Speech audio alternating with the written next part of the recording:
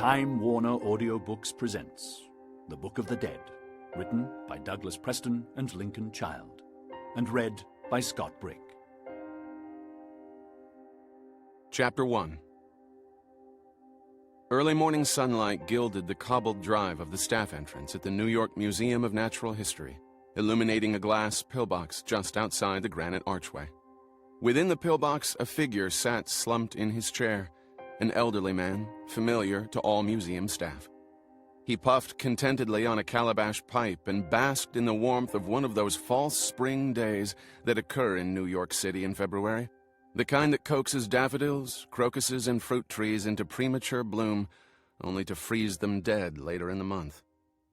"Morning, Doctor," Curly said again and again to any and all passers-by, whether mailroom clerk or dean of science. Curators might rise and fall. Directors might ascend through the ranks, reign in glory, then plummet to ignominious ruin. Man might till the field and then lie beneath, but it seemed Curly would never be shifted from his pillbox. He was as much a fixture in the museum as the Ultrasaurus that greeted visitors in the museum's great rotunda. "Here, Pops." Frowning at this familiarity, Curly roused himself in time to see a messenger shove a package through the window of his pillbox. The package had sufficient momentum to land on the little shelf where the guard kept his tobacco and mittens. "Excuse me," Curly said, rousing himself and waving out the window. "Hey!" But the messenger was already speeding away on his fat tire mountain bike, black rucksack bulging with packages. "Goodness," Curly muttered, staring at the package. It was about 12 inches by 8 by 8, wrapped in greasy brown paper and tied up with an excessive amount of old-fashioned twine. It was so beaten up, Curly wondered if the messenger had been run over by a truck on the way over. The address was written in a childish hand, "For the Rocks and Minerals Curator, the Museum of Natural History." Curly broke up the dottle in the bottom of his pipe while gazing thoughtfully at the package. The museum received hundreds of packages every week from children containing donations for the collection. Such donations included everything from squashed bugs and worthless rocks to arrowheads and mummified roadkill. He sighed, then rose painfully from the comfort of his chair and tucked the package under his arm. He put the pipe to one side, slid open the door of his pillbox, and stepped into the sunlight, blinking twice. Then he turned in the direction of the mailroom receiving dock, which was only a few hundred feet across the service drive. "What have you got there, Mr. Tuttle?" came a voice. Curly glanced toward the voice. It was Digby Greenlaw, the new assistant director for administration, who was just exiting the tunnel from the staff parking lot.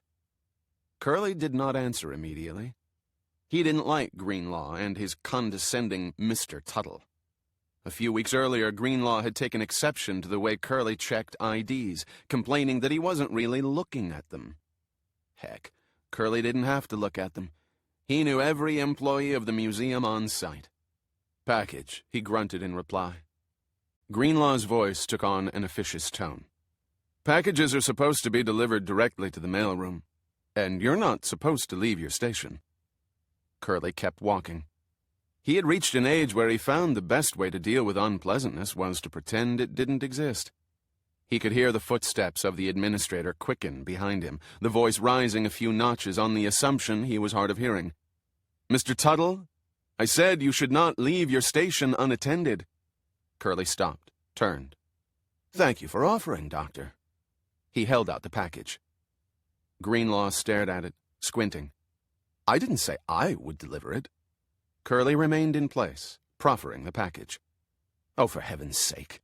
Greenlaw reached irritably for the package, but his hand faltered midway.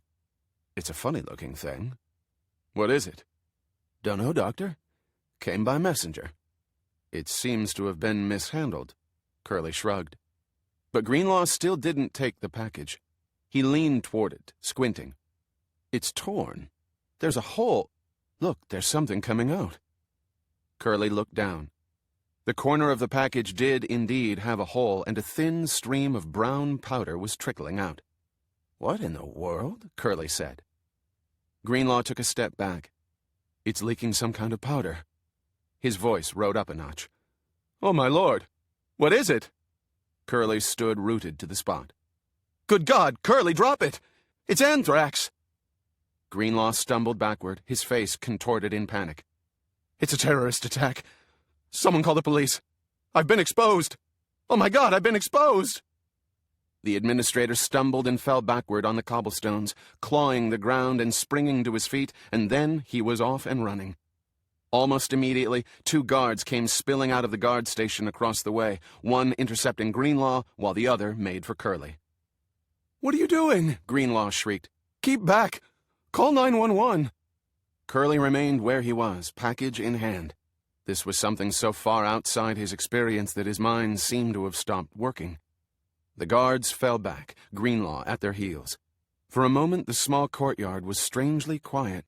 Then a shrill alarm went off, deafening in the enclosed space. In less than 5 minutes, the air was filled with the sound of approaching sirens, culminating in an uproar of activity.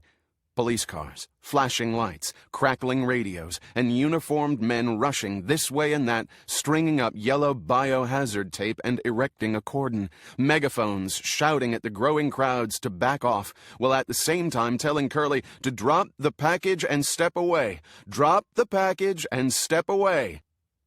But Curly didn't drop the package and step away. He remained frozen in utter confusion, staring at the thin, brown stream that continued to trickle out of the tear in the package, forming a small pile on the cobbles at his feet. And now 2 strange-looking men wearing puffy white suits and hoods with plastic visors were approaching, walking slowly, hands outstretched like something Curly had seen in an old science fiction movie. One gently took Curly by the shoulders while the other slipped the package from his fingers and, with infinite care, placed it in a blue plastic box. The first man led him to one side and began carefully vacuuming him up and down with a funny-looking device.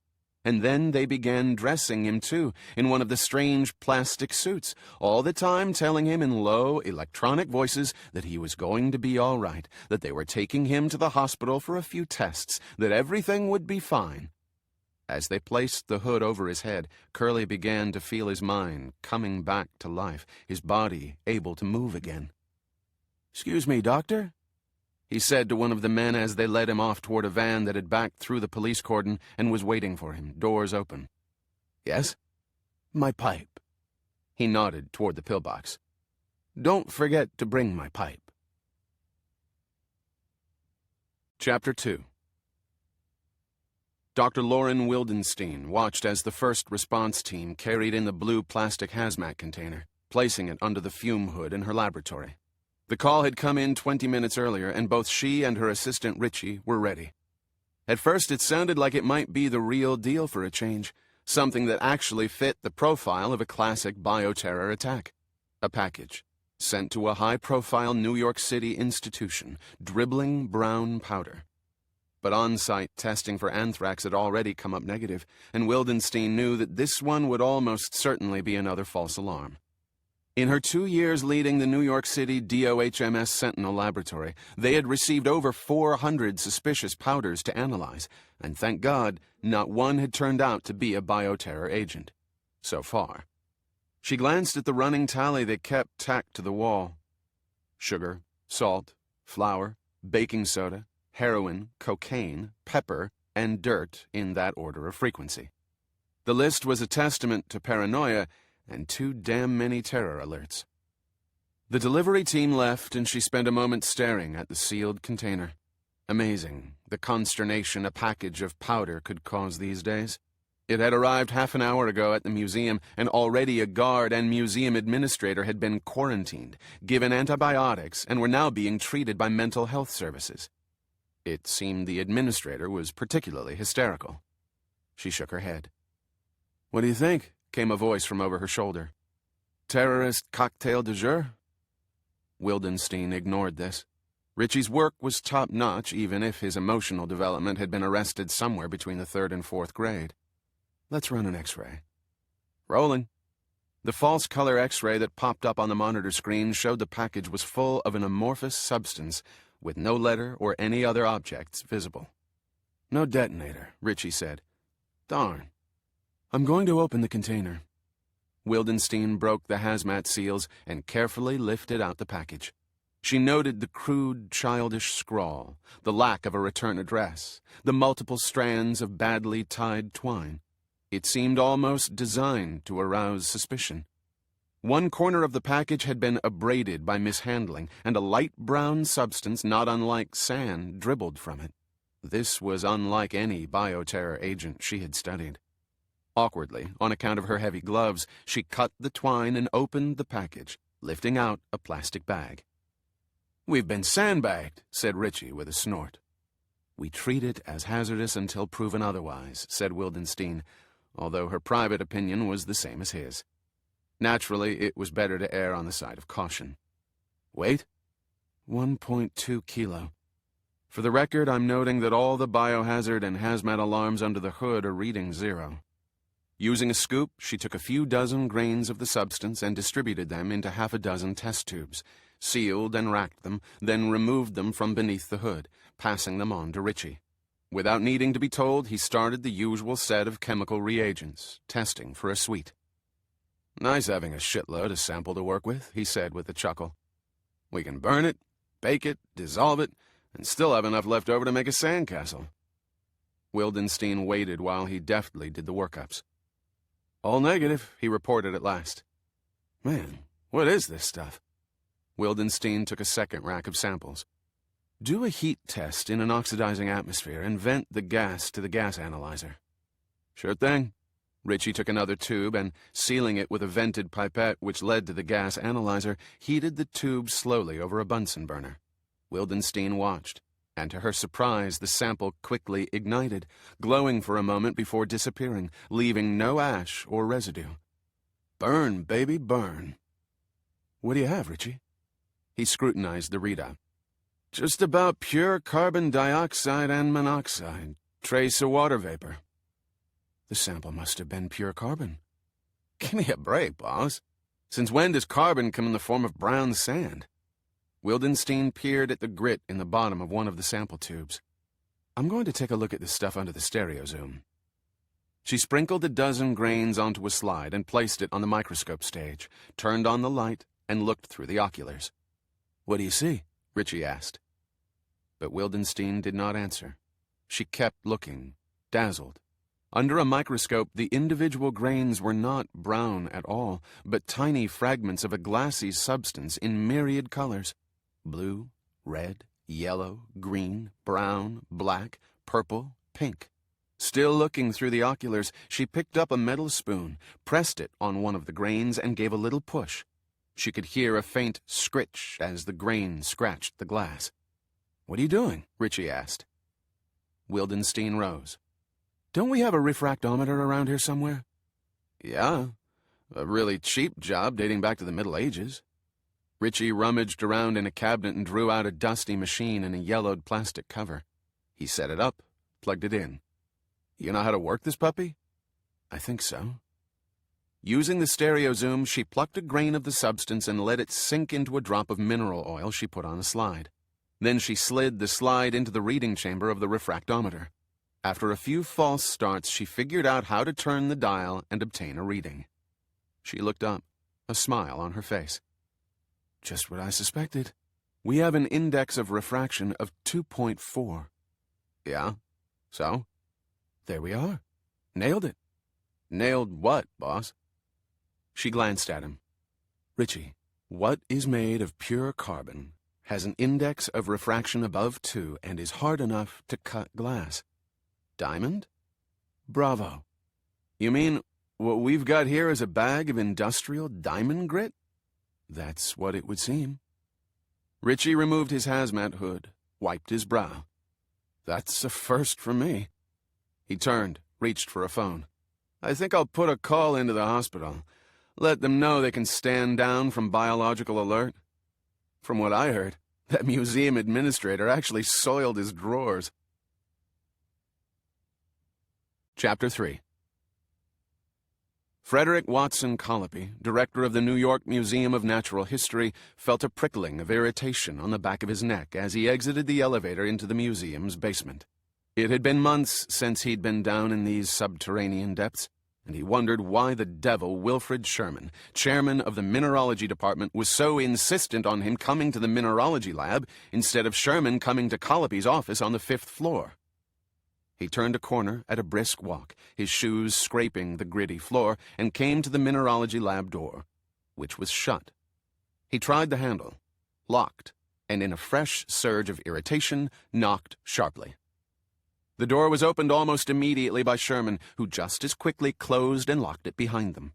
The curator looked disheveled, sweaty, not to put too fine a term on it, a wreck. As well he should, thought Colopy. His eyes swept the lab and quickly fixed on the offending package itself, soiled and wrinkled, sitting in a double zip-locked bag on a specimen table next to a stereozoom microscope. Beside it lay a half-dozen white envelopes. "Dr. Sherman," he intoned, "the careless way this material was delivered to the museum has caused us major embarrassment. This is nothing short of outrageous. I want the name of the supplier. I want to know why this wasn't handled through proper procurement channels, and I want to know why such valuable material was handled so carelessly and misdelivered in such a way as to cause a panic. As I understand it, industrial-grade diamond grit costs several $1,000s a pound." Sherman didn't answer. He just sweated. "I can just see the headline in tomorrow's newspaper. Bioterror Scare at the Natural History Museum. I'm not looking forward to reading it. I've just gotten a call from some reporter at the Times. Harriman something or other, and I have to call him back in half an hour with an explanation." Sherman swallowed, still saying nothing. A drop of sweat trickled down his brow, and he quickly wiped it away with a handkerchief. "Well, do you have an explanation? And is there a reason why you insisted on my coming to your lab?" "Yes," Sherman managed to say. He nodded toward the stereozoom. "I wanted you to take a look." Colopy got up, went over to the microscope, removed his glasses, and put his eyes over the oculars. A blurry mess leaped into view. "I can't see a bloody thing." "The focus needs adjustment. There." Colopy fumbled with the knob, sweeping the specimen in and out of focus as he tried to find the right spot. Finally, he found himself staring at a breathtakingly beautiful array of thousands of brilliantly colored bits and pieces of crystal, backlit like a stained glass window. "What is it?" "A sample of the grit that came in the package." Colopy pulled away. "Well, did you or someone in your department order it?" Sherman hesitated. "No, we didn't." "Then tell me, Dr. Sherman, how did thousands of dollars worth of diamond grit come to be addressed and delivered to your department?" "I have an explanation." Sherman stopped. With a shaking hand, he picked up one of the white envelopes. Colopy waited, but Sherman seemed to have frozen up. "Dr. Sherman?" Sherman did not respond. He extracted the handkerchief and dabbed his face a second time. "Dr. Sherman, are you ill?" Sherman swallowed. "I don't know how to tell you this." Colopy said briskly, "We have a problem, and I've now got—" He checked his watch. "Only 25 minutes to call this fellow Harriman back. So just go ahead and lay it out for me." Sherman nodded dumbly, dabbed yet again at his face. Despite his annoyance, Colopy felt pity for the fellow. In many ways, he was basically a middle-aged kid who never outgrew his rock collection. Suddenly, Colopy realized it wasn't just sweat the man was wiping away. His eyes were leaking tears. "It's not industrial diamond grit," Sherman said at last. Colopy frowned. "Excuse me?" The curator took a deep breath, seemed to brace himself. "Industrial diamond grit is made from black or brown diamonds of no aesthetic value. Under a microscope it looks like what you'd expect. Dark, crystalline particles. But when you look at these under the microscope, you see color." His voice quavered. "That's what I saw, yes." Sherman nodded. "Tiny fragments and crystals of color, every color in the rainbow. I confirmed that they were indeed diamond, and I asked myself—" His voice faltered. "Dr. Sherman, I asked myself, how in the world did a sack of diamond grit come to be made up of millions of fragments of fancy color diamonds? 2.5 pounds worth." The lab fell into a profound silence. Colopy felt himself go cold. "I don't understand." "This is not diamond grit," said Sherman, all in a rush. This is the museum's diamond collection. What the devil are you saying? The man who stole our diamonds last month, he must have pulverized them. All of them. The tears were now flowing freely, but Sherman no longer bothered to wipe them away. Pulverized? Colopy looked around wildly. How can you pulverize a diamond? With a sledgehammer? But they're supposed to be the hardest thing in the world. Hard, yes.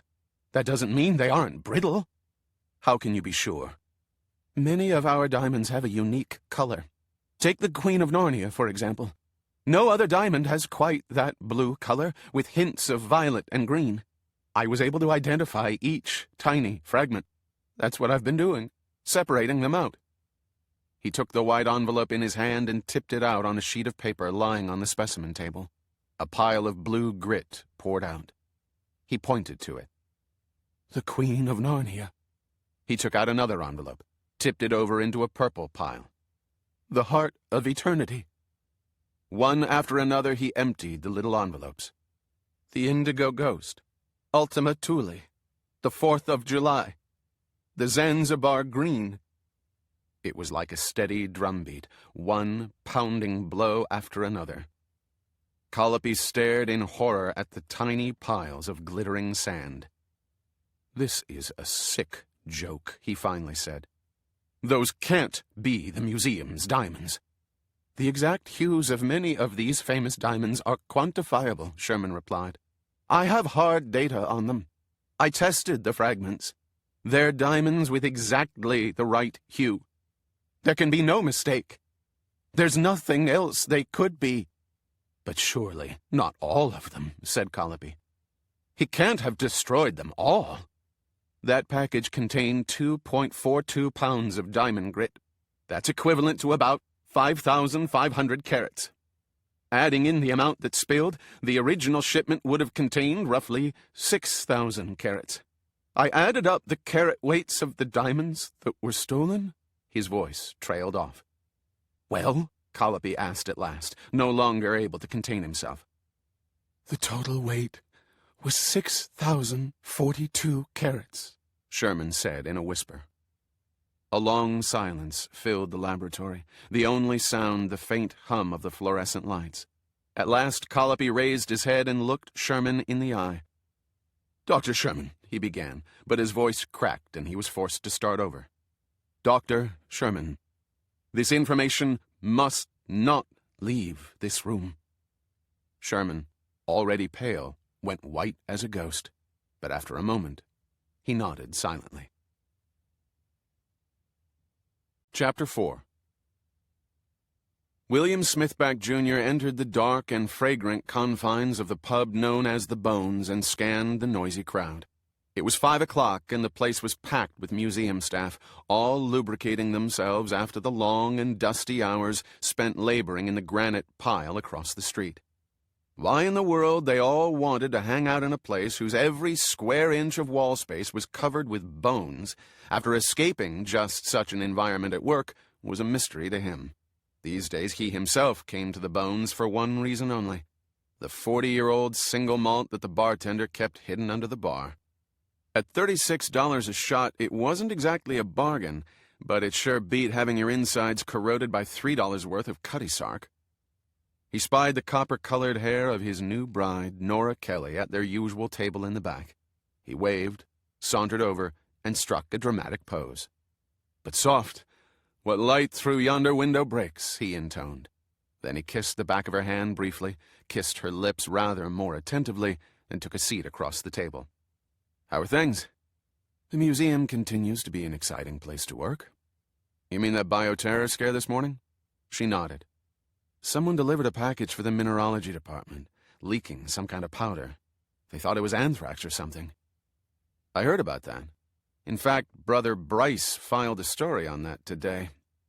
Bryce Harriman was Smithback's colleague and arch-rival at the Times, but Smithback had secured himself a little breathing room with some recent and very dramatic scoops.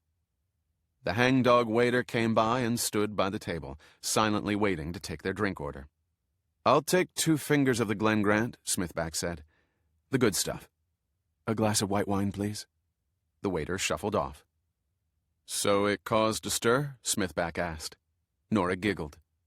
"You should have seen Greenlaw, the guy who found it. He was so sure he was dying they had to carry him out on a stretcher, protective suit and all." "Greenlaw? I don't know him."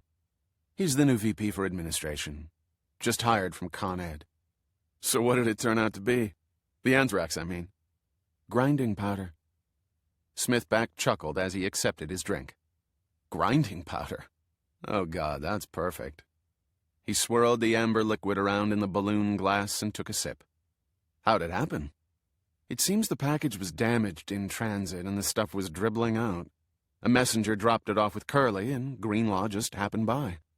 "Curly? The old guy with the pipe?" "That's the one." "He's still at the museum?" "He'll never leave." "How did he take it?" "In stride, like everything else. He was back in his pillbox a few hours later, like nothing had happened." Smithback shook his head. "Why in the world would anyone send a sack of grit by messenger?" "Beats me." He took another sip. "You think it was deliberate?" he asked absently. "Someone trying to freak out the museum?" "You've got a criminal mind." "Do they know who sent it?" "I heard the package didn't have a return address." At this small detail, Smithback grew suddenly interested. He wished he'd called up Harriman's piece on the Times internal network and read it. "You know how much it costs to send something by messenger in New York City these days? $40. Maybe it was valuable grit. But then why no return address? Who was it addressed to?" "Just the mineralogy department, I heard." Smithback took another thoughtful sip of the Glen Grant. There was something about this story that set off a journalistic alarm in his head. He wondered if Harriman had gotten to the bottom of it. Not bloody likely. He extracted his cell. "Mind if I make a call?" Nora frowned. "If you must." Smithback dialed the museum, asked to be put through to mineralogy. He was in luck. Someone was still there. He began speaking rapidly. "This is Mr. in the groom's office, and I had a quick question. What kind of grinding powder was it that caused the scare this morning?" "I didn't catch—" "Look, I'm in a hurry. The director's waiting for an answer." "I don't know." "Is there anyone there who does?" "There's Dr. Sherman." "Put him on." A moment later, a breathless voice got on. "Dr. Cullopy?" No, said Smithback easily. "This is William Smithback. I'm a reporter for the New York Times." A silence. Then a very tense, "Yes?" "About that bioterror scare this morning?" "I can't help you," came the immediate response. "I already told everything I know to your colleague, Mr. Harriman." "Just a routine follow-up, Dr. Sherman. Mind?" Silence. "The package was addressed to you?" "To the department," came the terse reply. "No return address?" "No." "And it was full of grit?" "That's right." "What kind?" A hesitation. "Corundum grit." "How much is corundum grit worth?" "I don't know offhand." "Not much." "I see.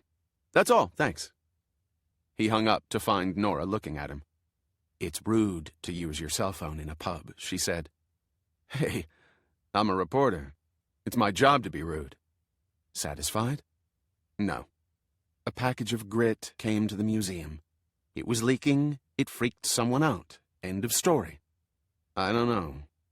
Smithback took another long sip of the Glen Grant. "That guy sounded awfully nervous just now." "Dr. Sherman? He's high-strung." He sounded more than high-strung. He sounded frightened. He opened his cell phone again, and Nora groaned. "If you start making calls, I'm heading home." "Come on, Nora, one more call, then we'll head over to the Rattlesnake Cafe for dinner. I gotta make this call now. It's already after 5, and I want to catch people before they leave." Quickly, he dialed information, got a number, punched it in. "Department of Health and Mental Services?" After being bounced around a bit, he finally got the lab he wanted. "Sentinel Lab," came a voice. "To whom am I speaking?" "Richard." "And to whom am I speaking?" "Hi, Richard, this is Bill Smithback at the Times. You in charge?" "I am now.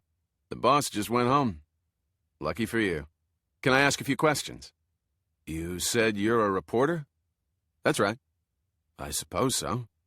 "This is the lab that handled that package from the museum this morning?" "Sure is."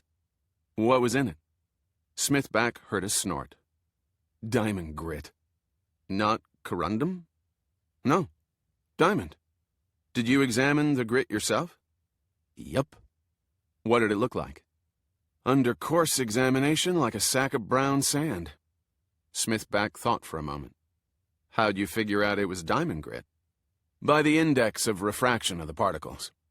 I see. And it couldn't be confused with corundum? No way. You also examined it under a microscope, I assume? Yup. What did it look like? It was beautiful, like a bunch of little colored crystals.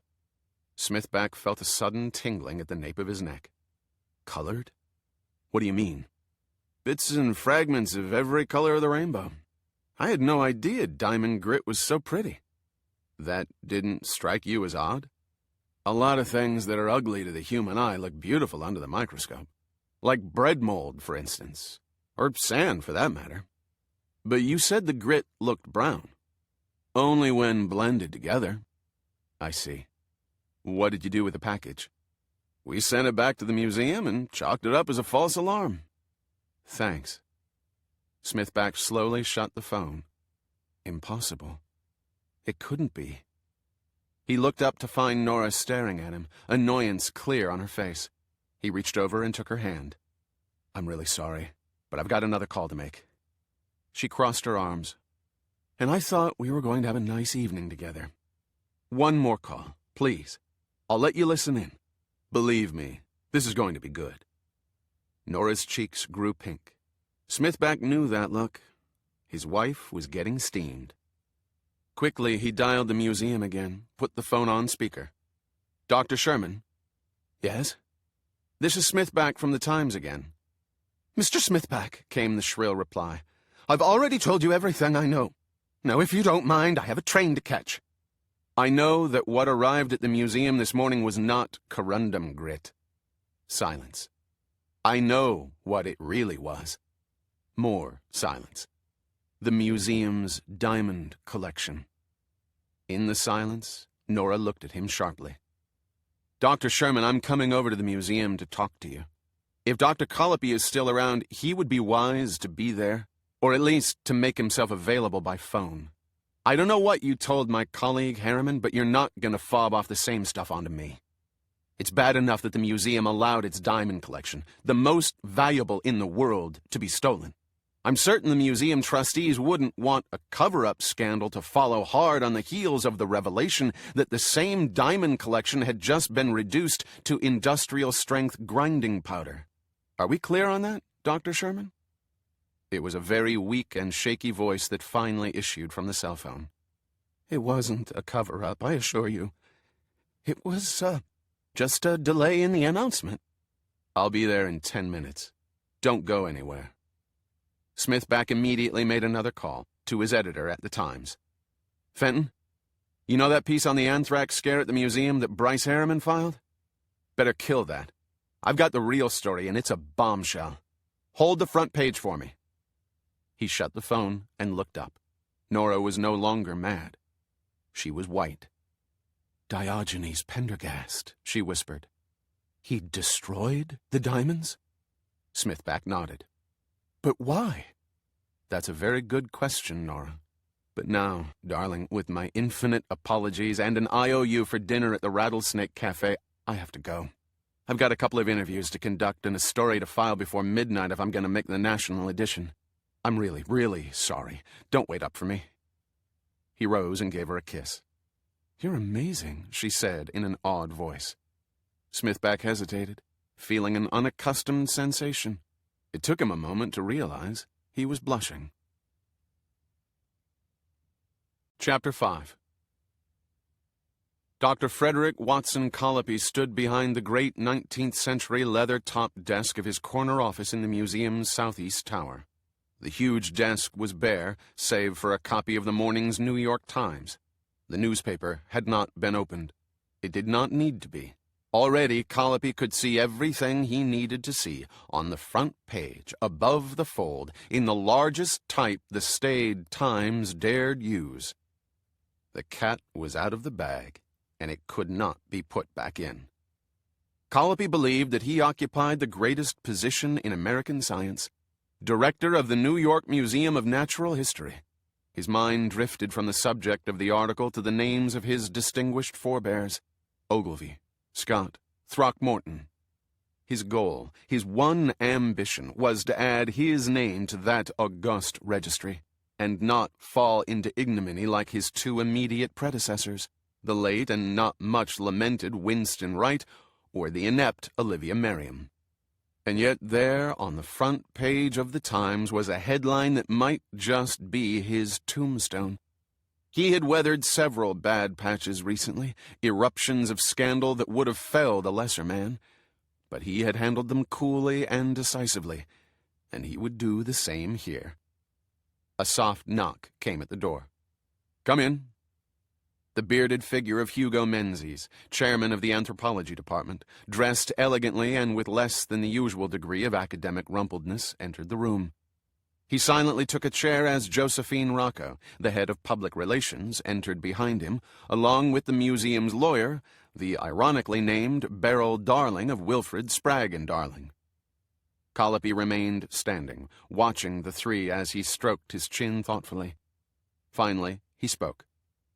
"I've called you here in emergency session for obvious reasons." He glanced down at the paper. "I assume you've seen the Times?" His audience nodded in silent assent. "We made a mistake in trying to cover this up, even briefly.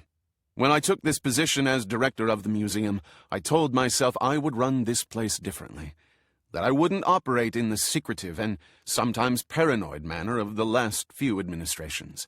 I believed the museum to be a great institution, one strong enough to survive the vicissitudes of scandal and controversy." He paused. "In trying to play down the destruction of our diamond collection, in seeking to cover it up, I made a mistake. I violated my own principles." "An apology to us is all well and good," said Darling in her usual crisp voice. "But why didn't you consult me before you made that hasty and ill-considered decision? You must have realized you couldn't get away with it. This has done serious damage to the museum and made my job that much more difficult." Colopy reminded himself this was precisely the reason the museum paid Darling $400 an hour. She always spoke the unvarnished truth. He raised a hand. "Point taken. But this is a development I never in my worst nightmares anticipated. Finding that our diamonds have been reduced to—" His voice cracked. He couldn't finish. There was an uneasy shifting in the room. Colopy swallowed, began again. "We must take action. We've got to respond, and respond now. That is why I've asked you to this meeting." As he paused, Colopy could hear, coming faintly from Museum Drive below, the shouts and calls of a growing crowd of protesters, along with police sirens and bullhorns. Rocco spoke up. "The phones in my office are ringing off the hook. It's 9 now, and I think we've probably got until 10, maybe 11 at the latest, to make some kind of official statement. In all my years in public relations, I've never encountered anything quite like this." Menzies shifted in his chair, smoothed his silver hair.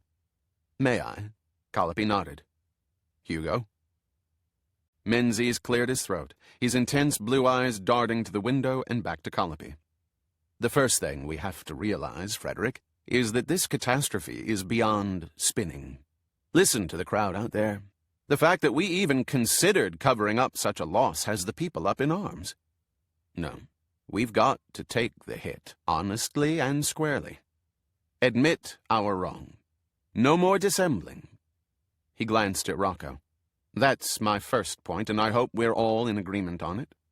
Colopy nodded again. "And your second?" He leaned forward slightly. "It's not enough to respond. We need to go on the offensive." "What do you mean?" "We need to do something glorious. We need to make a fabulous announcement, something that will remind New York City and the world that, despite all this, we are still a great museum. Mount a scientific expedition, perhaps, or embark on some extraordinary research project." "Won't that look like a rather transparent diversion?" asked Rocco. "Perhaps to some. But the criticism will last only a day or two, and then we'll be free to build interest and good publicity. What kind of project? Colopy asked. I haven't gotten that far. Rocco nodded slowly. Perhaps it would work. This event could be combined with a gala party, strictly A-list, the social must of the season. That will mute museum bashing among the press and politicians who will naturally want to be invited. This sounds promising, Colopy said. After a moment, Darling spoke. It's a fine theory. All we lack is the expedition, event, or whatever. At that moment, Colopy's intercom buzzed. He stabbed at it with irritation. Mrs. Surd, we are not to be disturbed. I know, Dr. Colopy, but, well, this is highly unusual. Not now. It requires an immediate response. Colopy sighed.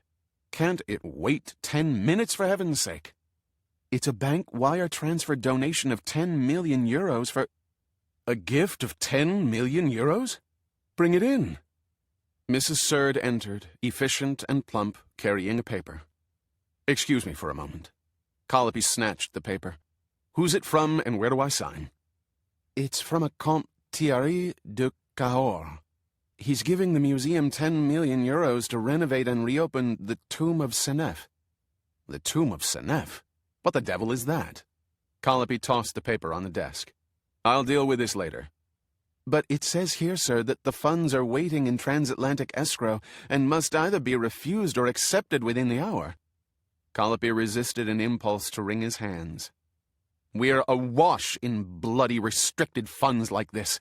What we need are general funds to pay the bills. Fax this Count whoever and see if you can't persuade him to make this an unrestricted donation. Use my name with the usual courtesies. We don't need the money for whatever windmill he's tilting at. Yes, Dr. Colopy. She turned away and Colopy glanced at the group. Now, I believe Beryl had the floor. The lawyer opened her mouth to speak, but Menzies held out a suppressing hand. Mrs. Surd, please wait a few minutes before contacting the Count of Cahors. Mrs. Surd hesitated, glancing at Colopy for confirmation. The director nodded his confirmation, and she left, closing the door behind her. All right, Hugo, what's this about? Colopy asked. I'm trying to remember the details. The Tomb of Senef. It rings a bell. And now that I recall, so does the Count of Cahors. Can we move on here? Colopy asked. Menzies sat forward suddenly. Frederick, this is moving on. Think back over your museum history. The Tomb of Senef was an Egyptian tomb on display in the museum from its original opening until, I believe, the Depression, when it was closed. And, if memory serves, it was a tomb stolen and disassembled by the French during the Napoleonic invasion of Egypt and later seized by the British. It was purchased by one of the museum's benefactors and reassembled in the basement as one of the museum's original exhibits. It must still be there. And who is this Cahors? Darling asked. Napoleon brought an army of naturalists and archaeologists with his army when he invaded Egypt. A Cahors led the archaeological contingent. I imagine this fellow is a descendant. Colopy frowned. What does this have to do with anything? Don't you see? This is precisely what we're looking for. A dusty old tomb? Exactly. We make a big announcement of the Count's gift, set an opening date with a gala party and all the trappings, and make a media event out of it. Menzies looked inquiringly at Rocco.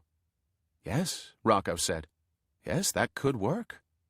Egypt is always popular with the general public. Could work. It will work. The beauty of it is that the tomb's already installed. The Sacred Images exhibition has run its course. It's time for something new. We could do this in 2 months, or less. A lot depends on the condition of the tomb. Nevertheless, it's still in place and ready to go. It might only need to be swept out. Our storage rooms are full of Egyptian odds and ends that we could put in the tomb to round out the exhibition. The Count is offering plenty of money for whatever restoration is necessary. I don't understand, Darling said. How could an entire exhibition be forgotten for 70 years? For one thing, it would have been bricked up. That's often what they did to old exhibits to preserve them. Menzies smiled a little sadly. This museum simply has too many artifacts and not enough money or curators to tend them. That's why I've lobbied for years now to create a position for a museum historian. Who knows what other secrets sleep in the long-forgotten corners? A brief silence settled over the room, broken abruptly as Colopy brought his hand down on his desk. Let's do it. He reached for the phone. Mrs. Surd, tell the Count to release the money. We're accepting his terms. Chapter 6. Nora Kelly stood in her laboratory, gazing at a large specimen table covered with fragments of ancient Anasazi pottery. The potsherds were of an unusual type that glowed almost golden in the bright lights, a sheen caused by countless mica particles in the original clay. She had collected the sherds during a summertime expedition to the Four Corners area of the Southwest, and now she had arranged them on a huge contour map of the Four Corners, each sherd in the precise geographical location where it had been found. She stared at the glittering array, once again trying to make sense of it. This was the core of her major research project at the museum, tracing the diffusion of this rare micaceous pottery from its source in southern Utah as it was traded and retraded across the Southwest and beyond. The pottery had been developed by a religious Kachina cult that had come up from Aztec Mexico, and Nora believed that by tracing the spread of the pottery across the Southwest, she could thereby trace the spread of the Kachina cult. But there were so many sherds and so many C-14 dates that making all the variables work together was a thorny problem, and she had not even begun to solve it. She stared hard. The answer was there. She just had to find it. She sighed and took a sip of coffee, glad she had her basement lab as a refuge from the storm raging outside the museum above. Yesterday it had been the anthrax scare, but today was worse. Thanks in large part to her husband Bill, who had a singular knack for stirring up trouble. He had broken the story in the Times this morning that the powder was, in fact, the museum's stolen diamond collection, worth hundreds of millions of dollars, pulverized to dust by the thief. The news had caused an uproar worse than anything Nora could remember. The mayor, cornered by a bevy of television cameras outside his office, had already blasted the museum and called for the immediate removal of its director. She forced her mind back to the problem of the potsherds. All the lines of diffusion led back to one place, the source of the rare clay at the base of the Kaiparowitz Plateau of Utah, where it had been mined and fired by the inhabitants of a large cliff dwelling hidden in the canyons. From there, it had been traded to places as far away as northern Mexico and western Texas. But how? And when? And by whom? She got up and went to a cabinet, removing the last Ziploc bag of potsherds. The lab was as quiet as a tomb, the only sound the faint hiss of the forced air ducts. Beyond the laboratory itself lay large storage areas, ancient oak cabinets with rippled glass windows, filled with pots, arrowheads, axes, and other artifacts. A faint whiff of para-dichlorobenzene wafted in from the Indian mummy storage room next door. She began laying the sherds out on the map, filling in its last blank corner, double-checking the accession number on each sherd as she placed it.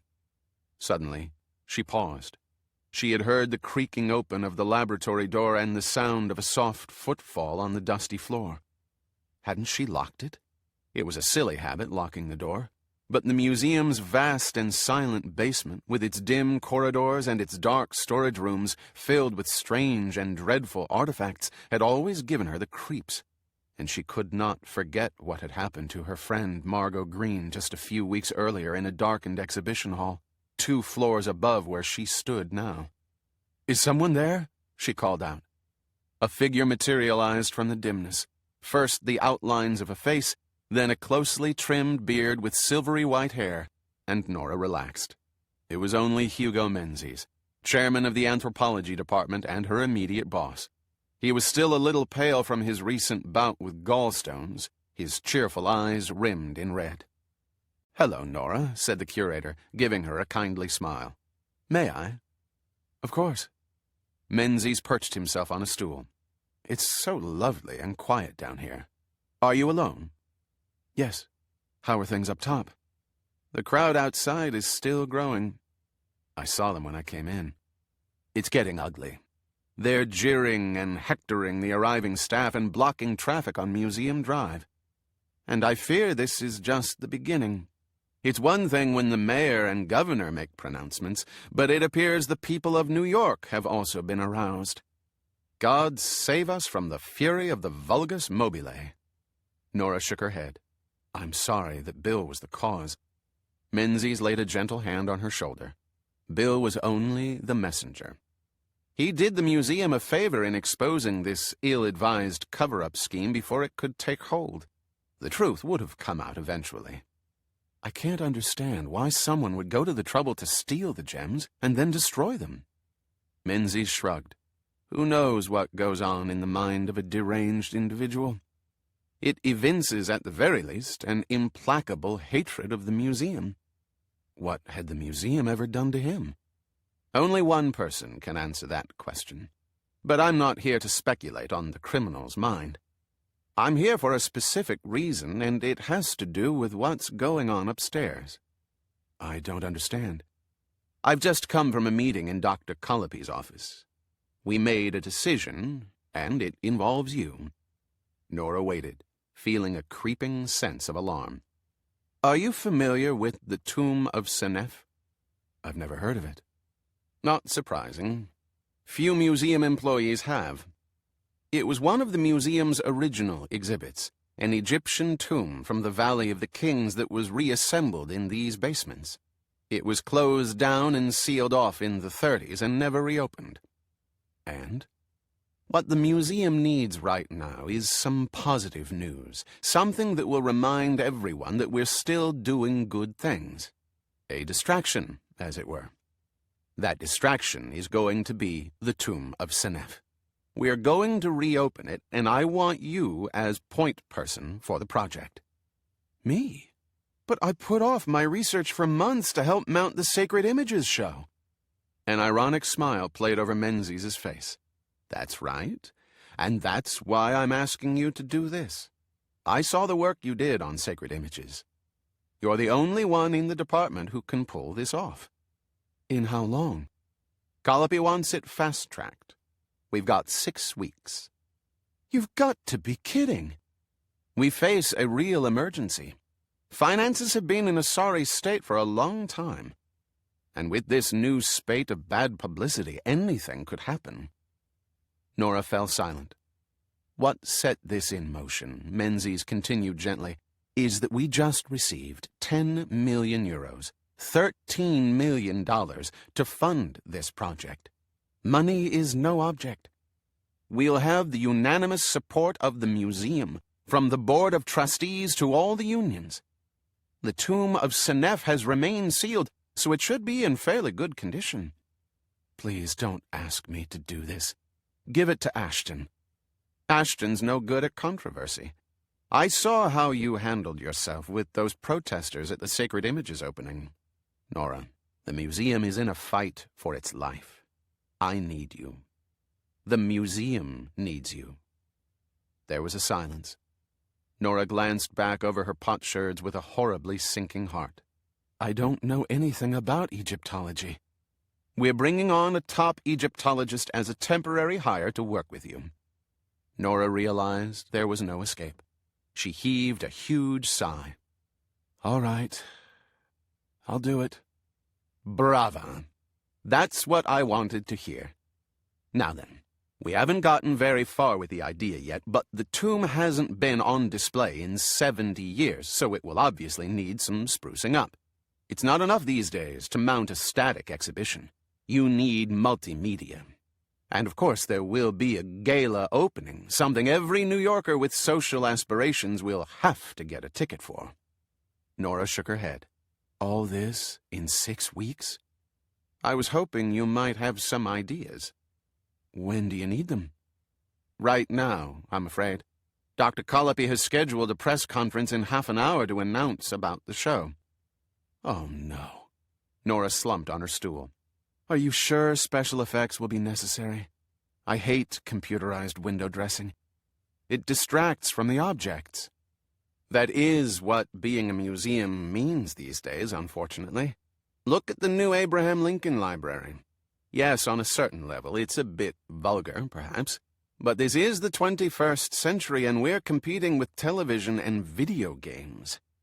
Please, Nora, I need ideas now.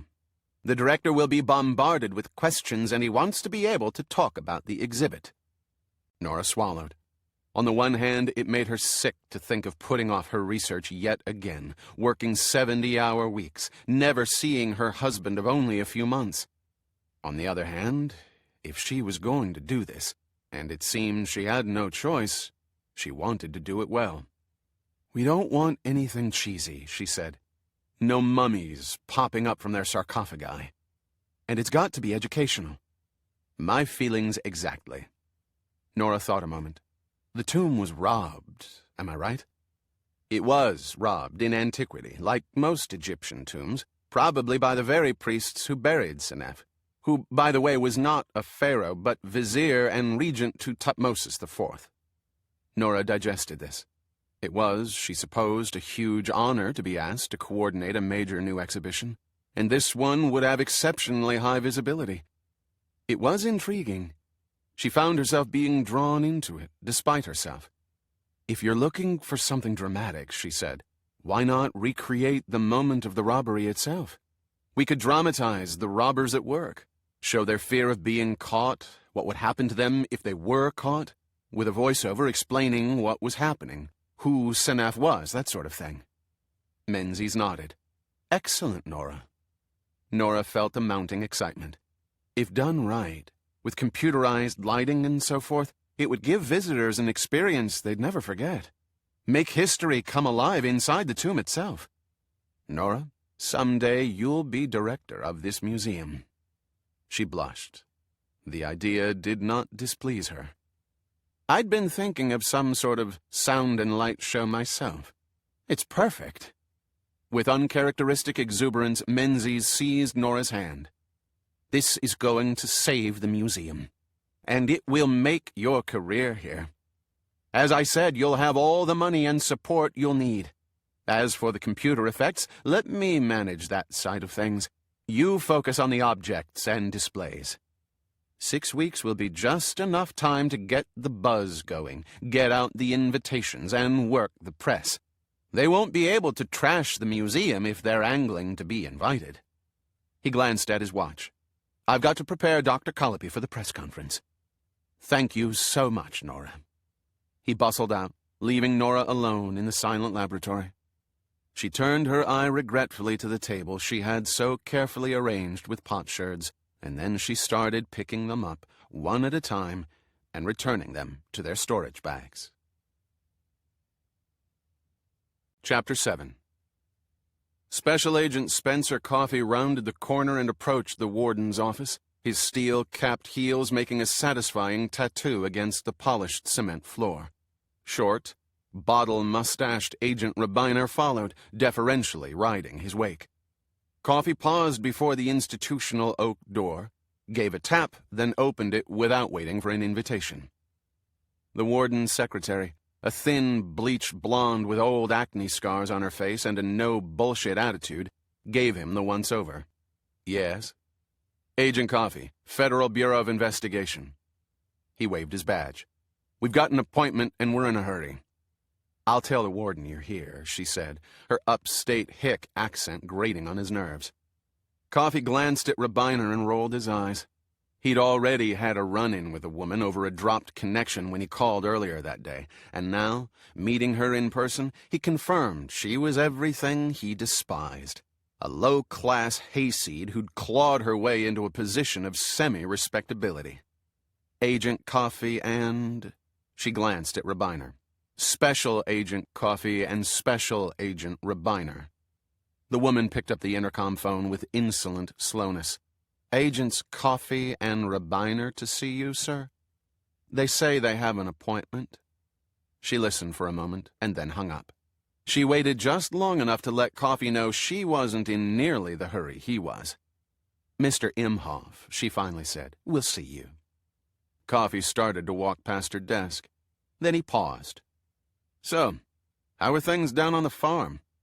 Seems to be rutting season for hogs, she responded without a pause, not even looking at him. Coffee continued into the inner office, wondering just what the bitch meant and whether he'd been insulted or not.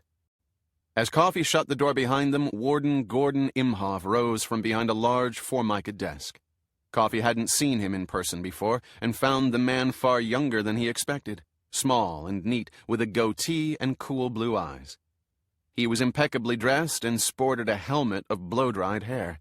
Coffee couldn't quite pigeonhole him. In the old days, wardens came through the ranks, but this fellow looked like he'd gotten some Ph.D. somewhere in correctional facility management and had never felt the satisfying thunk of a nightstick striking human flesh. Still, there was a thinness to the lips that boded well. Imhoff extended his hand to Coffee and Rabiner. "Have a seat." "Thank you." "How did the interrogation go?" "Our case is developing," Coffee said. "If this doesn't fit the federal death penalty statute to a T, I don't know what does. But it's no slam dunk. There are certain complications." He didn't mention that the interrogation had, in fact, gone badly. Very badly. Imhoff's face was inscrutable. "I want to make something clear," Coffee continued. "One of this killer's victims was a colleague and friend of mine, the third most decorated agent in the history of the FBI." He let that sink in. What he didn't mention was that this victim, Special Agent in Charge Mike Decker, was responsible for a humiliating demotion Coffee had been hit with 7 years before, in the wake of the museum killings, and that nothing in his life had satisfied Coffee more than hearing about his death, except the news of who'd done it. That had been a special moment. "So you've got a very special prisoner, Mr. Imhoff. He's a sociopathic serial killer of the most dangerous kind. Murdered at least 3 people, although our interest in him is restricted to the murder of the federal agent. We're letting the state of New York worry about the others, but we hope by the time they convict, we'll already have the prisoner strapped to a gurney with a needle in his arm." Imhoff, listening, inclined his head. "The prisoner is also an arrogant bastard. I worked with him on a case years ago. He thinks he's better than everyone else, thinks he's above the rules. He's got no respect for authority." At the mention of respect, Imhoff finally seemed to respond. "If there's one thing I demand as warden of this institution, it's respect. Good discipline begins and ends with respect." "Exactly," said Coffee. He decided to follow up this line, see if he could get Imhoff to bite.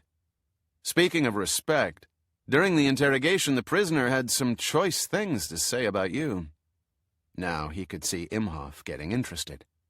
"But they don't bear repeating," Coffee went on. "Naturally, you and I have learned to rise above such pettiness." Imhoff leaned forward. "If a prisoner has shown a lack of respect, and I'm not talking about anything personal here, but a lack of respect for the institution in any way, I need to know about it. It was the usual bullshit, and I'd hate to repeat it. Nevertheless, I'd like to know." Of course, the prisoner had, in fact, said nothing. That had been the problem.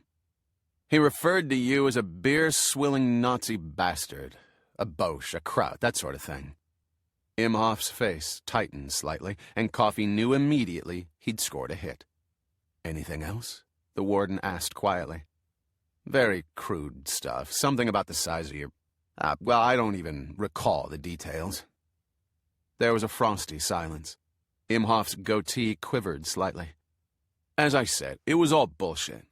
But it points out an important fact. The prisoner hasn't seen the wisdom of cooperating. And you know why? Everything stays the same for him whether he answers our questions or not, whether he shows respect for you or the institution or not. That's got to change. He has to learn that his wrong choices have consequences. And another thing. He's got to be kept in total, utter isolation. He can't be allowed to pass any messages to the outside. There have been allegations that he might be in league with a brother still on the lam. So no phone calls, no more meetings with his lawyer, total blackout of communication with the outside world. We wouldn't want any further, collateral damage to occur due to lack of vigilance. Do you understand what I mean, Warden? I certainly do. Good. He's got to be made to see the advantages of cooperation. I'd love to work him over with a rubber hose and a cattle prod. He deserves nothing less. But unfortunately, that's not possible, and we sure as hell don't want to do anything that could come back to haunt us at the trial. He may be crazy, but he's not dumb. You can't give a guy like that an opening. He's got enough money to dig up Johnny Cochran and hire him for the defense. Coffey stopped talking, because for the first time Imhoff had smiled. And something about the look in the man's blue eyes chilled Coffey. I understand your problem, Agent Coffey. The prisoner must be shown the value of respect. I'll see to it personally. Chapter 8. On the morning appointed for opening the sealed tomb of Senef, Nora arrived in Menzies' capacious office to find him sitting in his usual wing chair, in conversation with a young man. They both rose as she came in. "Nora," he said, "this is Dr. Adrian Wycherley, the Egyptologist I mentioned to you. Adrian, this is Dr. Nora Kelly." Wycherley turned to her with a smile, a thatch of untidy brown hair the only eccentricity in his otherwise perfectly dressed and groomed person. At a glance, Nora took in the understated Savile Row suit, the fine wingtips, the club tie. Her sweep came to rest on an extraordinarily handsome face, dimpled cheeks, flashing blue eyes, and perfect white teeth. He was, she thought, no more than 30. "Delighted to meet you, Dr. Kelly," he said in an elegant Oxbridge accent. He clasped her hand gently, blessing her with another dazzling smile. "A pleasure. And please call me Nora." "Of course. Nora. Forgive my formality. My stuffy upbringing has left me rather hamstrung this side of the pond. I just want to say how smashing it is to be here working on this project." Smashing. Nora suppressed a smile. Adrian Wycherley was almost a caricature of the dashing young Brit, of a type she didn't think even existed outside P.G. Wodehouse novels. "Adrian comes to us with some impressive credentials," Menzies said.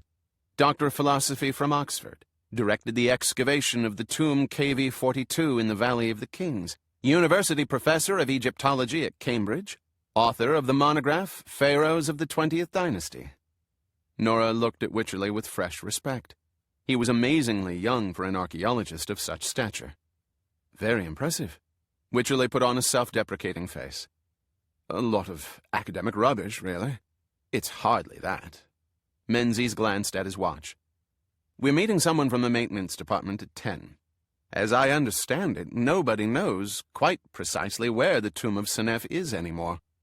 The one certainty is that it was bricked up and has been inaccessible ever since. We're going to have to break our way in." "How intriguing," said Wycherley. "I feel rather like Howard Carter."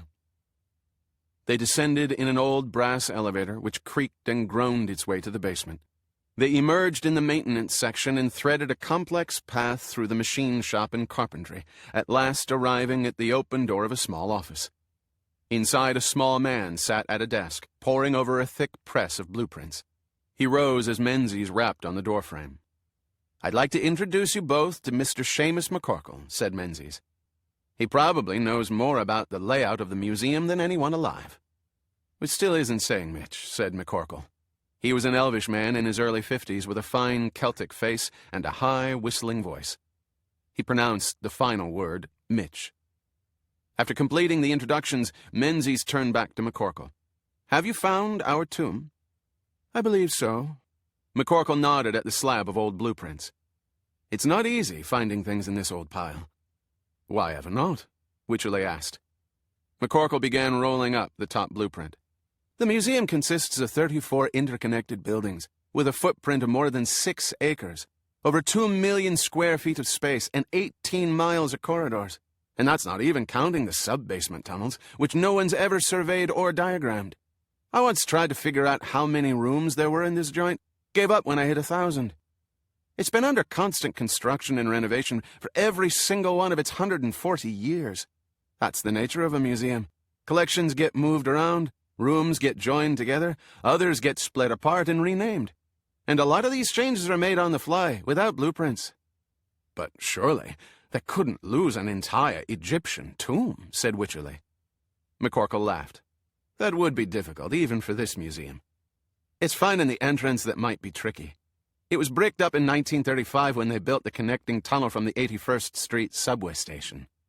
He tucked the blueprints under his arm and picked up an old leather bag that lay on his desk. Shall we? Lead the way, said Menzies.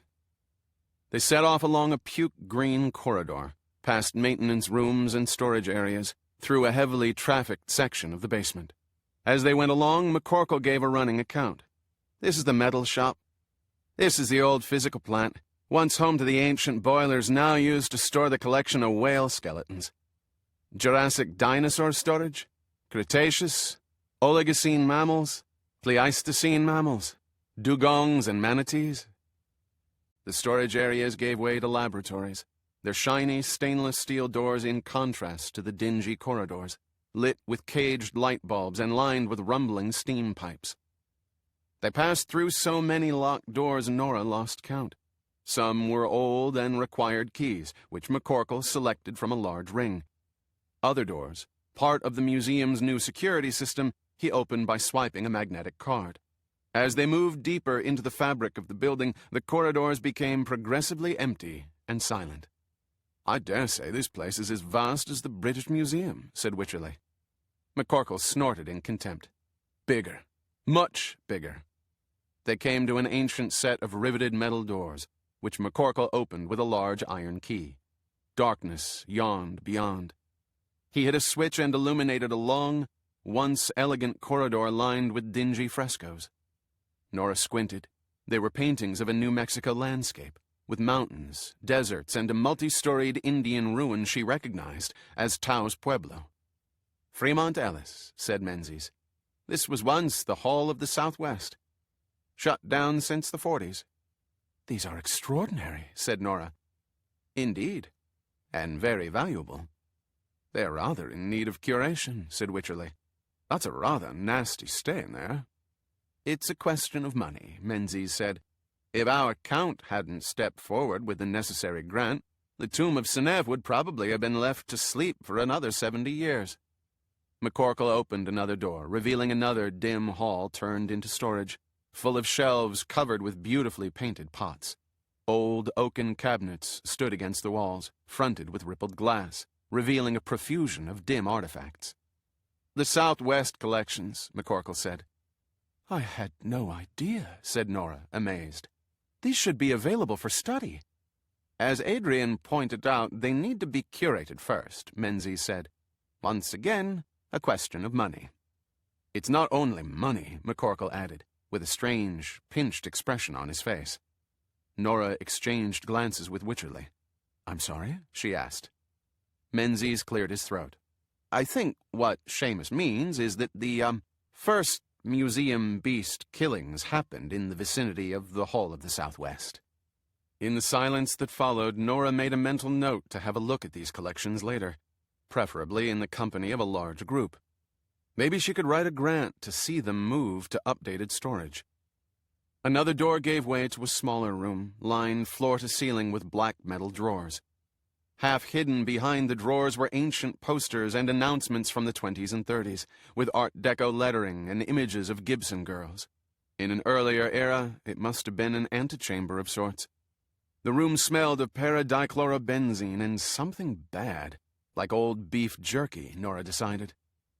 At the far end, a great dim hall opened up. In the reflected light, she could see that its walls were covered with frescoes of the pyramids of Giza and the Sphinx as they appeared when first built. Now we're approaching the old Egyptian galleries, McCorkle said. They entered the vast hall. It had been turned into storage space. Shelving was covered in transparent plastic sheets, which were in turn overlaid with dust. McCorkle unrolled the blueprints, squinted at them in the dim light. If my estimations are correct, the entrance to the tomb was in what is now the annex, at the far end. Wycherley went to one shelf, lifted the plastic. Beneath, Nora could make out metal shelves crowded with pottery vessels, gilded chairs and beds, headrests, canopic jars, and smaller figurines in alabaster, faience, and ceramic. Good Lord, this is one of the finest collections of Ushabtis I've ever seen. Wycherley turned excitedly to Nora. Why, there's enough material here alone to fill up the tomb twice over. He picked up an Ushabti and turned it over with reverence. Old Kingdom, Second Dynasty, reign of the pharaoh Hetepsekemwe. Dr. Wycherley, the rules about handling objects, said McCorkle, a warning note in his voice. It's quite all right, said Menzies. Dr. Wycherley is an Egyptologist. I'll take responsibility. Of course, said McCorkle, a little put out. Nora had the feeling that McCorkle took a kind of proprietary interest in these old collections. They were his, in a way, as he was one of the few people ever to see them. Wycherley went from one shelf to the next, his mouth practically watering. Why, they even have a Neolithic collection from the Upper Nile. Good Lord, take a look at this ceremonial Tatov. He held up a foot-long stone. D'Agosta told me all along that Diogenes Pendergast was framing his brother. Diogenes collected all the physical evidence he needed during Pendergast's convalescence in Italy. Blood, hair, fibers, everything. D'Agosta insisted Diogenes was alive, that he was the kidnapper of Viola Mascaline, that he was behind the diamond theft. He was right about those things, and it makes me think he might be right about everything else. D'Agosta messed up big time, Singleton snapped. He betrayed my trust and yours. I've no doubt that the disciplinary trial will confirm his dismissal from the force. You really want to tie your wagon to that star? I want to tie my wagon to the truth. I'm responsible for putting Pendergast on trial for his life, and I'm the only one who can undo it. The only way to do that is to prove somebody else is the murderer. Do you have a single shred of evidence against Diogenes? Hayward frowned. Margot Green described her assailant as... Margot Green was attacked in a darkened room. Her testimony would never hold up. Singleton hesitated. Look, Laura, he said in a gentler voice. Let's not bullshit each other here. I know what you're going through. Hooking up with someone on the force is never easy. Breaking up with them is even harder. And with Vincent D'Agosta in the middle of this case, I don't wonder you feel a touch of... D'Agosta and I are ancient history, Laura interrupted. I don't appreciate that insinuation. And for that matter, I don't appreciate this visit of yours. Singleton picked up a pile of papers from the guest chair, placed them on the floor, and sat down. He bowed his head, propped his elbows on his knees, sighed, then looked up. Laura, he said, you're the youngest female homicide captain in the history of the NYPD. You're twice as good as any man at your level. Commissioner Rocker loves you. The mayor loves you. Your own people love you. You're going to be commissioner someday. You're that good. I didn't come here at anyone's behest. I came here on my own. To warn you that you've run out of time on this. The FBI is moving ahead with their case against Pendergast. They think he killed Decker, and they aren't interested in inconsistencies. What you've got is a hunch, nothing more. And it's not worth throwing away your career on a hunch, because that's what will happen if you go up against the FBI on this and lose. She looked at him steadily, took a deep breath. So be it. Chapter 10. The small group descended the dust-laden staircase of the tomb of Senef, their shoes leaving prints as in a coating of fresh snow. Wycherley paused, shining his light around. Ah, this is what the Egyptians called the god's first passage along the sun's path. He turned toward Nora and Menzies. Are you interested, or will I be making a bore of myself? By all means, said Menzies. Let's have the tour. Wycherley's teeth gleamed in the dim light. The problem is, much of the meaning of these ancient tombs still eludes us. They're easy enough to date, though. This seems a fairly typical New Kingdom tomb, I'd say late 18th dynasty. Right on target, said Menzies. Senef was the vizier and regent to Tutmosis IV. Thank you. Wycherley absorbed the compliment with evident satisfaction. Most of these New Kingdom tombs had 3 parts, an outer, middle, and inner tomb divided into a total of 12 chambers, which together represented the passage of the sun god through the underworld during the 12 hours of night. The pharaoh was buried at sunset, and his soul accompanied the sun god on his solar bark as he made the perilous journey through the underworld toward his glorious rebirth at dawn. He shone his light ahead, illuminating a dim portal at the far end. This staircase would have been filled with rubble, ending in a sealed door. They continued descending the staircase, at last reaching a massive doorway topped by a lintel carved with a huge eye of Horus. Wycherley paused, shining his light on the eye and the hieroglyphics surrounding it. "Can you read these hieroglyphics?" asked Menzies. Wycherley grinned. "I make a pretty good show of it. It's a curse." He winked slyly at Nora. "To any who cross this threshold, may Amut swallow his heart." There was a short silence. McCorkle issued a high-pitched chuckle. "That's all?" "To the ancient tomb robber," said Wycherley. "That would be enough. That's a heck of a curse to an ancient Egyptian." "Who is Amut?" Nora asked. "The swallower of the damned." Wycherley pointed his flashlight on a dim painting on the far wall, depicting a monster with a crocodilian head, the body of a leopard, and the grotesque hindquarters of a hippo, squatting on the sand, mouth open, about to devour a row of human hearts. Evil words and deeds made the heart heavy, and after death Anubis weighed your heart on a balance scale against the feather of Mut. If your heart weighed more than the feather, the baboon-headed god, Tot, tossed it to the monster Amut to eat. Amut journeyed into the sands of the west to defecate, and that's where you'd end up if you didn't lead a good life. A shite, baking in the heat of the western desert. "That's more than I needed to hear, thank you, Doctor," said McCorkle. Robbing a pharaoh's tomb must have been a terrifying experience for an ancient Egyptian. The curses put on any who entered the tomb were very real to them. To cancel the power of the dead pharaoh, they didn't just rob the tomb, they destroyed it, smashing everything. Only by destroying the objects could they disperse their malevolent power. "Fodder for the exhibit, Nora," Menzies murmured. After the briefest hesitation, McCorkle stepped across the threshold, and the rest followed. "The God's second passage," Wycherley said, shining his light around at the inscriptions. "The walls are covered with inscriptions from the Reunu Pertemru, the Egyptian Book of the Dead." "Ah, how interesting," Menzies said. "Read us a sample, Adrian."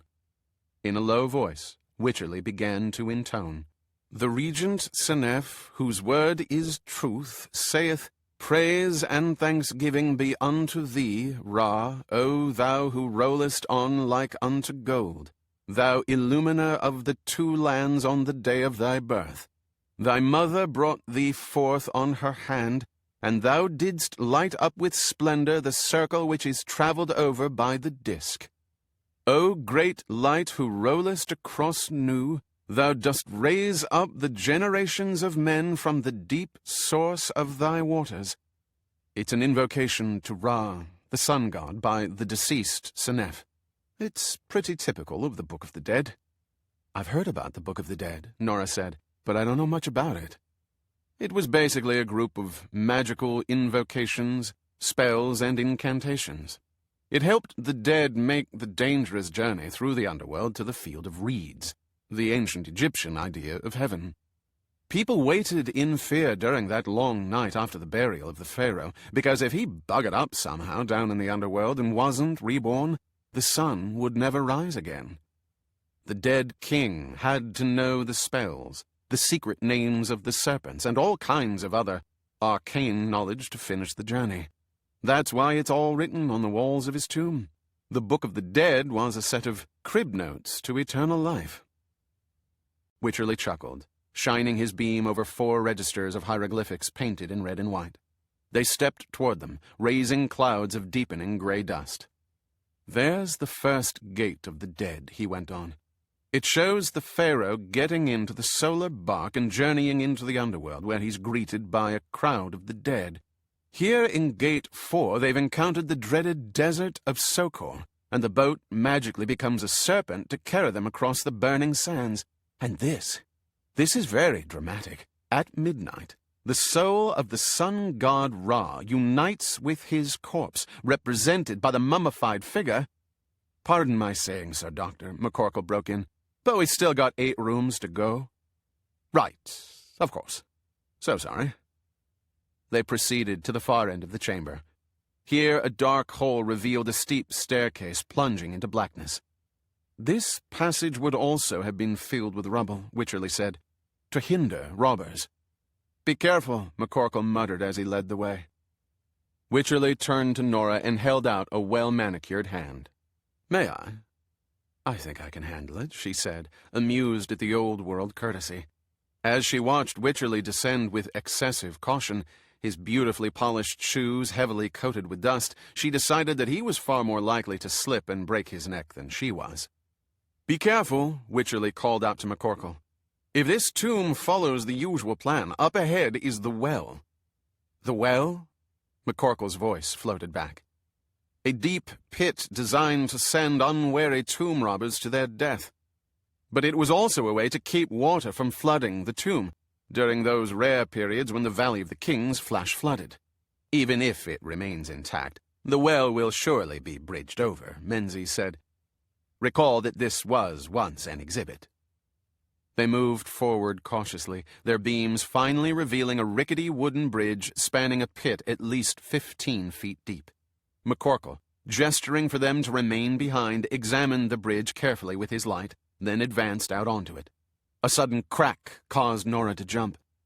McCorkle grabbed desperately for the railing, but it was merely the sound of settling wood, and the bridge held. It's still safe, said McCorkle. Cross one at a time. Nora walked gingerly across the narrow bridge. I can't believe this was once part of an exhibit. How did they ever install a well like this in the sub-basement of the museum? It must have been cut into the Manhattan bedrock, Menzies said from behind. We'll have to bring this up to code. On the far side of the bridge, they passed over another threshold. Now we're in the middle tomb, said Wycherley. There would have been another sealed door here. What marvelous frescoes! Here's an image of Senef meeting the gods, and more verses from the Book of the Dead. Any more curses? Nora asked, glancing at another eye of Horus painted prominently above the once sealed door. Wycherley shone his light toward it. I've never seen an inscription like this before. The place which is sealed.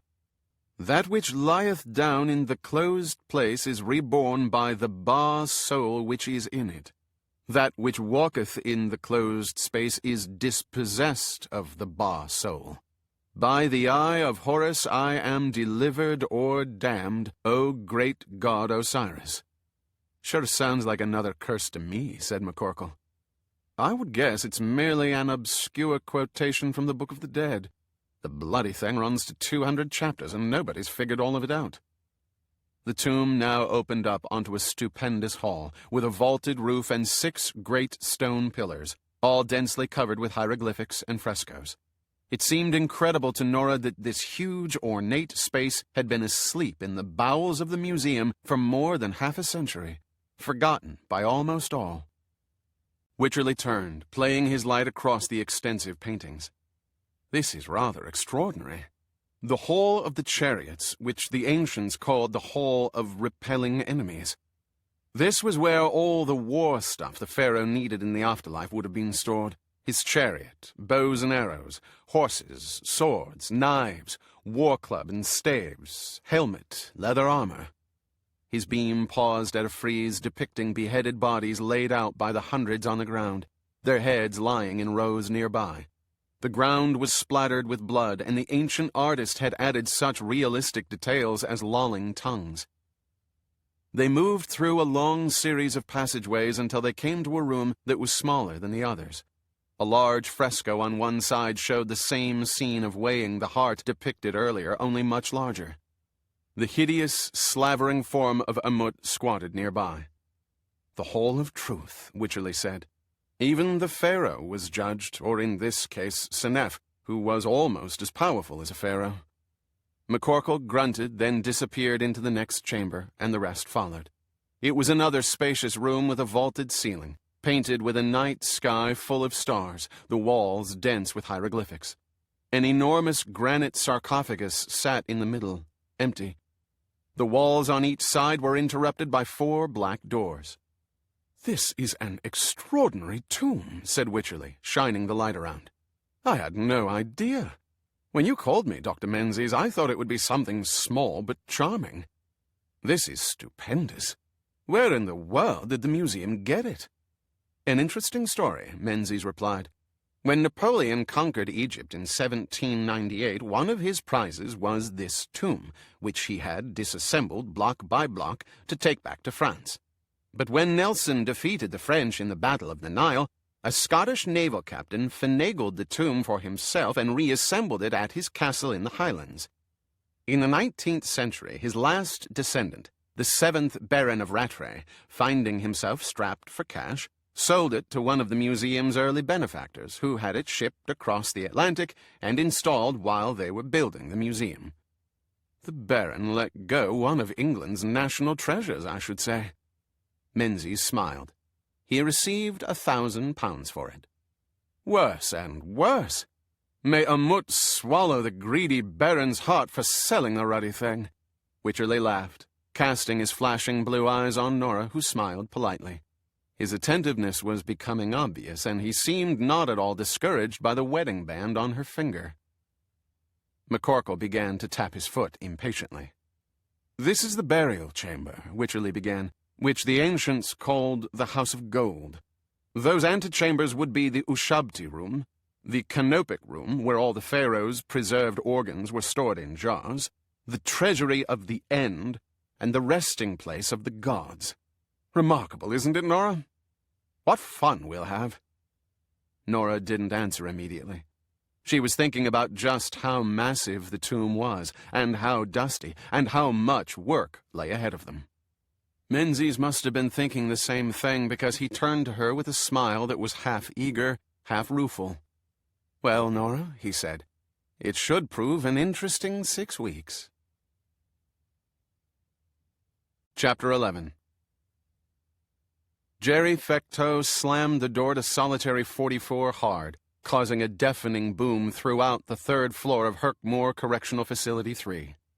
He smirked and winked at his companion as they paused outside the door, listening while the sound echoed through the vast cement spaces before dying slowly away. The prisoner in 44 was a big mystery. All the guards were talking about him. He was important, that much was clear. FBI agents had come to visit him several times, and the warden had taken a personal interest. But what most impressed Fecteau was the tight lid on information. For most new prisoners, it didn't take long for the rumor mill to grind out the accusation, the crime, the gory details. But in this case, nobody even knew the prisoner's name, let alone his crime. He was referred to simply by a single letter, A. On top of that, the man was scary. True, he wasn't physically imposing. Tall and slender, with skin so pale it looked like he might have been born in solitary. He rarely spoke, and when he did, you had to lean forward to hear him. No, it wasn't that. It was the eyes. In his 25 years in corrections, Fecteau had never before seen eyes that were so utterly cold, like 2 glittering silvery chips of dry ice, so far below zero they just about smoked. Christ, it gave Fecteau a chill just thinking about them. There was no doubt in Fecteau's mind this prisoner had committed a truly heinous crime, or series of crimes, a Jeffrey Dahmer type, a cold-blooded serial killer. He looked that scary. That's why it gave Fecteau such satisfaction when the order came down that the prisoner was to be moved to Solitary 44. Nothing more needed to be said. It was where they sent the hard cases, the ones who needed softening up. Not that Solitary 44 was any worse than the other cells in Herkmoor 3 Solitary. All the cells were identical. Metal cot, toilet with no seat, sink with only cold running water. What made Solitary 44 special, so useful in breaking a prisoner, was the presence of the inmate in Solitary 45, the drummer. Fecteau and his partner, Benji Doyle, stood on either side of the cell door, making no noise, waiting for the drummer to start up again. He'd paused, as he always did, for a few minutes when a new prisoner was installed. But the pause never lasted long. Then, as if on schedule, Fecteau heard a faint, soft shoe shuffle start up again inside solitary 45. This was followed by the popping sound of lips, and then a low tattoo of fingers drumming against the metal rail of the bed. A little more soft shoe, some snatches of humming, and then the drumming. It started slowly and quickly accelerated, a rapid roll breaking off into syncopated riffs, punctuated with a pop or a shuffle, a never-ending sonic flood of inexhaustible hyperactivity.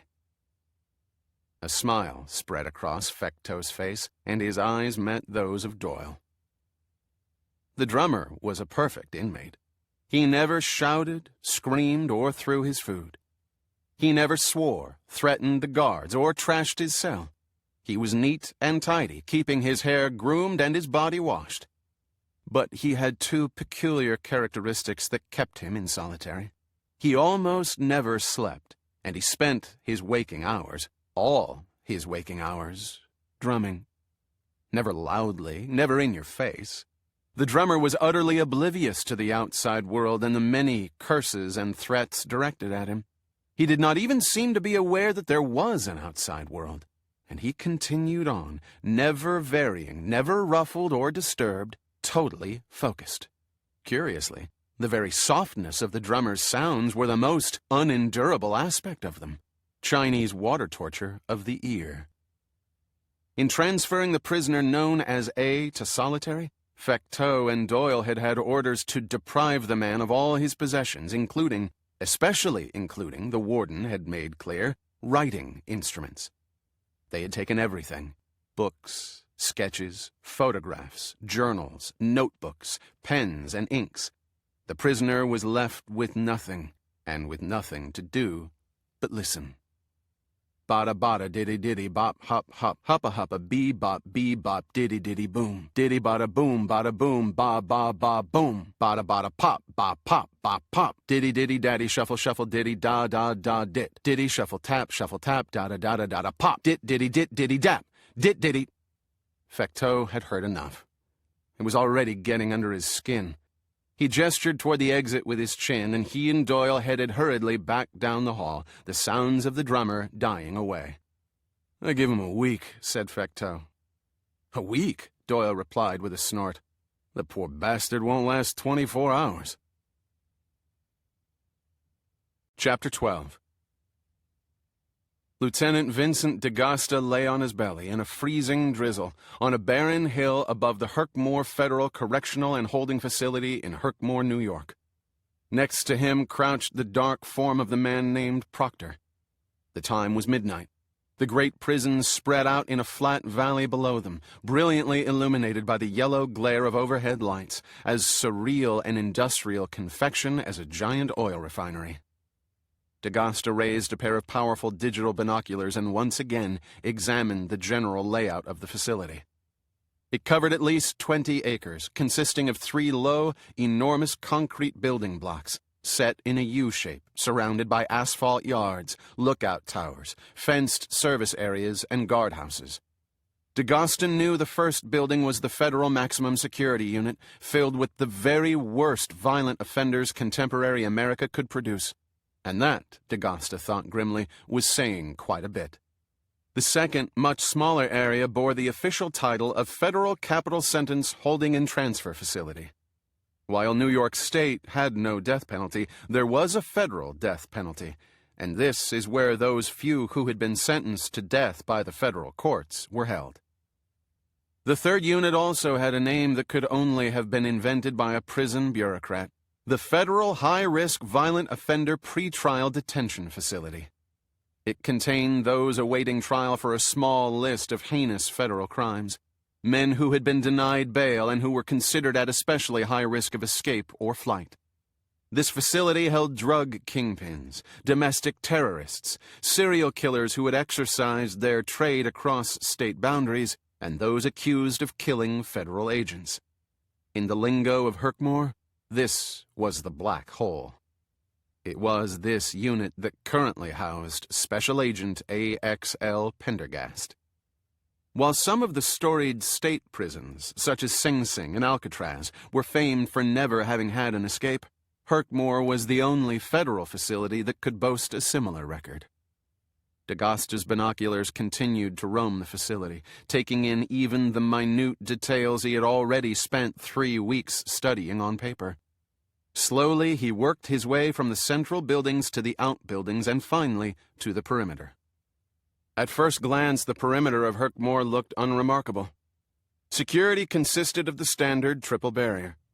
The first was a 24-foot chain-link fence, topped by concertina wire, illuminated by the multi-million candle-power brilliance of xenon stadium lights. A series of 20-yard spaces spread with gravel led to the second barrier, a 40-foot cinder block wall topped with spikes and wire. Along this wall, every 100 yards was a tower kiosk with an armed guard. D'Agosta could see them moving about, wakeful and alert. A 100-foot gap roamed by Dobermans led to the final perimeter, a chain-link fence identical to the first. From there, a 300-yard expanse of lawn extended to the edge of the woods. What made Herkmore unique was what you couldn't see. A state-of-the-art electronic surveillance and security system said to be the finest in the country. D'Agosta had seen the specs to this system. He had, in fact, been poring over them for days, but he still barely understood it. He did not see that as a problem. Eli Glynn, his strange and silent partner, holed up in a high-tech surveillance van a mile down the road, understood it, and that's what counted. It was more than a security system. It was a state of mind. Although Herkmore had suffered many escape attempts, some extraordinarily clever, none had succeeded. And every guard at Herkmore, every employee, was acutely aware of that fact and proud of it. There would be no bureaucratic turpitude or self-satisfaction here, no sleeping guards or malfunctioning security cameras. That troubled D'Agosta most of all. He finished his scrutiny and glanced over at Proctor. The chauffeur was lying prone on the ground beside him, taking pictures with a digital Nikon equipped with a miniature tripod, a 2600mm lens, and specially made CCD chips, so sensitive to light they were able to record the arrival of single photons. D'Agosta ran over the list of questions Glynn wanted answered. Some were obviously important.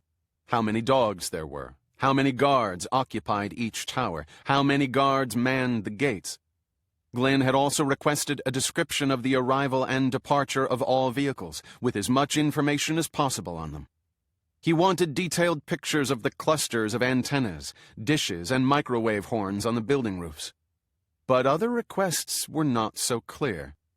Glynn wanted to know, for example, if the area between the wall and the outer fence was dirt, grass, or gravel. He had asked for a downstream sample from the brook running past the facility. Strangest of all, he had asked D'Agosta to collect all the trash he could find in a certain stretch of the brook. He had asked them to observe the prison through a full 24-hour period, keeping a log of every activity they could note. Prisoner exercise times, the movements of guards, the comings and goings of suppliers, contractors, and delivery people. He wanted to know the times when the lights went on and off. And he wanted it all recorded to the nearest second. D'Agosta paused to murmur some observations into the digital recorder Glynn had given him. He heard the faint whirring of Proctor's camera, the patter of rain on leaves.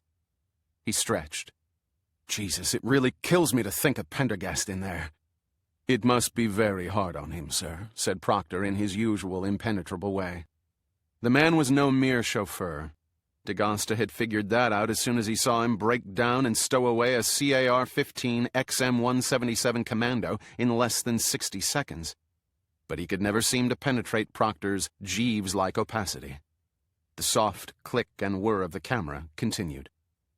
The radio on his belt squawked. "Vehicle," came Glynn's voice.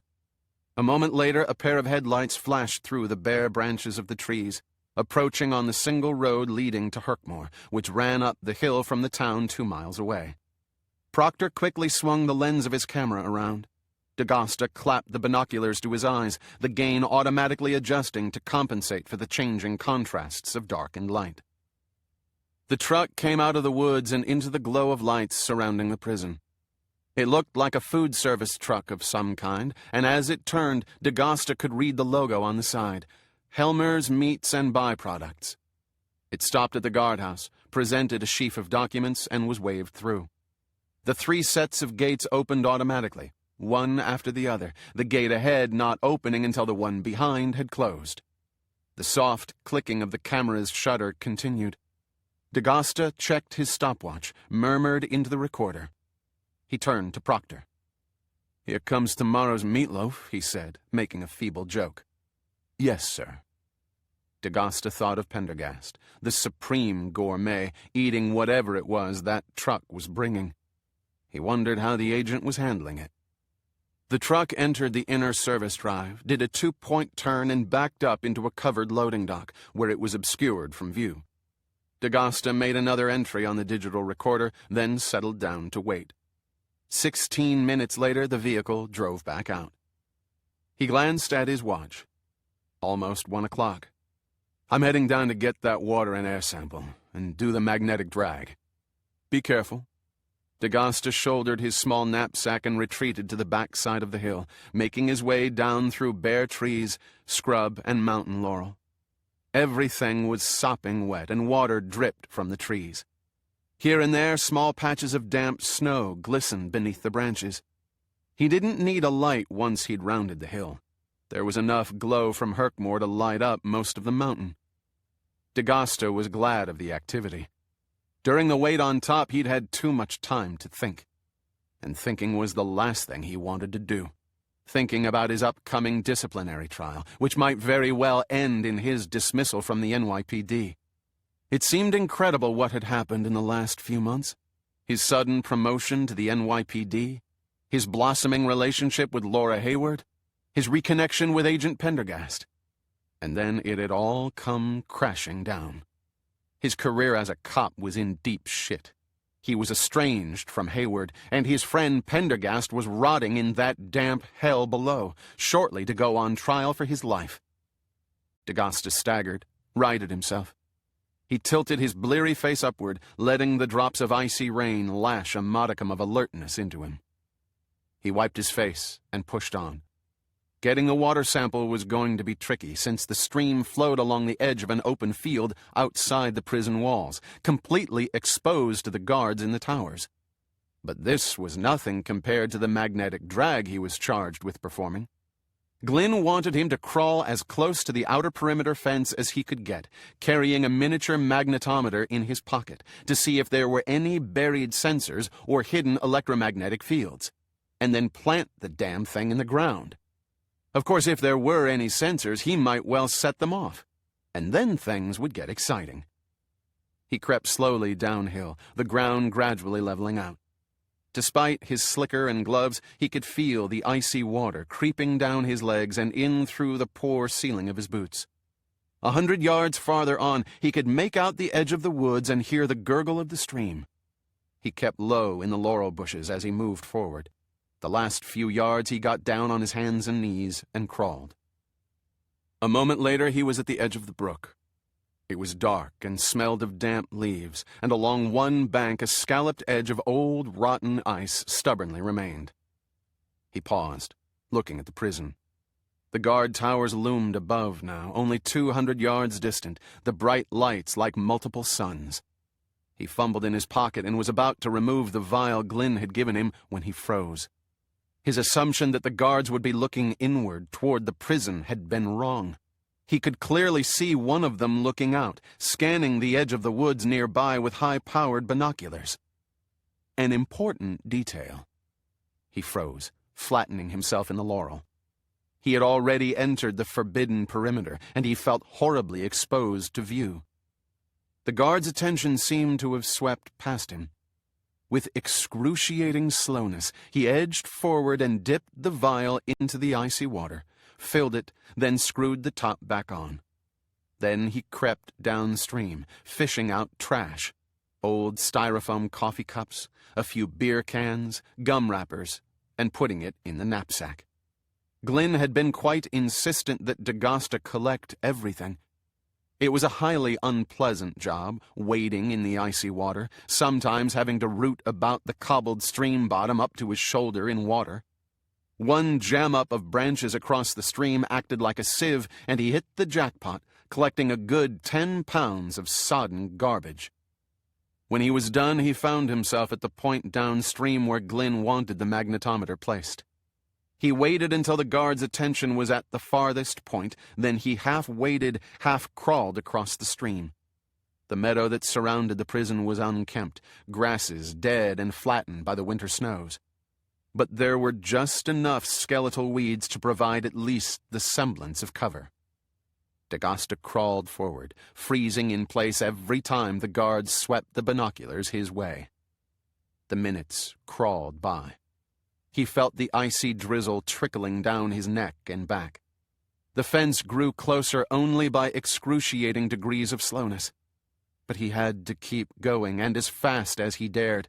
The longer he lingered, the higher the probability that one of the guards would spot him. At last, he reached the groomed part of the lawn. He removed the device from his pocket, pushed one hand out through the tall weeds, sank the magnetometer down to the level of the grass, then began an awkward retreat. Crawling back was much more difficult. Now he was facing the wrong direction and unable to monitor the guard towers. He kept on, slowly but steadily, with frequent long pauses.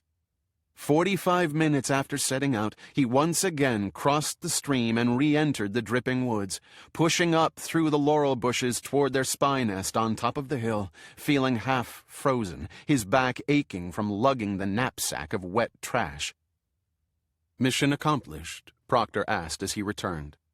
"Yeah, assuming I don't lose my friggin' toes to frostbite." Proctor adjusted a small unit. "Signal's coming in nicely. It appears you got within 50 feet of the fence. Nice work, Lieutenant." D'Agosta turned wearily toward him. "Call me Vinny," he said. "Yes, sir." "I'd call you by your first name, but I don't know what it is." "Proctor is fine." D'Agosta nodded. Pendergast had surrounded himself with people almost as enigmatic as himself. Proctor, Wren, and in the case of Constance Green, maybe even more enigmatic. He checked his watch again. Almost 2. 14 hours to go. Chapter 13.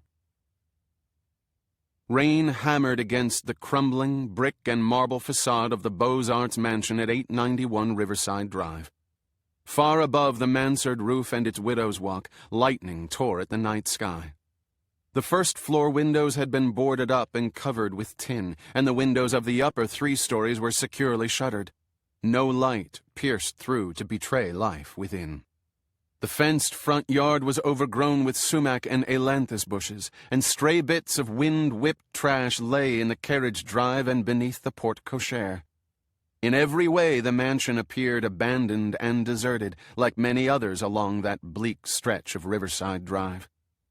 For a great many years, a truly remarkable number of years, in fact, this house had been the shelter, redoubt, laboratory, library, museum, and repository for a certain Dr. Enoch Leng. But after Leng's death, the house had passed through obscure and secret channels, along with the charge of Leng's ward, Constance Green, to his descendant, Special Agent Aloysius Pendergast.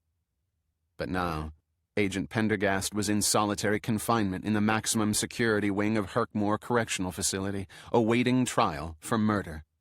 Proctor and Lieutenant D'Agosta were away on a reconnaissance of the prison. The queer, excitable man known as Wren, who was Constance Green's nominal guardian while Pendergast was gone, was at his night job at the New York Public Library. Constance Green was alone. She sat before a dying fire in the library, where neither the sounds of rain nor those of traffic penetrated. She had before her My Life by Giacomo Casavecchio, and she was intently studying the Renaissance spy's account of his celebrated escape from the Leads, the dreaded prison in the Venetian ducal palace from which no one had ever escaped before, or would escape again. A stack of similar volumes covered a nearby table. Accounts of prison escapes from all over the world, but especially focusing on the federal correctional system in the United States. She read in silence, every so often pausing to make a notation in a leather-bound notebook. As she finished one of these notations, the fire settled in the grate with a loud crack. Constance looked up abruptly, eyes widening at the sudden noise. Her eyes were large and violet and strangely wise for a face that appeared to be no older than 21. Slowly, she relaxed again. It was not that she felt nervous, exactly. After all, the mansion was hardened against intruders. She knew its secret ways better than anyone, and she could vanish into one of a dozen hidden passages at a moment's notice. No, it was that she had lived here so long, knew the old dark house so well that she could almost sense its moods. And she had the distinct impression something was not right, that the house was trying to tell her something, warn her about something. A pot of chamomile tea sat on a side table beside the chair. She put the documents aside, poured herself a fresh cup, then rose. Smoothing down the front of her bone-colored pinafore, she turned and walked to the bookshelves set into the far wall of the library. The stone floor was covered in rich Persian rugs, and as she moved, Constance made no noise. Reaching the bookshelves, she leaned close, squinting at the gilt bindings. The only light came from the fire and a lone Tiffany lamp beside her chair, and this far corner of the library was dim. At last, she found what she was looking for, a Depression-era prison management treatise, and returned to her chair. Seating herself once again, she opened the book, leafed ahead to the contents page. Finding the desired chapter, she reached for her tea, took a sip, then moved to replace the cup. As she did so, she glanced up.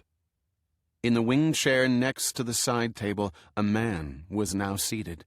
Tall, aristocratic, with an aquiline nose and a high forehead, pale skin, dressed in a severe black suit. He had ginger-colored hair and a small, neatly trimmed beard. As he looked back at her, the firelight illuminated his eyes. One was a rich hazel green, the other a milky, dead blue. The man smiled. Constance had never seen this man before, and yet she knew immediately who he was. She rose with a cry, the cup dropping from her fingers. As fast as a striking snake, the man's arm shot out and deftly caught the cup just before it hit the ground. He replaced it on its silver salver, sat back again. Not a drop had spilled. It had happened so fast that Constance was hardly sure it had happened at all. She remained standing, unable to move. Despite her profound shock, one thing was clear.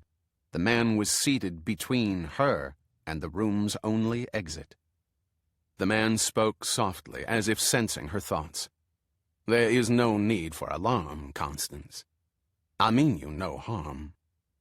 She remained where she was, standing motionless before the chair.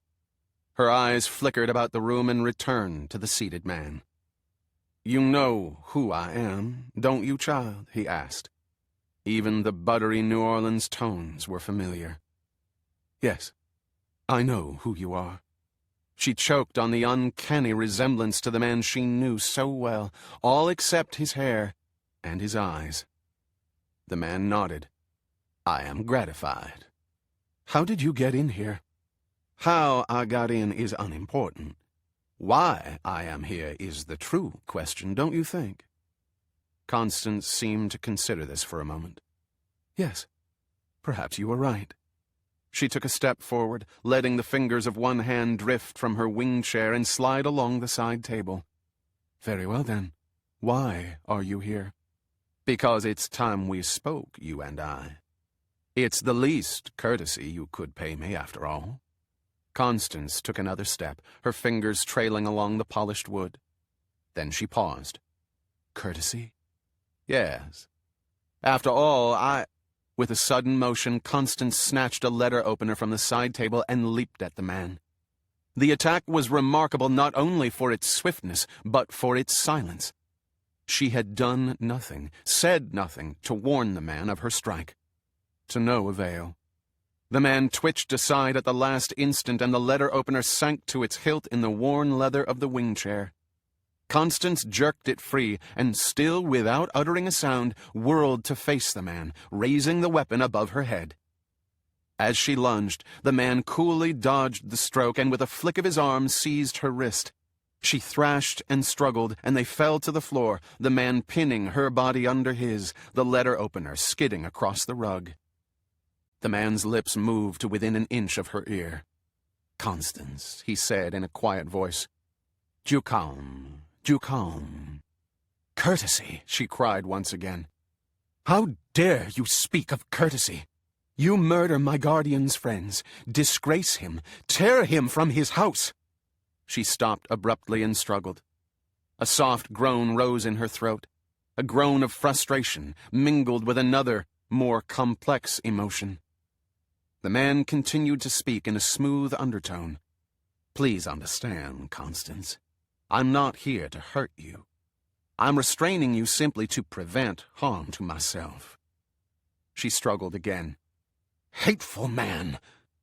"Constance, please. I have something to say to you." "I'll never listen to you," she gasped. But he continued to pin her to the floor, gently yet firmly. Slowly, her struggling ceased. She lay there, heart racing painfully. She became aware of the beating of his own heart, much slower against her breasts. He was still whispering calming, soothing words into her ear that she tried to ignore.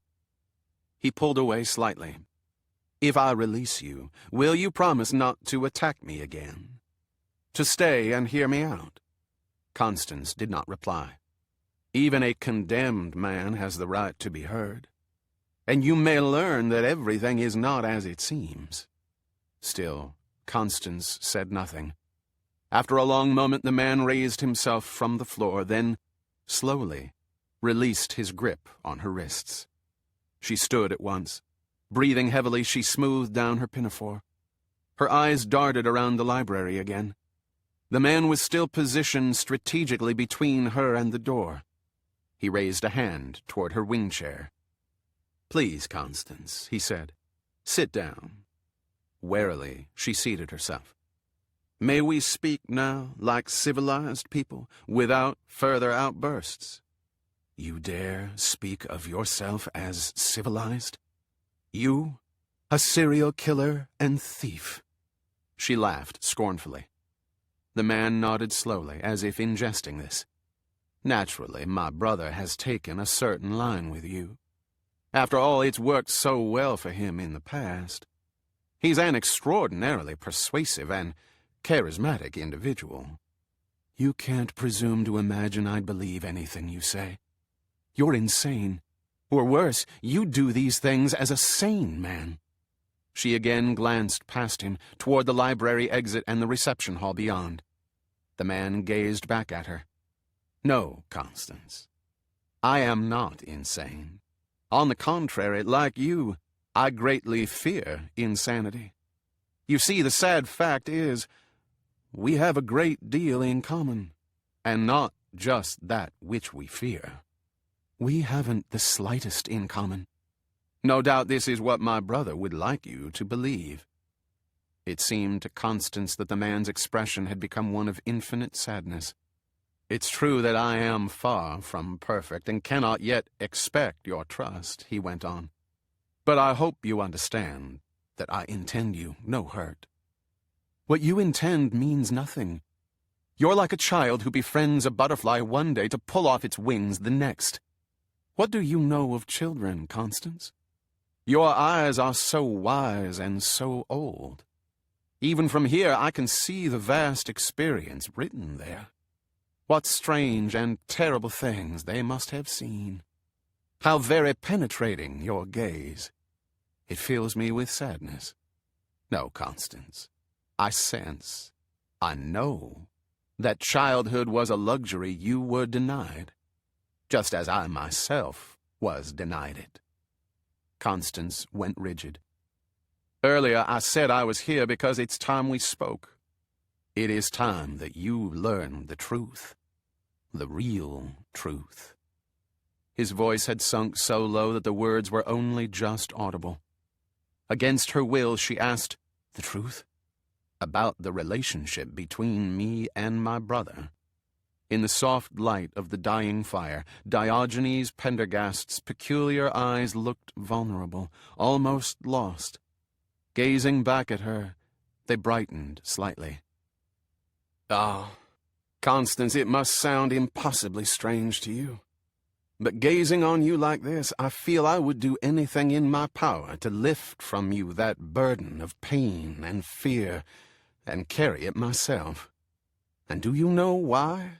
Because when I look at you, I see myself." Constance did not reply. She merely sat, motionless. "I see a person who longs to fit in, to be merely human, and yet who is destined always to remain apart. I see a person who feels the world more deeply, more intensely, than she is willing to admit, even to herself." Listening, Constance began to tremble. "I sense both pain and anger in you. Pain at being abandoned, not once but several times. And anger at the sheer capriciousness of the gods. Why me? Why again? For it's true, you've been abandoned once again, though not perhaps in exactly the way you imagined it. Here, too, we are the same. I was abandoned when my parents were burned to death by an ignorant mob. I escaped the flames. They did not. I've always felt that I should have died, not them. That it was my fault. You feel the same way about the death of your own sister, Mary. That it was you instead of she who should have died. Later, I was abandoned by my brother. Ah, I see the disbelief in your face. But then again, you know so little about my brother. All I ask is that you hear me with an open mind." He rose. Constance took in a sharp breath, half rising herself. "No," Diogenes said, and once again Constance stopped. There was nothing in his tone but weariness now. "There's no need to run. I'll take my leave of you. In the future we'll speak again, and I'll tell you more about the childhood I was denied, about the older brother who took the love I offered and flung back scorn and hatred, who took pleasure in destroying everything I created, my journals of childish poetry, my translations of Virgil and Tacitus, who tortured and killed my favorite pet in a way that even today I can barely bring myself to think about, who made it his mission in life to turn everyone against me with lies and insinuations, to paint me as his evil twin. And when in the end none of this could break my spirit, he did something so awful, so awful." But at this, his voice threatened to break. "Look at my dead eye, Constance. That was the least of what he did." There was a brief silence, broken only by the sound of labored breathing as Diogenes struggled to master himself, his opaque eye staring not quite at her, but not quite away from her either. He passed one hand across his brow. "I'll be going now. But you'll find I've left you with something. A gift of kinship, a recognition of the pain we share. I hope you'll accept it in the spirit in which it is offered." "I want nothing from you," Constance said, but the hatred and conviction in her voice had ebbed into confusion. He held her gaze a moment longer. Then, slowly, very slowly, he turned and walked away toward the library exit. "Goodbye, Constance," he said quietly over his shoulder. "Take care. I'll see myself out." Constance sat, rooted in place as she listened to his departing footsteps. Only when silence had returned did she rise from her chair. As she did so, something moved in the handkerchief pocket of her crinoline.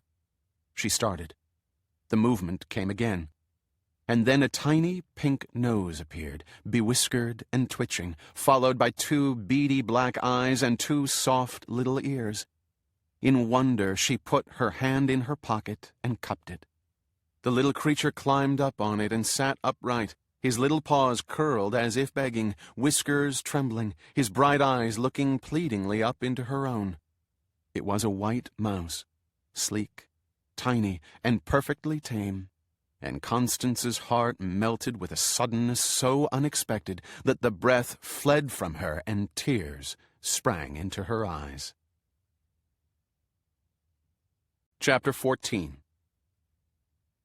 Dust motes drifted in the still air of the Central Archives reading room, and it smelled not unpleasantly of old cardboard, dust, buckram, and leather. Polished oak paneling rose to an elaborately carved and gilded rococo ceiling, dominated by a pair of heavy chandeliers of gilt copper and crystal. Against the far wall stood a bricked-up fireplace of pink marble at least 8 feet high and as many wide, and the center of the room was dominated by 3 massive oaken tables with claw feet, tops laid over with a heavy covering of baize. It was one of the most impressive rooms in the museum, and one of the least known. It had been over a year since Nora was last in this room, and despite its grandeur, the memories it evoked were not good. Unfortunately, it was the only place where she could peruse the museum's most important historic files. A faint tap came at the door, and the stocky form of Oscar Gibbs entered, his muscular arms piled with ancient documents tied up with twine. "There's quite a lot on this tomb of Senef," he said, staggering a little as he laid out the documents on the baize table. "Funny that I never heard of it until yesterday." "Very few have. It's become the talk of the museum overnight."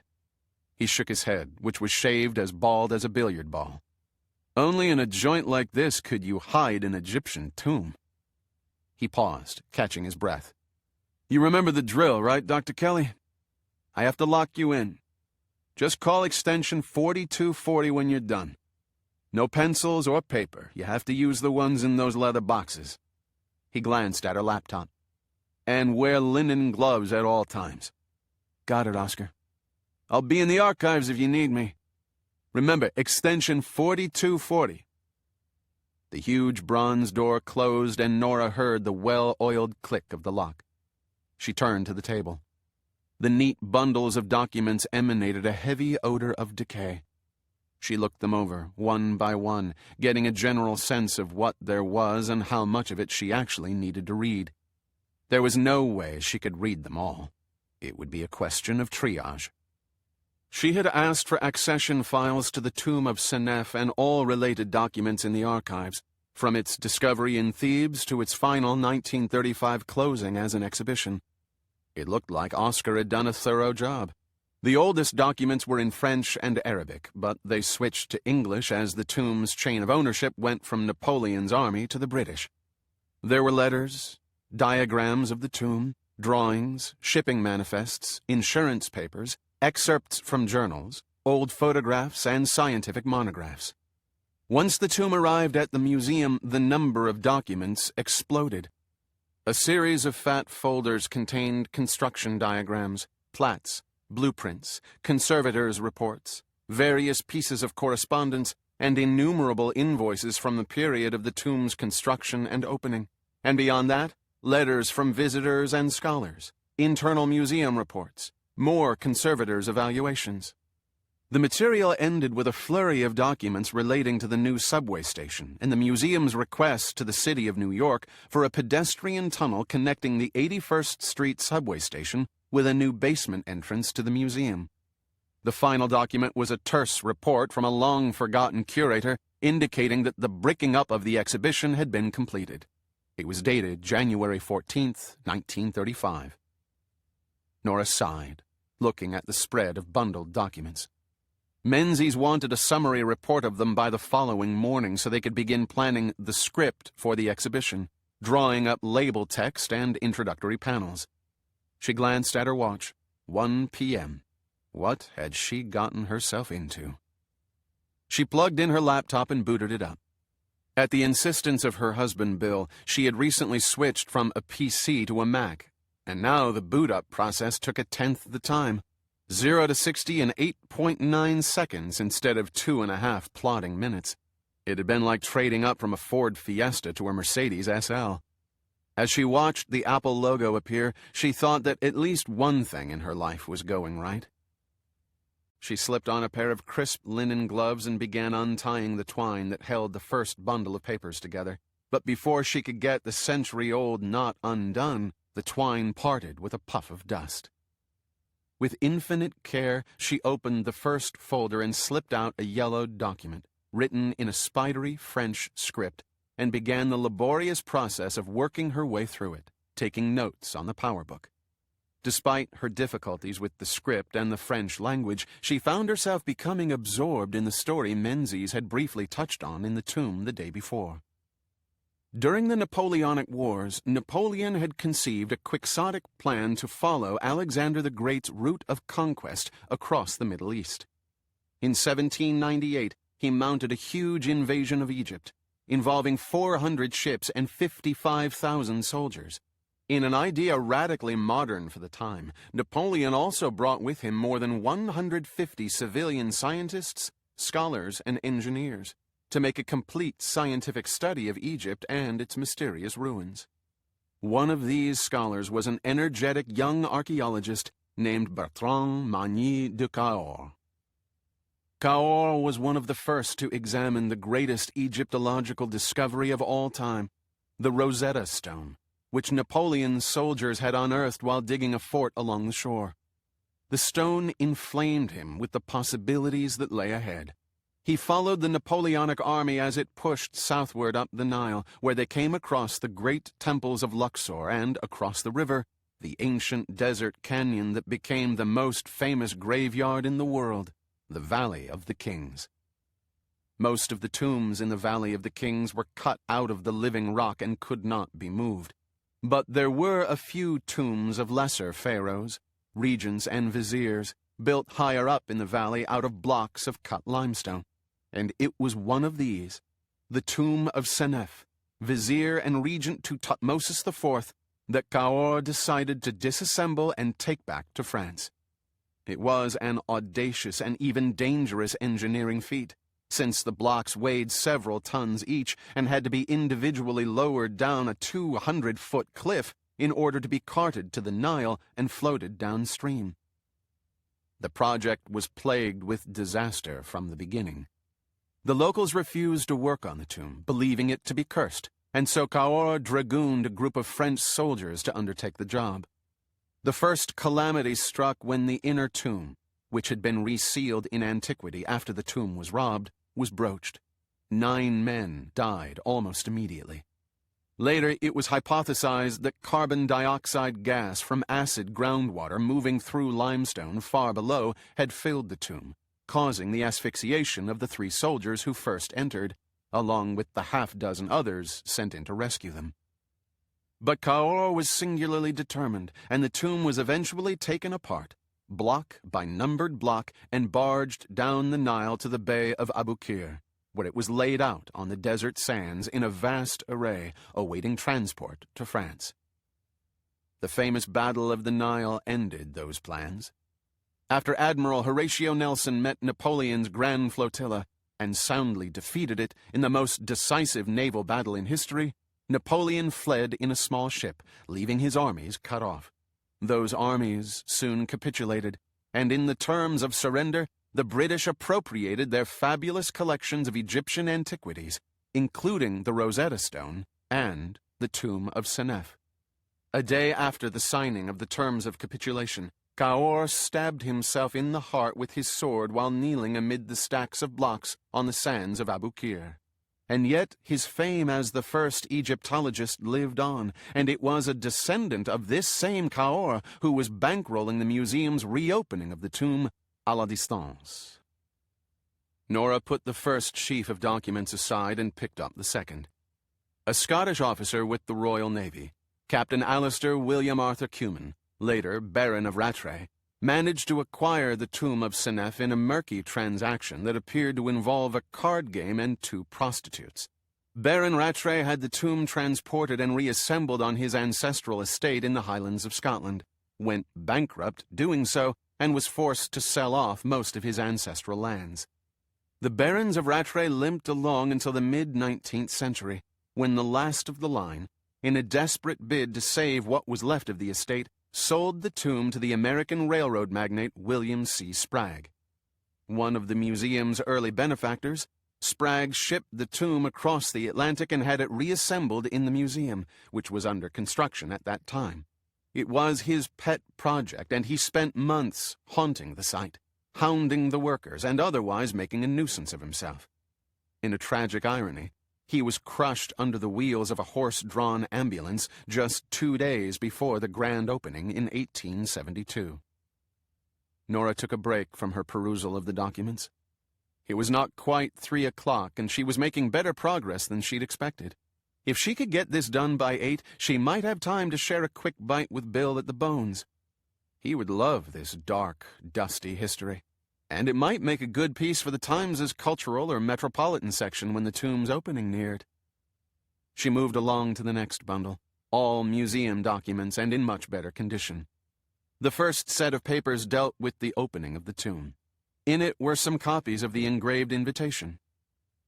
The President of the United States of America, the Honorable General Ulysses S. Grant, the Governor of the State of New York, the Honorable John T. Hoffman, the President of the New York Museum of Natural History, Dr. James K. Morton, the trustees and the director of the museum cordially invite you to a dinner and ball in honor of the opening of the Grand Tomb of Senef, Regent and Vizier to the Pharaoh Tutmosis IV, ruler of ancient Egypt, 1419 to 1386 B.C. The diva Eleonora de Graf Bolkonsky will perform arias from the new and celebrated opera Aida by Giuseppe Verdi. Egyptian costume.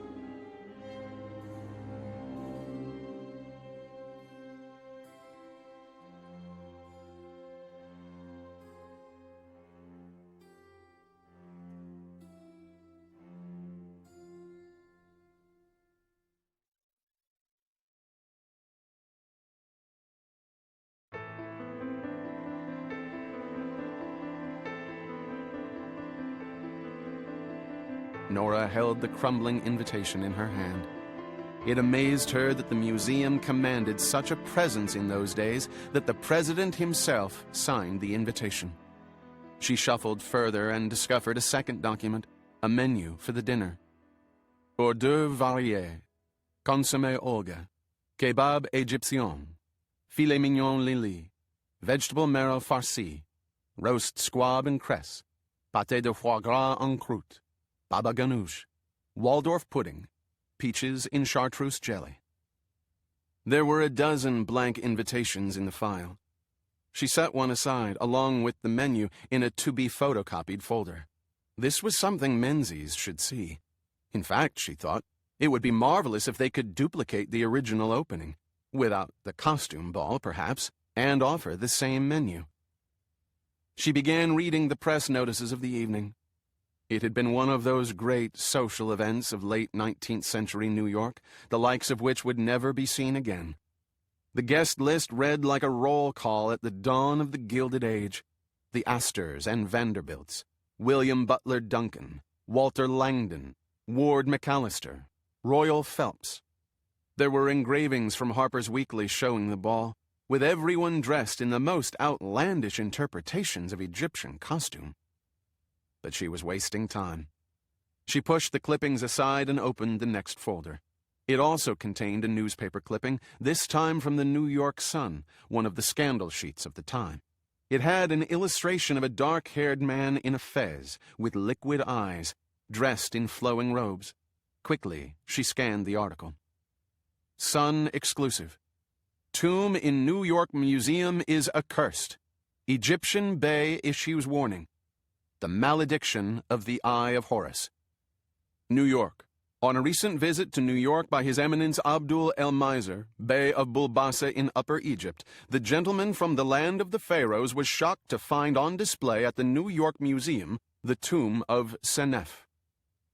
The Egyptian and his entourage, who were being given a tour of the museum, turned away from the tomb in horror and consternation, warning other visitors that to enter the tomb was to consign oneself to certain and terrible death. "This tomb carries a curse well known in my own country," El Miser later told The Sun. Nora smiled.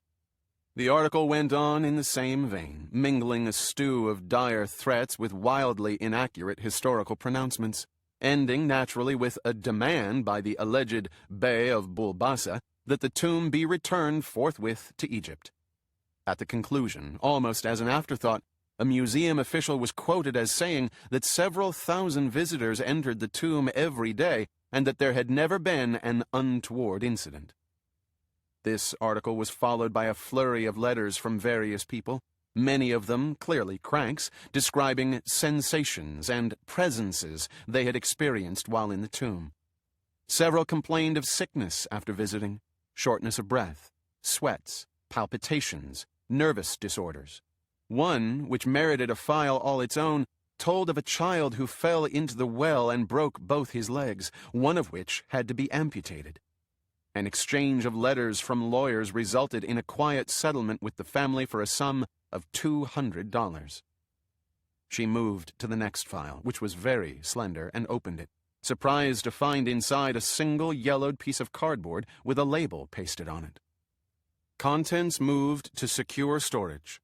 March 22, 1938. Signed, Lucien P. Strawbridge, Curator of Egyptology. Nora turned this card over in surprise. Secure storage? That must be what was now known as the secure area, where the museum kept its most valuable artifacts. What inside this file could have merited being locked away? She replaced the piece of cardboard and put the file aside, making a mental note to follow up on this later. There was just one final bundle to go. Unsealing it, Nora found it to be full of correspondence and notes on the building of the pedestrian tunnel connecting the IND line subway station to the museum. The correspondence was voluminous. As Nora read through it, she began to realize that the story the museum told, that the tomb had been sealed off because of the construction of the tunnel, was not exactly true. The truth, in fact, was just the opposite. The city wanted to route the pedestrian walkway from the front of the station well past the entrance of the tomb, a quicker and cheaper alternative. But for some reason, the museum wished to situate the tunnel toward the far end of the station. Then they argued that the new route would cut off the tomb's entrance and force its closure. It seemed as if the museum wanted to force the closure of the tomb. She read on. Toward the end of the file, she found a handwritten note from the same Lucien P. Strawbridge who'd placed the earlier file in secure storage, scribbled on a memo from a New York City official asking why the museum wanted the pedestrian walkway in that particular location, given the extra costs involved. The marginalia read, "Tell him anything. I want that tomb closed. Let us not miss our last, best chance to rid ourselves of this damnable problem. L. P. Strawbridge." Damnable problem? Nora wondered just what kind of problem Strawbridge was referring to. She flipped through the file again, but there didn't seem to be a problem connected with the tomb, beyond the annoyance of the Bey of Bulbasa's comments and the crank letters it had generated. The problem, she decided, must be in the file in secure storage. In the end, it didn't seem relevant, and she had run out of time. When she had time, she might look into it. As it was, if she didn't get started on her report, she'd never make dinner with Bill. She pulled her laptop toward her, opened a new file, and began typing. Chapter 15. The following day, Captain of Homicide Laura Hayward showed her ID and was deferentially ushered into the office of Jack Minetti, head of security for the New York Museum of Natural History. Hayward liked the fact that, in a museum where the administration seemed overly concerned with status, the head of security had chosen for himself a small, windowless office in the back of the security pool, and had furnished it with utterly functional metal desks and chairs. It said something positive about Minetti, at least she hoped it did. Minetti was clearly not happy to see her, but he made an attempt at courtesy, offering her a chair and a cup of coffee, which she declined. "I'm here on the green assault," she said. I wonder if you'd be willing to accompany me to the Sacred Images show so we can run through a few additional questions I have about ingress and egress, access, security. But we've been all over that weeks ago. I thought the investigation was complete. My investigation isn't complete yet, Mr. Minetti. Minetti licked his lips. Did you go through the office of the director? We're supposed to coordinate all law enforcement. She cut him off and stood up, growing irritated. I don't have the time, and neither do you. Let's go. She followed the security director through a labyrinth of corridors and dusty halls, arriving at last at the exhibit entrance. The museum was still open and the security doors hooked back, but the exhibit itself was almost deserted. Let's begin here, said Hayward. I've been going over the setup again and again, and there are a few things I just don't get. The perp had to enter the hall through this door, am I correct? Yes. The door at the far end could be opened only from the inside, not from the outside, right? That's right. And the security system was supposed to automatically keep a log of all who came and went, because each magnetic card key is coded with the name of the owner. Minetti nodded. But the system registered no entry other than Margot Green. The perp then stole her card and used it to leave by the rear exit. That's the assumption. Green could have entered and left this door hooked open. No. First, that would have been against the rules. Second, the system registered that she didn't do that. A few seconds after she entered, the door re-engaged. We had an electronic log to that effect. So the perp must have been waiting in the hall, hiding, from the time it closed to visitors, 5 o'clock, until the time of the assault, 2 a.m. Minetti nodded. Or else the perp managed to get around the security system. We think that's highly improbable. But I think it's almost certain. I've been through this hall a dozen times since the assault. There's no place for the perp to have hidden. It was under construction. Stuff was all over the place. It was 2 days from opening. It was almost finished. The security system is foolproof. Like the Diamond Hall, right? She watched Minetti's lips tighten and felt a pang. This wasn't her style. She was becoming a bitch, and she didn't like it. Thank you, Mr. Minetti, she said. I'd like to make another pass through the hall if you don't mind. Be our guest. I'll be in touch. Minetti disappeared, and Hayward took a thoughtful turn around the room where Green had been attacked, picturing yet again each step of the assault in a kind of mental stop-motion. She tried to shut out the little voice in her head that said this was a wild goose chase, that she wasn't likely to find anything of value here weeks after the attack, after 100,000 people had walked through, that she was doing this for all the wrong reasons, that she should just get on with her life and career while she still could. She took another turn around the room, the little voice disappearing under the rap of her heels against the floor. As she came to the side of the case where the spot of blood had been found, she saw a crouched, dark-suited figure moving toward her from behind the case, ready to spring out. She pulled out her weapon, drew down on the figure. You! Freeze! NYPD! The person leaped up with a gargled shout, arms windmilling, an unruly cowlick of hair bobbing. Hayward recognized him as William Smithback, the Times city desk reporter. Don't shoot! The journalist cried. I was just, looking around. Jesus, you're scaring the hell out of me with that thing. Hayward holstered her weapon, feeling sheepish. Sorry, I'm a bit on edge. Smithback squinted. You're Captain Hayward, isn't that right? She nodded. I'm covering the Pendergast case for the Times. I'm aware of that. Good. In fact, I've been meaning to talk to you. She glanced at her watch. I'm very busy. Make an appointment through my office. I already tried that. You don't speak to the press. That's right. She gave him a stern look and took a step forward, but he didn't step aside to let her pass. Do you mind? Listen, he said, talking fast. I think we can help each other. Exchange information, that kind of thing. If you have any information of an evidentiary nature, you better divulge it now or get slapped with an obstruction charge, she said sharply. No, nothing like that. It's just that, I think I know why you're here. You're not satisfied. You think maybe Pendergast isn't the one who assaulted Margot. Am I right? What makes you say that? A busy homicide captain doesn't waste her valuable time visiting the scene of the crime when the case is wrapped up. You must have your doubts. Hayward said nothing, concealing her surprise. You wonder if the killer might have been Diogenes Pendergast, the agent's brother. That's why you're here. Still, Hayward said nothing, her surprise mounting. And that happens to be why I'm here, too.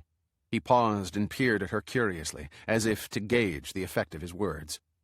What makes you think it wasn't Agent Pendergast? Asked Hayward cautiously. Because I know Agent Pendergast.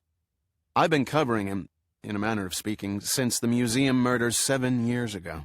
And I know Margot Green. She phoned me from her hospital bed. She swears it wasn't Pendergast. She says her attacker had eyes of 2 different colors, one green, the other milky blue. Pendergast is known to be a master of disguises. Yeah, but that description fits his brother. Why would he disguise himself as his brother? And we already know his brother pulled the diamond heist and kidnapped that woman, Lady Mascaline. The only logical answer is that Diogenes also assaulted Margot and framed his brother. QED. Once again, Hayward had to control her surprise, his thinking so closely paralleling her own. Finally, she allowed a smile. Well, Mr. Smithback, you seem to be quite the investigative reporter. That I am, he hastened to confirm, smoothing down his cowlick, which popped up again, unrepentant. She paused a moment, considering. All right, then. Maybe we can help each other. My involvement, naturally, will be strictly off the record. Background only. Absolutely. And I expect you to bring anything you find to me first, before you bring it to your paper. That's the only way I'll consent to work with you. Smithback nodded vigorously. Of course. Very well. It seems Diogenes Pendergast has vanished. Completely. The trail stops dead at his hideout on Long Island, the place where he held Lady Mascaline prisoner. Such an utter disappearance just doesn't happen these days, except for one possible circumstance. He slipped into an alter ego. A long-established alter ego. Any ideas who? We've drawn a blank. But if you were to publish a story about it, well, it just might shake something loose. A tip, a nosy neighbor's observation. You understand? Naturally, my name couldn't appear. I certainly do understand. And what do I get in return? Hayward's smile returned, broader this time. You've got it backward. I just did you the favor. The question now is, what do you do for me in return? I know you're covering the diamond heist. I want to know all about it. Everything, big or small. Because you're right. I think Diogenes is behind the Green assault and the Duchamp murder. I need all the evidence I can get. And because I am in homicide, it's difficult for me to access information at the precinct level. She didn't say that Singleton, the precinct captain handling the diamond theft, was unlikely to share information with her. No problem. We have a deal. She turned away, but Smithback called after her. Wait! She glanced back at him, raising an eyebrow. When do we meet again? And where? We don't. Just call me when something important turns up. Okay. And she left him in the semi-darkness of the exhibition hall, jotting notes hurriedly onto the back of a scrap of paper. Chapter 16. J. Lipper, computer effects consultant, paused in the empty burial chamber, peering about in the dim light. 4 weeks had passed since the museum made the big announcement about the new opening of the tomb of Senef, and Lipper himself had been on the job 3 weeks. Today was the big meeting, and he had arrived 10 minutes early to walk through the tomb and visualize the setup he'd diagrammed out. Where to lay the fiber optic cables, where to put the LEDs, where to mount the speakers, where to float the spots, where to put the holographic screens. It was 2 weeks before the grand opening, and an incredible amount still had to be done. He could hear a medley of voices echoing down the multi-chambered tomb from somewhere near the entrance, distorted, mingled with the sound of hammering and the whine of skill saws. The teams of workmen were going flat out, and no expense was being spared, especially his expense. He was charging $120 an hour, working 80 hours a week, making a fortune. On the other hand, he was earning every penny of it, especially given the clown the museum had assigned him as cable puller, duct taper, and all-around electronic gopher. A real knuckle-dragger. If the guy was typical of the museum's tech staff, they were in trouble. The man was so buffed and toned he looked like a brick of meat, with a bullet head that contained about as much gray matter as a spaniel. The man probably spent his weekends in the gym instead of boning up on the technology he was supposed to understand. As if on cue, the clown's voice rang down the corridor. "Dark as a tomb in here, eh, Jace?" Teddy DeMeo came lumbering around the corner, arms full of an untidy bundle of rolled electronic diagrams. Lipper tightened his lips and reminded himself once again of that $120 an hour. The worst of it was that before he'd gotten to know what DeMeo was like, Lipper had unwisely mentioned to him the massively multiplayer online RPG he was involved in, Land of Darkmord, and DeMeo had immediately gone online and subscribed. Lipper's character, a devious half-elf sorcerer with a +5 onyx cape and a full book of offensive spells, had spent weeks organizing a military expedition to a distant castle stronghold. He'd been recruiting warriors, and suddenly, there was DeMeo, in the character of a slope-faced orc carrying a club, volunteering for military service, acting like his best friend, full of asinine questions and stupid off-colored jokes, and embarrassing him in front of all the other players. DeMeo came to a halt beside him, breathing hard, the sweat pouring off his brow, smelling like a damp sock. "All right, let's see." He unrolled one of the plats. Naturally, DeMeo was holding it upside down, and it took him several seconds to write it. "Give it to me," said Lipper, snatching it from him and smoothing it out. He glanced at his watch. Still 5 minutes before the curatorial committee was due to arrive. No problem. At $2 a minute, Lipper would wait for Godot. He sniffed, looked around. Someone's going to have to do something about this humidity. I can't have my electronics sitting in a sweatshop. "Yeah," said DeMeo, looking around. "And will you look at this weird shit? I mean, what the hell's that? Gives me the creeps."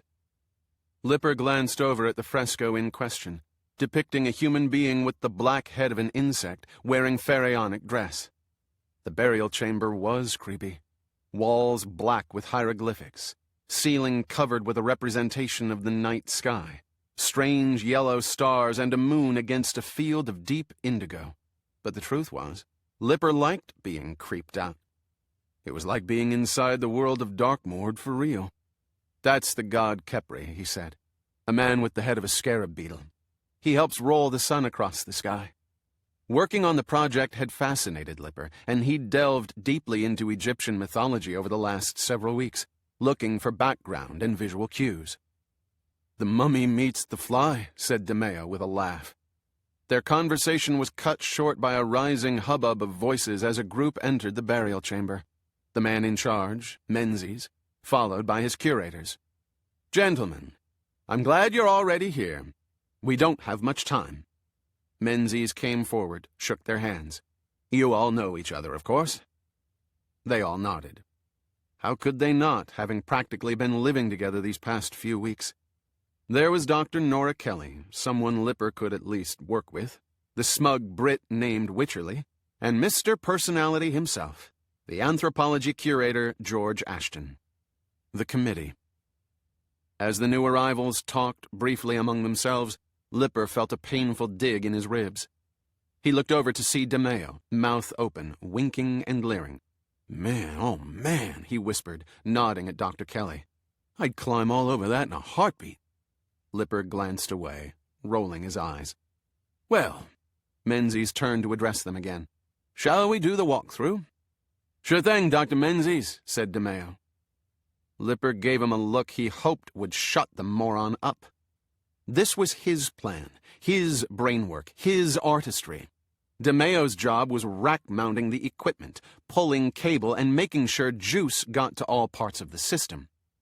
"We should start at the beginning," Lipper said, leading them back to the entrance with another warning side glance at DeMeo. They threaded their way back through the half-built exhibits and the construction teams.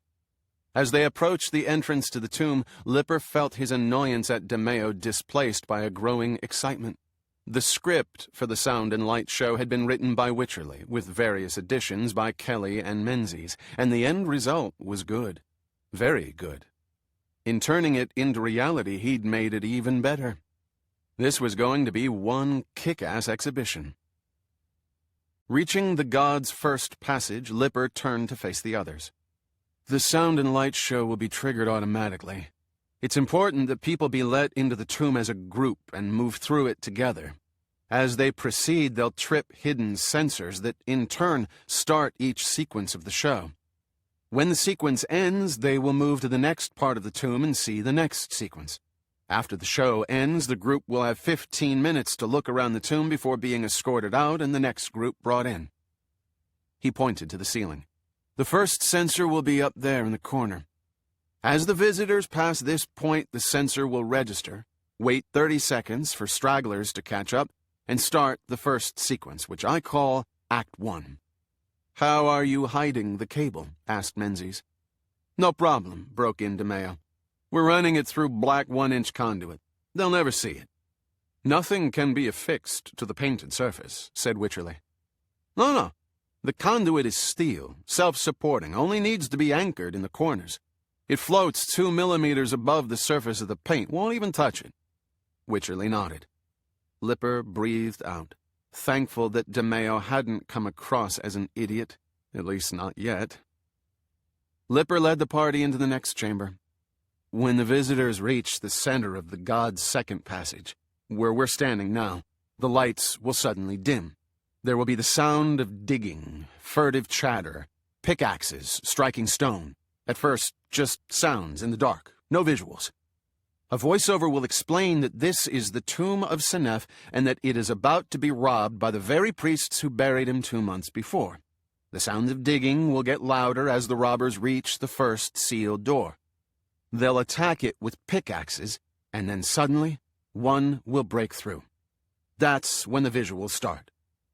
"The point where they break through the sealed door is critical," Menzies said.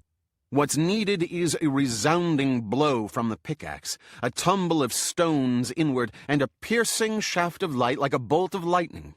This is a key moment, and it needs to be dramatic." "It will be dramatic." Lipper felt a faint irritation. Menzies, while charming enough, had been intrusive and meddlesome about certain technical details, and Lipper was worried he might micromanage the installation as well. Lipper continued. "Then the lights come up and the voiceover directs the audience to the well." He led them through the long passageway and a broad staircase. Ahead, a new bridge had been built over the pit, broad enough to hold a large group.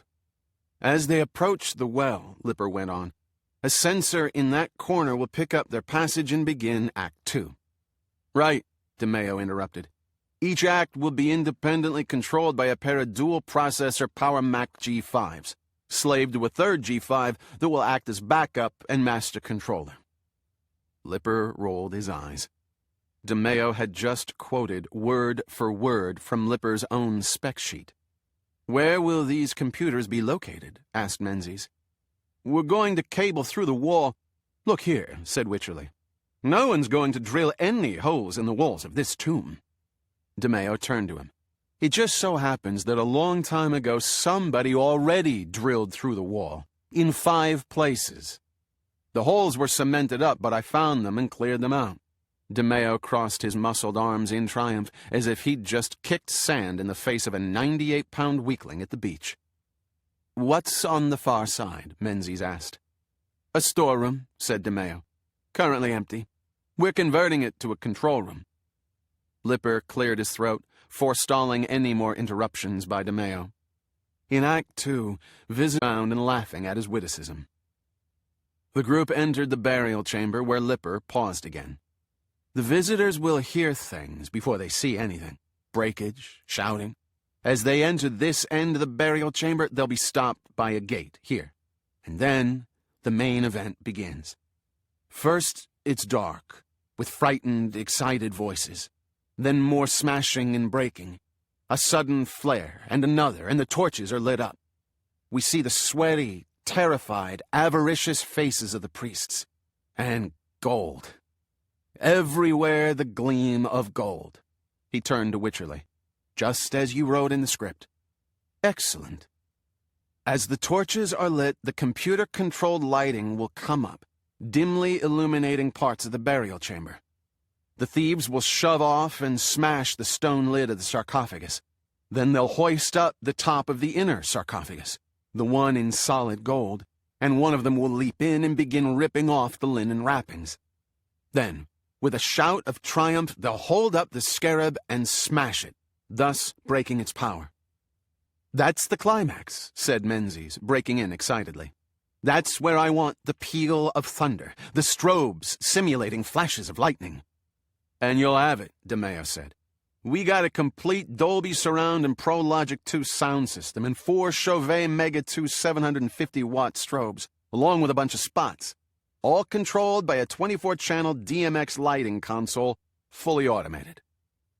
He looked around proudly, as if he knew what the hell he was talking about, instead of, once again, quoting verbatim from Lipper's carefully designed specs. God, Lipper couldn't stand him. He waited a moment before resuming. After the light and thunder, the holographic projectors will switch back on, and we'll see Senef himself rise from the sarcophagus. The priests will fall back, terrified. This is all meant to be in their minds, what they imagine, as was written in the script. But it will be realistic? Nora asked, frowning. Not hokey? It'll all be 3D, and the holographic images are a bit like ghosts. You can see through them, but only when there's strong light behind. We'll manipulate the light levels very carefully to exploit that illusion. Some of it's video-based, some of it CG. Anyway, Senef rises, violated, and points a finger. To more flashes of lightning and thunder, he speaks of his life, what he has done, what a great regent and vizier he was to Tutmosis. And of course, this is where you slip in the educational stuff. Meanwhile, said DeMeo, we've got a 500-watt gem glaciator hidden in the sarcophagus, pumping out an awesome ground fog, 2,000 cubic feet a minute. My script doesn't call for artificial smoke, said Wycherley. This could damage the paintings. The gem system uses only environmentally friendly fluids, Lipper said. Guaranteed not to chemically alter anything. Nora Kelly was frowning again. Forgive me for raising this question, but is this level of theatricality really necessary? Menzies turned to her. Why, Nora, this was your idea to begin with. I was imagining something lower key, not strobe lights and fog machines. Menzies chuckled. As long as we're going this route, Nora, we should do it right. Trust me, we are creating an unforgettable educational experience. It's a marvelous way to slip a little learning to the vulgus mobile without them ever realizing it. Nora continued to look doubtful, but said nothing further. Lipper resumed. As Senef speaks, the robbers fall to the floor in terror. Then Senef melts back into his sarcophagus. The robbers vanish, the holographic screens retract, the lights come up, and suddenly the tomb is as it was, before the robbery. A museum exhibit once again. The gate slides back and the visitors are free to tour the burial chamber as if nothing had happened. Menzies raised a finger. But they will do so having gained an appreciation of Senef and been entertained in the process. Now, for the million-dollar question. Can you finish by deadline? We've already outsourced as much of the programming as possible, Lipper said. The electrical staff are working flat out.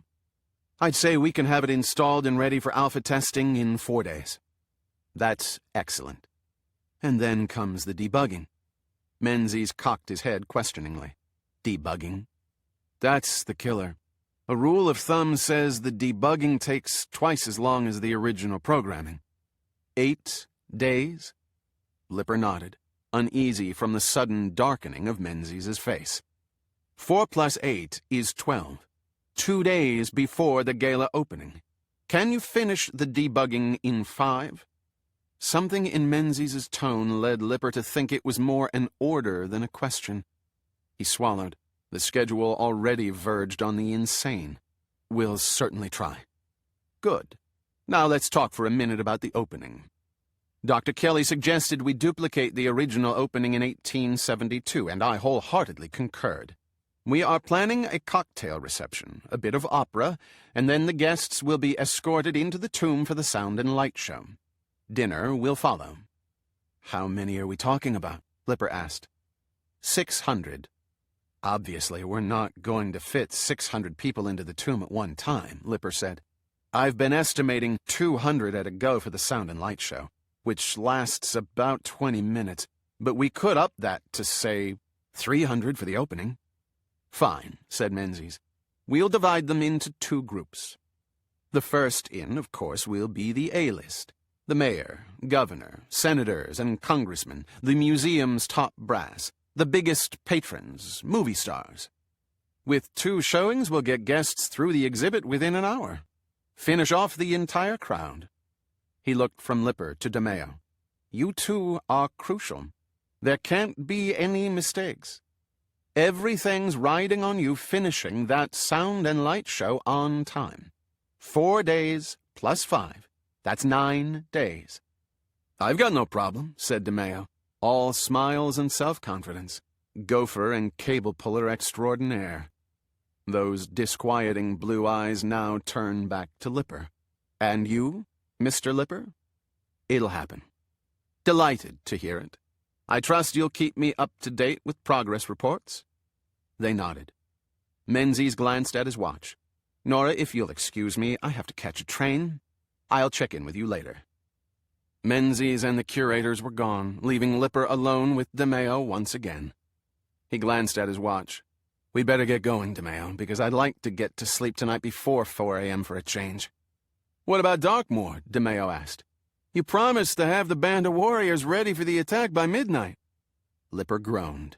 Shit. They would just have to launch the attack on Castle Gloaming without him. Chapter 17. When Margot Green awoke, a bright afternoon sun was slanting in through the windows of the Feversham Clinic. Outside, puffy cumulus clouds drifted across a lazy blue sky. The distant call of water birds came from the direction of the Hudson River. She yawned, stretched, then sat up in bed. Glancing at the clock, she noticed it was 4:45. The nurse should be in soon with her afternoon cup of peppermint tea. The hospital table beside her bed was crowded. Back issues of Natural History, a Tolstoy novel, a portable music player, a laptop, and a copy of the New York Times. She reached for the newspaper, flipped through the C section. Maybe she could finish the crossword before Phyllis brought her tea. Now that her condition was no longer critical, recovery at the clinic had settled into a kind of routine. She found that she looked forward to the afternoon chats with Phyllis. She hardly had any visitors. No visitors at all, actually, save her mother and Captain Laura Hayward. And the thing she missed most, other than her career, was companionship. Picking up a pencil, she applied herself to the crossword. But it was one of those late-in-the-week puzzles, full of coy clues and obscure references, and mental exercise still tired her. After a few minutes, she put it aside. She found her thoughts straying back to Hayward's recent visit and the unpleasant memories it had reawakened. It disturbed her that her memory of the attack remained shadowy. There were bits and pieces, disconnected as if from a nightmare, but nothing coherent. She'd been inside the Sacred Images exhibition, checking the arrangement of some Native American masks. While there, she'd become aware of a presence, somebody else in the exhibition, lurking in the shadows, following her, stalking her, cornering her. She dimly remembered making a stand, fighting with a box cutter. Had she wounded her pursuer? The actual attack itself was the most fragmentary, little more than a searing pain in her back. And that had been all, until she woke up in this room. She folded up the newspaper, put it back on the table. The most disturbing thing was that even though she knew her attacker had spoken to her, she couldn't remember anything he had said. His words were gone, fallen into the darkness. Curiously, she did remember, seared into her mind, the man's strange eyes and his hideous, dry chuckle. She turned restlessly in her bed, wondering where Phyllis was, still thinking of Hayward's visit. The captain had asked a lot of questions about Agent Pendergast and his brother, a man with the peculiar name of Diogenes. It all seemed strange. Margot hadn't seen Pendergast in years, and she had never even known the FBI agent had a brother. Now, at last, the door to her room opened and Phyllis walked in. But she wasn't carrying a tray of tea things, and her friendly face bore an official expression. "Margot, you have a visitor," she said. Margot barely had time to react to this announcement before a familiar figure appeared in the doorway. The chairman of her department at the museum, Dr. Hugo Menzies. He was dressed as usual in rumpled elegance, his thick white hair combed back from his forehead, his lively blue eyes darting briefly around the room before settling on her. "Margot," he cried, coming forward, patrician features breaking into a smile. "How wonderful to see you." "Same here, Dr. Menzies," she replied. Her surprise at having a visitor was quickly replaced by embarrassment. She wasn't exactly dressed to receive her boss. But Menzies, as if sensing her discomfort, was quick to put her at ease. He thanked Phyllis, waited until the nurse had left the room, then took a seat beside the bed. "What a beautiful room," he exclaimed. "And with an exquisite view of the Hudson River Valley. The quality of the light here is second only to Venice, I think. Perhaps that's why it has drawn so many painters. They've been very good to me here. As well they should. You know, my dear, I've been terribly worried about you. The entire anthropology department has. We can't wait for your return." "Neither can I. Your location has been almost a state secret. Until yesterday, I never even knew this place existed. As it was, I had to charm my way past half the staff." He smiled. Margot smiled back. If anyone could charm his way in, Menzies could. She'd been lucky to get him as her supervisor. Many museum curators lorded it over their minions, behaving like conceited philosopher kings. Menzies was the exception. Affable, receptive to the ideas of others, supportive of his staff. It was true. She couldn't wait to get out of here and back to work. Museology, the periodical she edited, was rudderless in her absence. If only she didn't grow tired so easily. She realized her mind was drifting. She roused herself, glanced at Menzies. He was looking back at her, concern on his face. "Sorry," she said. "I'm still a little out of it." "Of course you are," he said. "Perhaps that's why this is still necessary?" And he nodded at the saline drip hanging beside the bed. "The doctor said that's just a precautionary measure. I'm getting plenty of fluids now." "Good. Very good. The loss of blood must have been a severe shock. So much blood, Margot. There's a reason they call it the living liquid, don't you agree?" A strange current, almost like a physical shock, passed through Margot. The weakness, the feeling of torpor receded. She suddenly felt wide awake. "What did you say?" "I said, have they given you any indication of when you can leave?" Margot relaxed. "The doctors are very pleased with my progress. Another 2 weeks or so." "And then bed rest at home, I assume?" "Yes. Dr. Winoker, that's my primary physician here, said I would need another month's recuperation before returning to work." "He would know best." Menzies' voice was low and soothing, and Margot felt torpidity returning. Almost without realizing it, she yawned. "Oh," she said, embarrassed anew. "I'm sorry." "Think nothing of it. I don't want to overstay my welcome. I'll leave shortly. Are you tired, Margot?" She smiled faintly. "A little bit." "Sleeping all right?" "Yes." "Good. I was worried you might have been having nightmares." Menzies glanced over his shoulder, toward the open door and the corridor beyond. "No, not really." "That's my girl. What spunk?" There, that strange electric tingle again. Menzies' voice had changed. Something about it was both foreign and disquietingly familiar. "Dr. Menzies," she began, sitting up once more. Now, you just sit back and rest. and with a gentle but firm pressure on her shoulder, he guided her back down onto the pillow. "I'm so glad to hear you're sleeping well. Not everybody could put such a traumatic event behind them." "It's not exactly behind me," she said. "I just don't seem to remember what happened very well, that's all." Menzies laid a comforting hand on hers. "That's just as well," he said, slipping his other hand inside his jacket. Margot felt an inexplicable sense of alarm. She was tired. That's all it was. Much as she liked Menzies, much as she appreciated this break in the monotony, she needed to rest. After all, nobody would want such memories.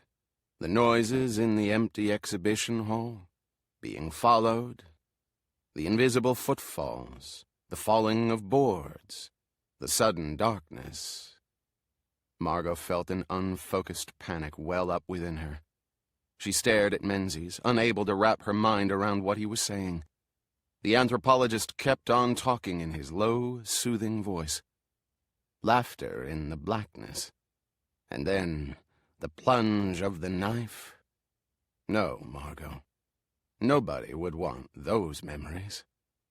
And then Menzies himself laughed. But it wasn't his voice. No, it was another voice entirely, a hideous, dry chuckle. A sudden, dreadful shock burned through the gathering lethargy. No. Oh, no. It couldn't be. Menzies sat in the chair, looking at her intently, as if gauging the effect of his words. Then he winked. Margot tried to pull away, opened her mouth to scream. But even as she did so, the feeling of lassitude intensified, flooding her limbs, leaving her unable to speak or move. She had a desperate realization that the lethargy wasn't normal, that something was happening to her. Menzies let his hand fall away from hers, and as he did so, she saw, with a thrill of horror, that his other hand had been concealed beneath. It held a tiny syringe which was injecting a colorless liquid into the IV tube at her wrist.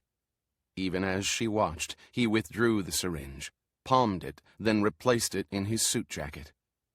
"My dear Margot," he said, sitting back, his voice so very different now.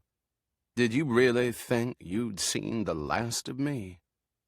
Panic and a desperate desire to survive surged within her. Yet she felt utterly powerless against the drug that was spreading through her veins, silencing her voice and paralyzing her limbs. Menzies swept to his feet, placed a finger against his lips, and whispered, "Time to sleep, Margot." The hated darkness surged in, blotting out sight and thought. Panic, shock, and disbelief fell aside as the mere act of drawing breath became a struggle. As she lay paralyzed, Margot saw Menzies turn and hasten from the room, heard his faint yelling for a nurse. But then his voice, too, was subsumed into the hollow roar that filled her head, and darkness gathered in her eyes, until the roar dwindled into blackness and eternal night, and she knew no more. Chapter 18. 4 days after their meeting with Menzies, the sound and light show was finally installed and ready for debugging, and that night they were pulling the final cables, hooking everything up. J. Lipper crouched by the dusty hole near the floor of the Hall of the Chariots, listening to various sounds emerging from the hole. Grunts, heavy breathing, muttered curses. It was the third night in a row they'd worked on the install into the wee hours of the morning, and he was dog-tired. He couldn't take much more of this. The exhibition had basically taken over his life. All his guildmates in Land of Darkmoor had given up on him and continued with the online game. By now they'd leveled up once, maybe twice, and he was hopelessly behind. "Got it?" came DeMeo's muffled voice from the hole. Lipper looked down to see the end of a fiber-optic cable poking out of the blackness. Lipper seized the end. "Got it." He pulled it through, then waited for DeMeo to come around from the other side. Soon DeMeo's blocky figure, backlit and faint in the dim light of the tomb, came huffing down the passageway, cables coiled about his massive shoulders. Lipper handed him the cable end and DeMeo plugged it into the back of a PowerBook sitting on a nearby work table. Later, when the artifacts were all in place, the laptop would be artfully hidden behind a gilded and painted chest. But for now, it was out in the open, where they could access it. DeMeo slapped the dust off his thighs with a grin, then held up his hand. "High five, bro. We did it." Lipper ignored the hand, unable to disguise his irritation. He had had just about enough of DeMeo. The museum's 2 electricians had insisted on going home at midnight, and as a result, he'd found himself on his hands and knees, acting as DeMeo's damn assistant. "We've got a long way to go," he said in a sulky voice. DeMeo's hand dropped. "Yeah, but at least the cabling's been pulled, the software's loaded, and we're on schedule. You can't ask for better than that, right, Jace?" Lipper reached over and turned on the computer, initiating the boot sequence. He hoped to hell the computer would see the network in the remote devices, but he knew it wouldn't. It was never that easy. And besides, DeMeo was the one who set up the friggin' network. Anything could happen.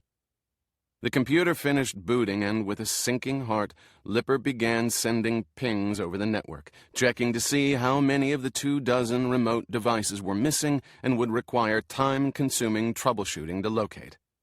He'd be lucky if the computer saw half of the peripherals on first boot up. It was the nature of the business. But as he moused his way from one network address to the other, a sense of disbelief stole over him. Everything seemed to be there. He ran over his checklist. It was impossible, but true. The entire network was there, visible and operational.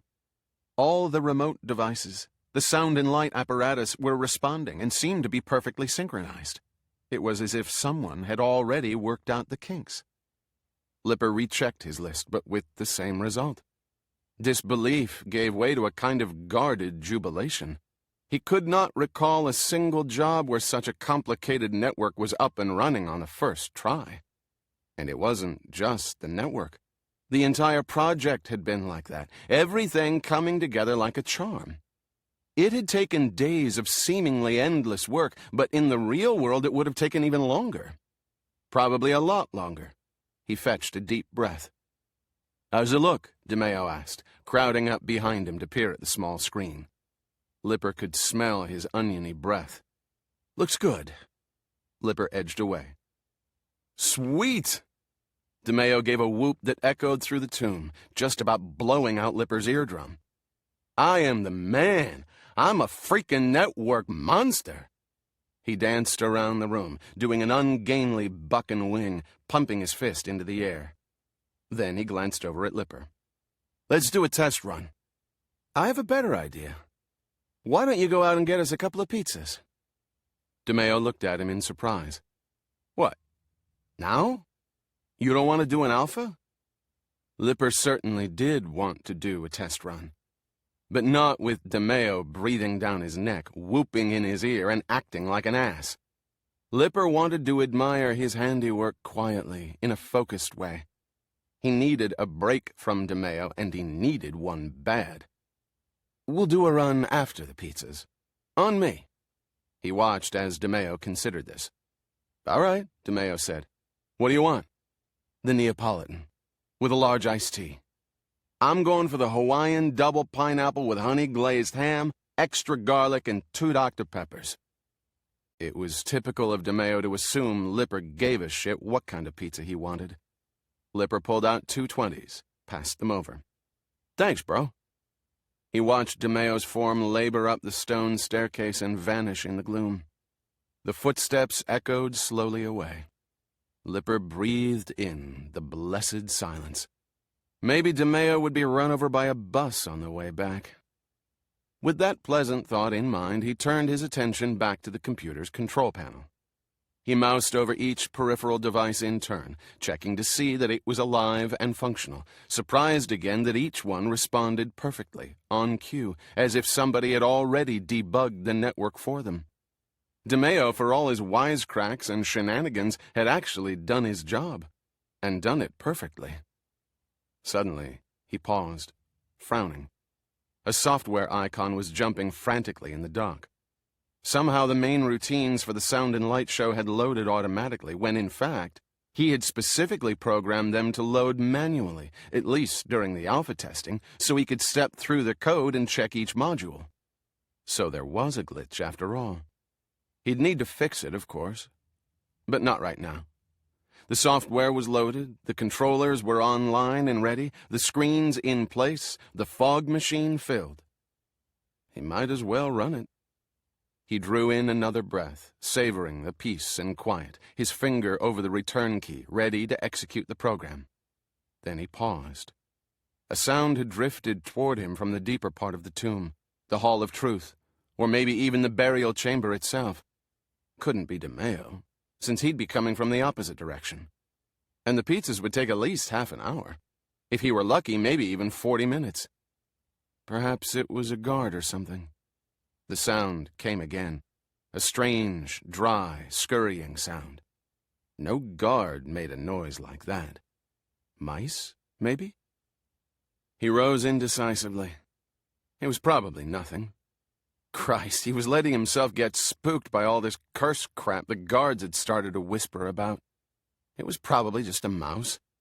After all, there'd been plenty of mice in the old Egyptian galleries, enough so the maintenance department had needed to place glue traps. Still, if some had gotten into the tomb itself, maybe through one of the cable holes DeMeo had opened up, all it would take was a pair of rodent teeth sunk into one cable to crash the whole system and cause a delay of hours, maybe even days, while they examined each cable, inch by friggin' inch. Another scurry, like wind rustling dead leaves. Leaving the lights dimmed, he picked up DeMeo's coat, ready to throw it over a mouse if he found one. Then he rose and made his way stealthily into the deepest recesses of the tomb. Teddy DeMeo fumbled for his keycard, swiping it through the newly installed lock to the Egyptian gallery while trying not to drop the pizzas at the same time. The damn pies were cold. The guards at the security entrance had taken their sweet time clearing him through when the same idiots had checked him out just 25 minutes earlier. Security? More like morality. The door to the Egyptian gallery whispered shut, and he strode down the length of the hall, turned into the annex, and was surprised to find the doors to the tomb shut before him. A suspicion took root in his mind. Had Lipper gone and done the first run without him? But he quickly dismissed it. Lipper, though a fussy artiste type and cranky as hell, was basically a cool guy. He fumbled out his keycard and swiped it, hearing the locks disengage. Still balancing the pizzas and drinks, he got an elbow into the door and shoved it open, then slipped through, the door clicking shut behind him. The lights had dimmed to level 1, the level they would be at after a run, and once again, DeMeo felt a stab of suspicion. "Hey, Jace," he called out. "Pizza delivery." His voice echoed and died away. "Jace!" He descended the staircase, walked down the corridor, and went as far as the bridge over the well before pausing again. "Jace! Pizza time!" He listened while the echoes died away. Lipper wouldn't have done an initial test run without him. Not after all the time they'd put in on the project together. He wasn't that much of an asshole. He probably had his earphones on, checking the soundtrack or something. Or maybe he was listening to his iPod. Sometimes he did that while working. DeMeo ventured across the bridge and entered their main work area in the Hall of the Chariots. As he did so, he heard a distant footstep. At least, he thought it was a footstep, but it had made an odd thumping sound. It came from deeper within the tomb, probably the burial chamber. "That you, Jace?" For the first time, DeMeo felt a creeping sense of alarm. He put the pizzas down on the work table and took a few steps toward the Hall of Truth and the burial chamber beyond. He could see that it was quite dark, still at level 1 lighting, like the rest of the tomb. He couldn't see a damn thing, to tell the truth. He went back to the work table, looked at the computer. It was fully booted, the software loaded and waiting in standby mode. He moused over to the lighting icon, trying to remember how to raise the light levels. Lipper had done it 100 times, but he'd never paid much attention. There were some software sliders visible in an open window, and he clicked the one labeled Hall of the Chariots. Christ! The lights dimmed, sending the disquieting Egyptian carvings and stone statuary even further into gloom. He quickly moused the slider in the other direction, and the lights intensified. Then he began brightening the lights in the rest of the tomb. He heard a thump and turned with a jerk. Chase? It had definitely come from the burial chamber. DeMeo laughed. Hey, Chase, come here. I got the pizzas. There was that strange noise again. Drag, thump. Drag, thump. As if somebody or something was dragging one limb. It sounds just like the mummy's curse. Ha ha, Jace, good one. No answer. DeMeo, still chuckling, turned from the computer and strode through the Hall of Truth.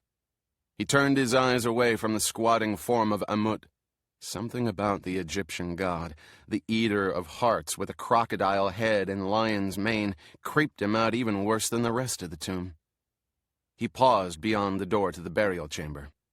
You're a funny guy, Jace. He waited for Lipper's laugh, for the sight of his skinny form emerging from behind a pilaster. But there was nothing. The silence was absolute. With a nervous swallow, he ducked inside, peered about the tomb. Nothing. The other doors leading away from the burial chamber were dark. They weren't part of the computer lighting scheme. Lipper must be hiding in one of those rooms, preparing to jump out and scare him after death. Hey, Chase, come on. The pizzas are cold and getting colder. The lights suddenly went out. Hey! DeMeo spun around, but the tomb dog-legged at the Hall of Truth, and he could not see back into the Hall of the Chariots, nor could he see the comforting blue glow of the LCD screen. He spun again, hearing the strange, dragging footfalls behind him, moving closer now. This isn't funny, Jay. He felt for his flashlight, but of course he wasn't carrying it. It was back in the Chariots Hall on the table. Why couldn't he see the indirect glow of the LCD? Had the power been cut as well? The darkness was total. Look, Jay, cut the crap. I'm serious. He shuffled backward in the dark, came up against one of the pillars, began feeling his way around it. The steps drew still closer. Drag, thump. Drag, thump. Jay, come on. Cut the bullshit. Suddenly, from closer than he ever expected, he heard the raspy sound of air escaping from a dry throat. A rattle that was almost a hiss, full of something like hatred. Jesus! DeMeo took a step forward and swiped his heavy fist through the air, striking something that shuffled back with another snake-like hiss. Stop it! Stop it! He both heard and felt the thing rush at him with a high, keening sound. He tried to twist aside, but felt with astonishment a terrible blow. Searing heat knifed through his chest. With a shriek, he fell backward, clawing at the darkness, and as he hit the ground, he felt something heavy and cold stamp on his throat and bear down with shocking weight. He lashed about with his hands as he heard the bones crackling in his neck, and a sudden, dazzling explosion of urine-colored light flashed in his eyes, and then nothing. Chapter 19. The large, elegant library in Agent Pendergast's mansion on Riverside Drive was the last room one would expect to call crowded. And yet, DeGasta reflected moodily, there was no other word for it this evening.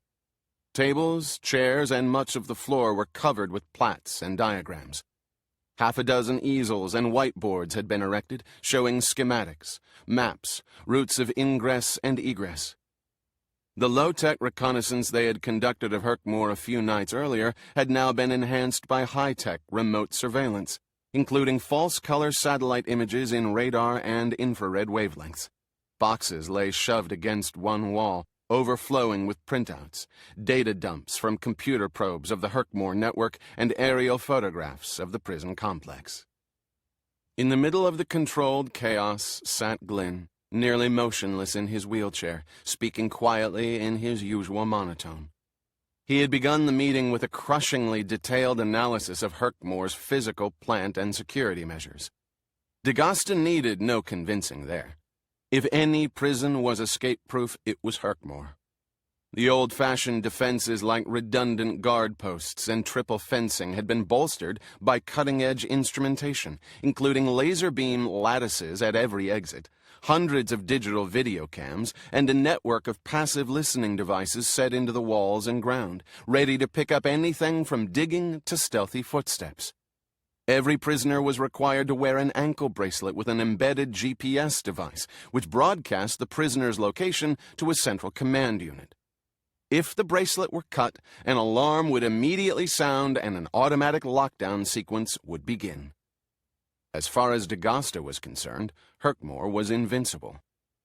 From there, Glynn had segued to the next step in the escape plan. And this was where D'Agosta's simmering unease had boiled over. Not only did the idea seem simplistic and inept, but even worse, it turned out that he, D'Agosta, and he alone, was the man assigned to carry it out. He glanced around the library, waiting impatiently for Glynn to finish. Wren had arrived earlier that evening with a set of architectural plans of the prison, borrowed from the private records section of the New York Public Library, and now he hovered around Constance Green. With his luminous eyes and almost translucent skin, the man looked like a cave creature, paler even than Pendergast, if that were possible. Next, D'Agosta's gaze fell on Constance. She sat at a side table opposite Wren, a stack of books before her, listening to Glynn and taking notes. She was wearing a severe black dress with a row of tiny pearl buttons in the back, running from the base of her spine up to the nape of her neck. D'Agosta found himself wondering who had buttoned them up for her. More than once he had caught her privately stroking one hand over the other, or gazing into the fire that crackled on the huge grate, lost in thought. She's probably as skeptical about all this as I am, he thought. Because as he looked around at their little foursome, Proctor, the chauffeur, was unaccountably absent. He couldn't imagine a group less suited for such a daunting task.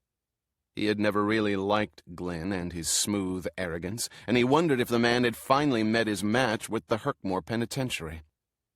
There came a pause in Glynn's drone, and he turned toward D'Agosta. "Do you have any questions or comments so far, Lieutenant?" "Yeah, a comment. The scheme is crazy." "Perhaps I should have phrased the question differently. Do you have any comments of substance to make?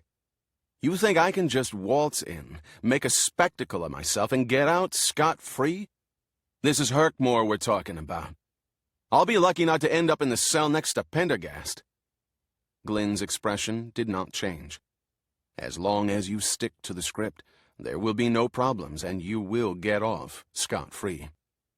Everything has been planned down to the last eventuality. We know exactly how the guards and prison personnel will react to your every move." Glynn suddenly smiled, his thin lips stretching mirthlessly. "That, you see, is Herkmore's fatal weakness. That and those GPS bracelets, which show the position of every inmate in the entire prison at the touch of a key. A most foolish innovation. If I go in there and make a scene, won't it put them on alert? Not if you follow the script. There is some critical information which only you can get, and some prep work that only you can do." "Prep work? I'll get to that shortly." D'Agosta felt his frustration rise. "Pardon my saying so, but all your planning isn't going to mean jack once I'm inside those walls. This is the real world, and people are unpredictable. You can't know what they're going to do." Glynn looked at him without moving. "You'll forgive me for contradicting you, Lieutenant, but human beings are disgustingly predictable, especially in an environment like Herkmore, where the rules of behavior are mapped out in excruciating detail. The scheme may seem simple, even inane to you, but that's its power. It's just gonna get me into deeper shit than I am already." After dropping this epithet, he glanced at Constance. But the young woman was staring into the fire with her strange eyes, not even seeming to have heard. "We never fail," Glynn said, remaining unnervingly calm and neutral. That's our guarantee. All you need to do, Lieutenant, is follow instructions. I'll tell you what we really need. A pair of eyes on the inside. You can't tell me none of those guards can be turned. Blackmailed, whatever. Christ, prison guards are one step away from being criminals themselves, at least in my experience. Not these guards. Any attempt to turn one would be foolhardy. Glynn wheeled himself over to a desk. If I told you we had somebody on the inside, however, would it reassure you? Hell yes. Would it secure your cooperation? Silence all these doubts? If the source was reliable, yeah. I believe you will find our source to be above reproach. And with that, Glynn picked up a single piece of paper and handed it to D'Agosta. D'Agosta glanced over the sheet. It contained a long column of numbers with 2 corresponding times linked to each number. What's this? He asked. A schedule of guard patrols in the solitary unit during lockdown, from 10 p.m. to 6 a.m. And this is just one of the many useful pieces of information that have come our way. D'Agosta stared in disbelief. How the hell did you get it? Glynn allowed himself a smile. At least, D'Agosta thought the faint thinning of the lips was a smile. Our inside source. And who might that be, if you don't mind my asking? You know him well. Now D'Agosta was even more surprised. Not Special Agent Pendergast. D'Agosta slumped in his chair. How did he get this to you? This time a true smile broke over Glynn's features. Why, Lieutenant, don't you remember? You brought it out. Me? Glynn reached behind the desk, pulled out a plastic box.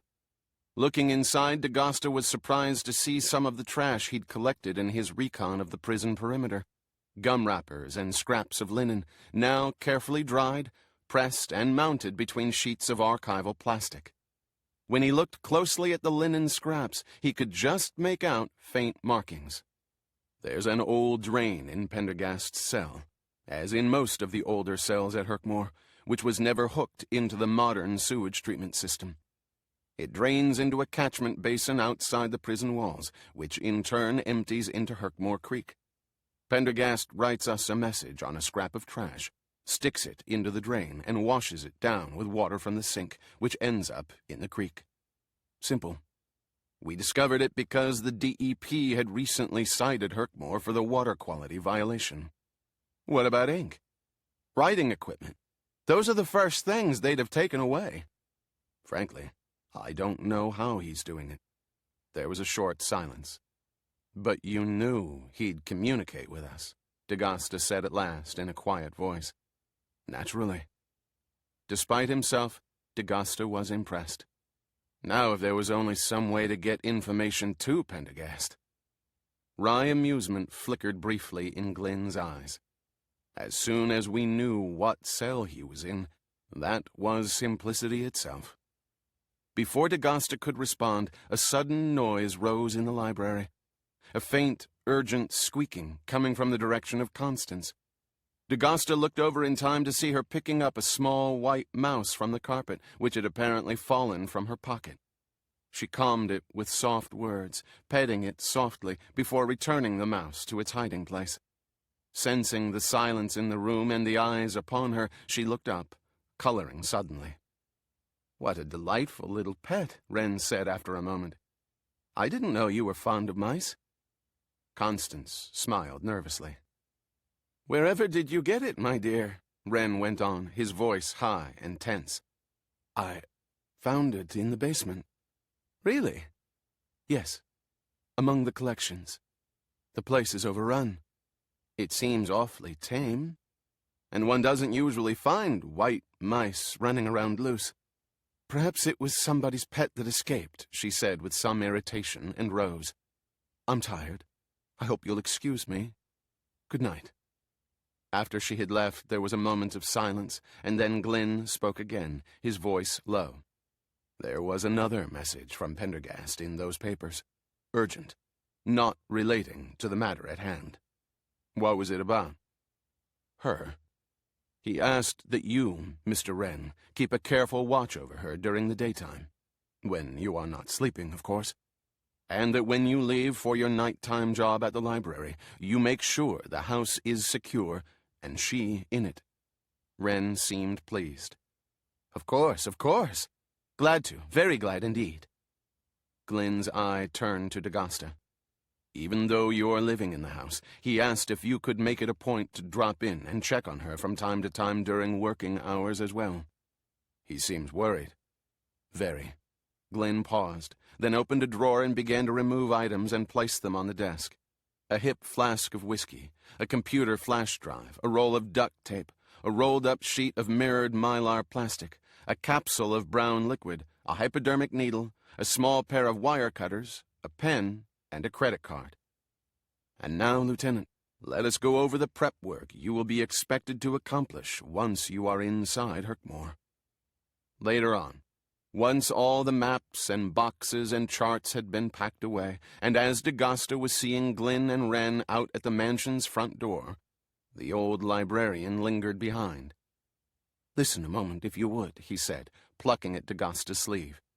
Sure, D'Agosta said. Wren leaned in close, as if to impart a secret. Lieutenant, you are not familiar with the circumstances of Constance's past existence. Let me just say that they are unusual. D'Agosta hesitated, surprised by the look of agitation in the strange man's eyes. Okay, he said. I know Constance well. I was the person who found her in this house where she'd been hiding. She has always been scrupulously honest, sometimes painfully so. But tonight, for the first time, she lied. The White Mouse? Wren nodded. I have no idea what it means, except that I'm convinced she's in some kind of trouble.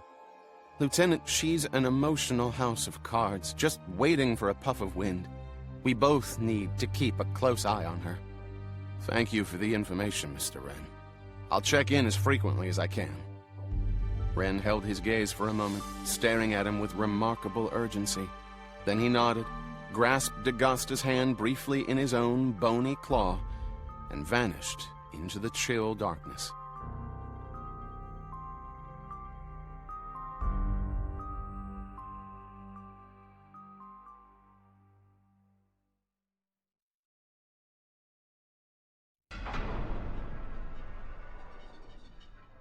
Chapter 20.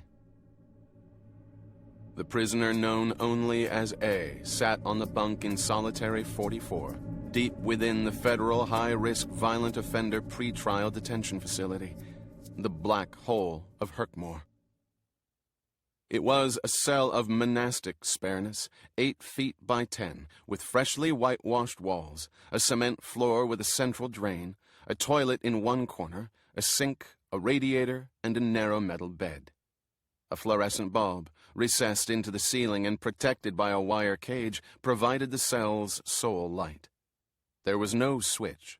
The bulb went on at 6 a.m. and went off at 10 p.m. High up on the far wall was the room's only window, deep and barred, 2 inches wide and 15 inches high. The prisoner, dressed in a neatly pressed gray jumpsuit, had been sitting on the mattress for many hours in utter stillness.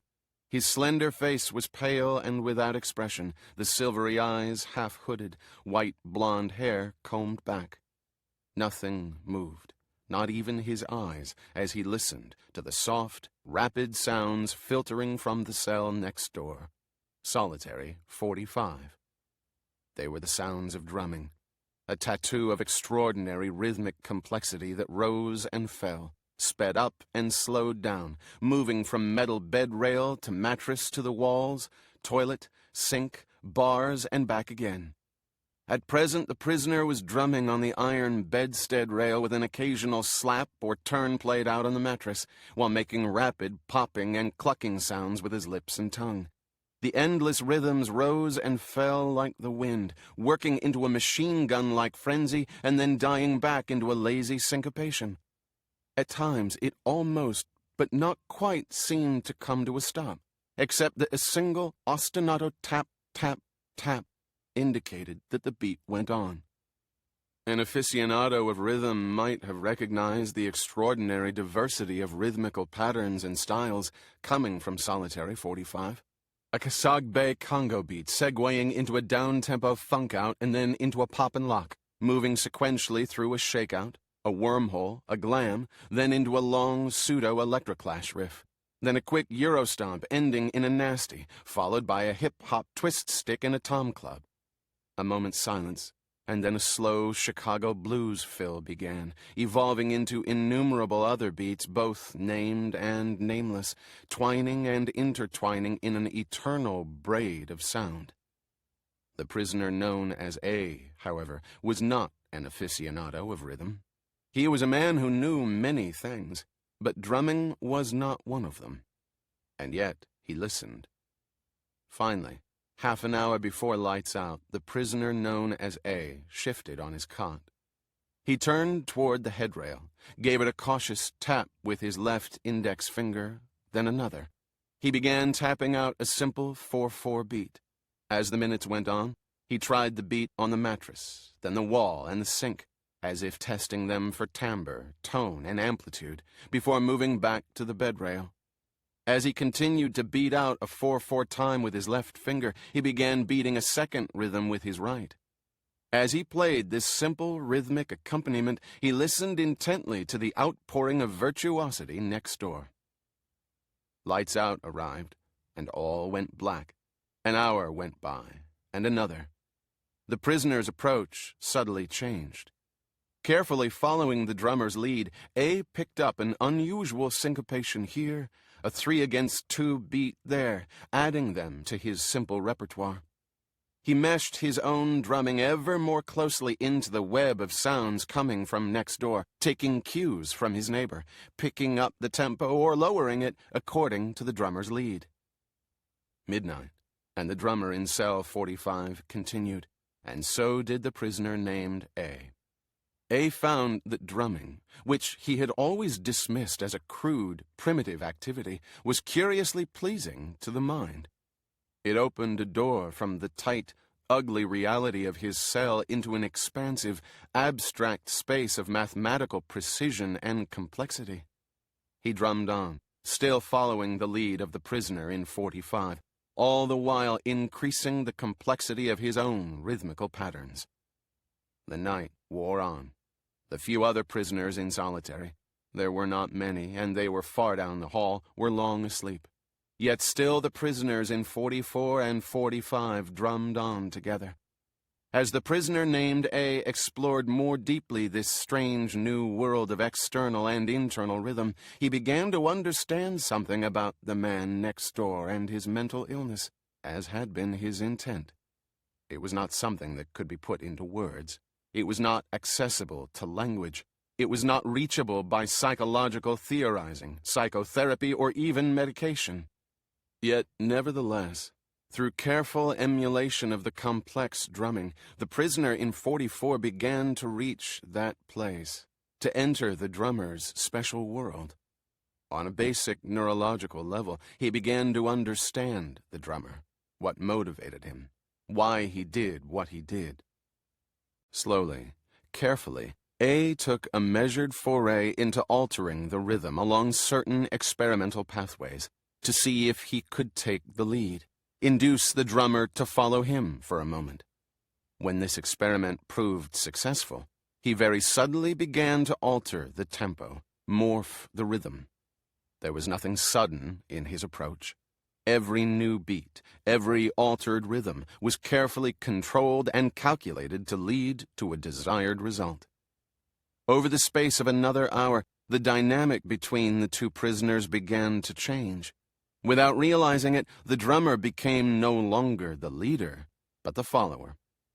Prisoner A continued to alter his own drumming, slowing it down and speeding it up by infinite degrees until he was certain he was now setting the rhythm, that the drummer in the cell next door was unconsciously following his tempo and lead. With infinite care, he then began to slow his own drumming, not in a steady way, but through speed-ups and slowdowns, through riffs and changeovers he had picked up from his neighbor, each time ending at a slightly slower tempo, until he was beating out a down-tempo as slow and sleepy as molasses. And then he stopped. The man in solitary 45, after a few tentative, lost beats, halted as well. There was a long silence, and then a breathy, hoarse voice came from cell 45. Who are you? I am Aloysius Pendergast, came the reply, and I am pleased to make your acquaintance. An hour later, blessed silence reigned. Pendergast lay on his bunk, eyes closed but still awake. At a certain moment he opened his eyes and scrutinized the faintly glowing dial of his watch, the one item prisoners were allowed by law to keep. 2 minutes to 4 in the morning. He waited, now with his eyes open, and at exactly 4 o'clock a brilliant pinpoint of green light appeared on the far wall, dancing and jittering before gradually settling down. He recognized it as the output of a 532-nanometer green DPSS laser. Nothing more than the beam from an expensive laser pen aimed through his window from some concealed spot far beyond the prison walls. When the light had stopped trembling, it began blinking, repeating a short introduction in a simple monophonic cipher, compressed to keep transmission short. The introduction was repeated 4 times to make sure Pendergast recognized the code. Then, after a pause, the actual message began. Transmission received. Still analyzing optimal routes for egress. Change of venue may be required on your end. Will advise ASAP. Questions follow. Communicate via prior procedure. Describe yard privileges and schedule. Obtain material samples of guard uniform, slacks, and shirt. The requests and questions went on, some strange, some straightforward. Pendergast made no move to take notes, committing everything to memory. At the last question, however, he started slightly. Are you willing to kill? With that, the laser light vanished. Pendergast rose to a sitting position. Feeling under the mattress, he extracted a hard, frayed piece of canvas and a slice of lemon from a recent meal. Removing one shoe, he carried it to the sink, ran the water, placed a few drops into the soap depression, and dipped the shoe into it. Next, he squeezed the juice of the lemon slice into the water. With the piece of canvas, he proceeded to strip the shoe of some of its polish. Soon, a small amount of dark liquid stood in the enamel depression. He paused a moment in the gloom to make sure his movements were undetected. Then he unmade the corner of his bed, tore a long strip of sheet from beneath the tuck, laid it out on the rim of the sink. He removed one shoelace, dipped its previously sharpened and split metal edge into the liquid, and began to write in a fanatically small, neat hand, leaving a pale script on the strip of cotton. By 4:45, he had finished answering the questions. He laid the sheet on the radiator until it was baking hot, which darkened and fixed the writing. Then he began to roll it up. But as he did so, he paused, and then added one more small line at the bottom. Continue to keep a close eye on Constance, and be of good cheer, my dear Vincent. He baked on this last part of the message, rolled it tight, and inserted it into the drain in his cell. Then he filled his slop bucket at the sink and poured it down the drain, repeating the process a dozen times. 1 hour to wake up. He lay down on the bed, folded his hands across his chest, and went instantly to sleep. Chapter 21. Mary Johnson swung open the oversized door to the Egyptian gallery and stepped inside, feeling around on the cold marble wall for the light switches.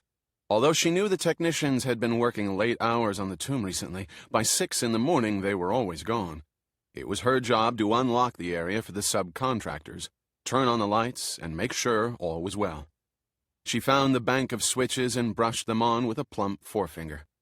Rows of old glass and bronze light fixtures blazed, casting a mellow incandescent glow over the partly refurbished hall.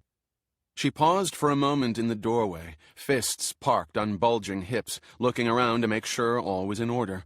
Then she began moving down the hall, her giant butt swaying as she hummed old disco tunes to herself, twirling a ring of keys in her hand. The jangling keys, clicking heels, and off-key voice echoed through the large chamber, creating a reassuring cocoon of noise that had seen her through 30 years of nighttime employment at the New York Museum of Natural History. She reached the annex, smacked on the bank of lights there, then crossed the echoing space and swiped her card in the new security doors leading to the tomb of Senef.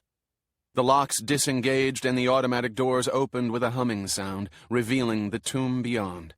She stopped, frowning. Normally the tomb should be in blackness, but despite the hour, it was brilliantly lit. Damn techies left the lights on. She stood in the doorway, pausing. Then she tossed her head and sniffed disdainfully at her own uncertainty. Some of the guards who'd had family working here in the 30s had begun whispering about the tomb being cursed, how it had been boarded up for good reason, how it was a big mistake reopening it. But since when was an Egyptian tomb not cursed? And Mary Johnson prided herself on her brisk, matter-of-fact approach to her job. Just tell me what to do and I'll do it. No bullshit, no whining, no excuses. Curse hell.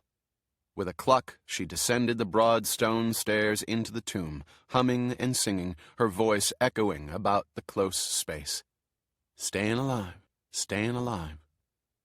She walked across the well, her immense weight swinging the bridge, and passed into the chamber beyond. Here the computer geeks had set up tables of equipment, and Johnson was careful not to trip on the cables snaking across the floor. She glanced disapprovingly at the greasy pizza boxes carelessly stacked on one table, at the Coke cans and candy bar wrappers lying about. Maintenance wouldn't be through until 7. Well, it wasn't her problem. In her 3 decades at the museum, Mary Johnson had seen it all. She'd seen them come and go. She'd been through the museum murders and the subway murders, the disappearance of Dr. Frock, the killing of old Mr. Puck, and the attempted murder of Margot Green. It was the biggest museum in the world, and it had proved to be a challenging place to work in more ways than one. Still, the benefits were excellent, and the leave was decent, not to mention the prestige. She moved on, passing into the Hall of the Chariots, stopping for a cursory visual check, and then stuck her head into the burial chamber. All seemed in order. She was on the verge of turning back when she caught the whiff of something sour. Her nose wrinkled instinctively as she searched for its source. There, on one of the nearby pillars, was a splatter of something wet and chunky. She raised her radio. "AM Johnson, Collins Central. Do you read?" "This is Central. 10-4, Mary. We need a cleanup crew down here in the tomb of Senef. Burial chamber." "What's the problem?" "Vomit." "Christ. Not the night guards again." "Who knows? Maybe the techies having themselves a big old time. We'll get maintenance on it." Johnson snapped the radio off and did a brisk turn around the perimeter of the burial chamber. In her experience, piles of vomit seldom dropped alone. Better to find out the rest of the bad news right away. Despite her size, she was a very fast walker, and she had completed more than half the circuit when her left shoe skidded on the slick floor, and her momentum carried her sideways and down, landing her hard on the polished stone. Crap! She sat there, shaken but unhurt. She'd slipped in a puddle of something dark and coppery smelling, and she'd broken the fall with both hands. When she held her hands up, she immediately recognized the substance as blood. Lord Almighty. She rose with care, looked around automatically for something to wipe her hands on, found nothing, and decided to go ahead and wipe them on her pants, since they were already ruined. She unhooked her radio. "Johnson, Collins Central. Do you read?" "Roger that. Got a pool of blood here, too." "What's that you say?" "Blood? How much?" "Enough." A silence.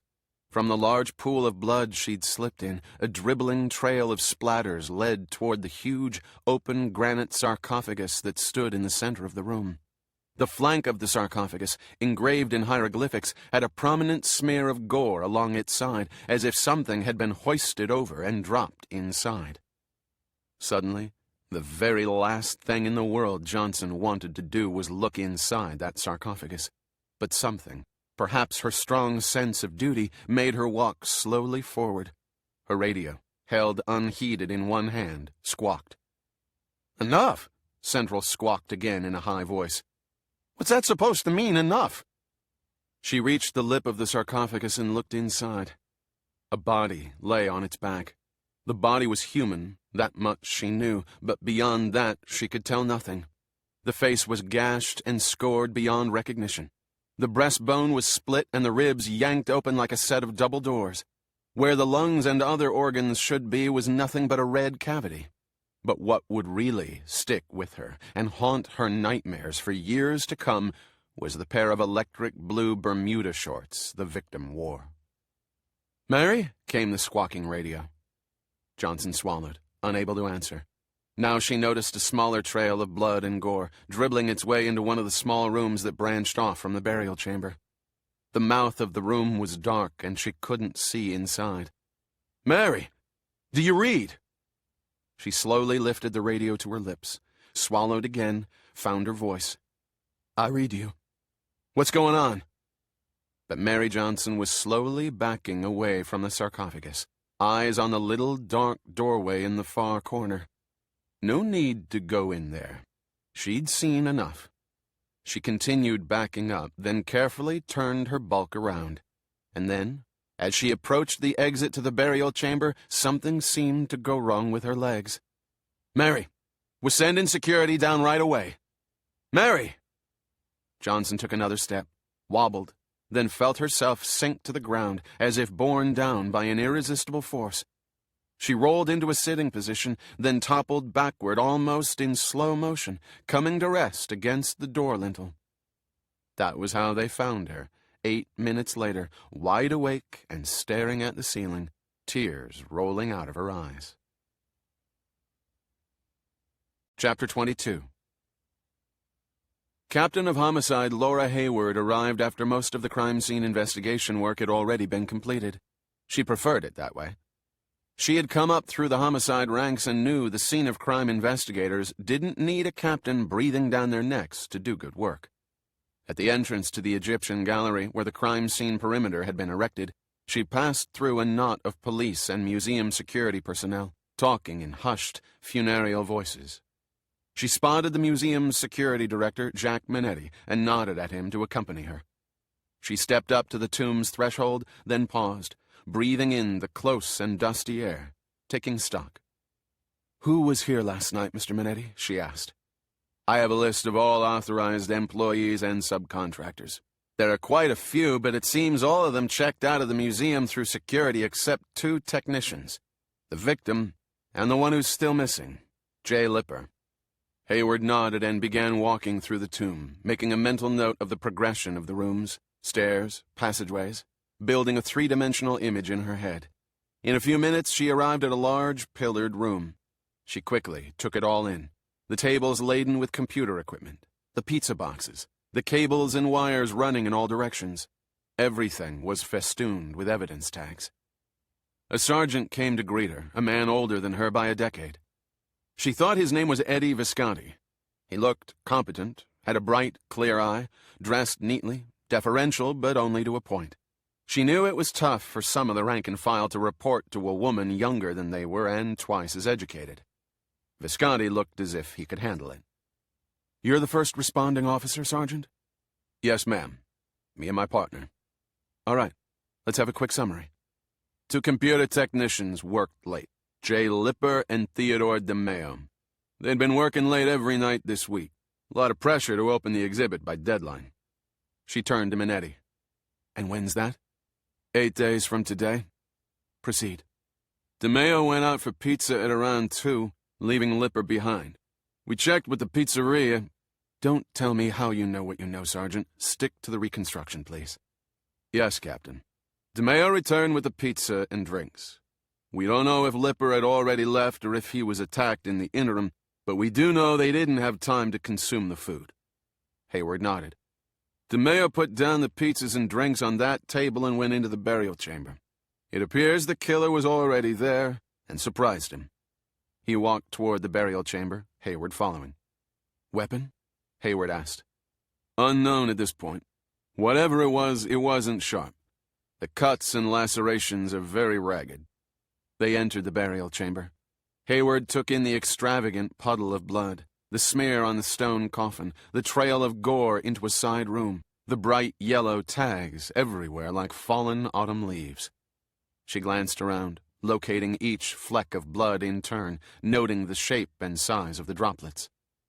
"A splatter analysis indicates the killer came at the victim from the left side with weapon raised, and brought it down in a way that partially cut through the victim's neck and severed the jugular vein. The victim fell, but the perp continued to slash and cut, far more than necessary to kill. There were more than 100 cuts to the victim's neck, head, shoulders, abdomen, legs, and buttocks. Any sign of a sexual motive? No semen or other bodily fluids. Sex organs untouched, anal swab clean. Keep going. It appears the perp half chopped, half punched through the victim's breastbone with the weapon. Then he pulled out some of the internal organs and carried them into the canopic room and dumped them into a couple of very large jars." "Did you say pulled out?" "The viscera were torn away, not cut." Hayward walked over to the small side chamber and looked in. A technician was on his hands and knees, photographing spots on the floor with a macro lens. A row of wet evidence boxes stood against one wall, waiting to be carried away. She looked around, trying to visualize the attack. She already knew that they were dealing with a disorganized killer, a disturbed individual, most likely a sociopath. After cutting out the organs, Sergeant Visconti continued, the perp returned to the body, dragged it to the sarcophagus, and heaved it inside. Then he left by the main tomb door. He must have been covered with blood. Yes. And in fact, using a bloodhound, we've followed the trail as far as the 5th floor. Hayward looked up sharply. This was a detail she hadn't heard before. Not out of the museum? No. Are you sure? We can't be sure, but we found something else on the 5th floor. A shoe belonging to the missing technician, Lipper. Is that so? You think the killer's holding him hostage? Visconti grimaced. Possible. Carrying his dead body? Lipper was a small guy, 5'7", about 135. That's also possible. Hayward hesitated, wondering briefly what ordeal Lipper was going through now, or perhaps had already gone through. Then she turned toward Minetti. I want this museum sealed, she said. The security director was sweating. It's 10 minutes to opening. We're talking 2 million square feet of exhibition space, 2,000 staff. You can't be serious.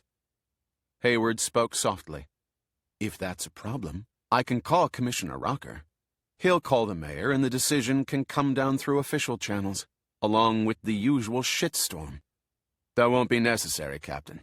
I'll order the museum sealed. Temporarily. She looked around.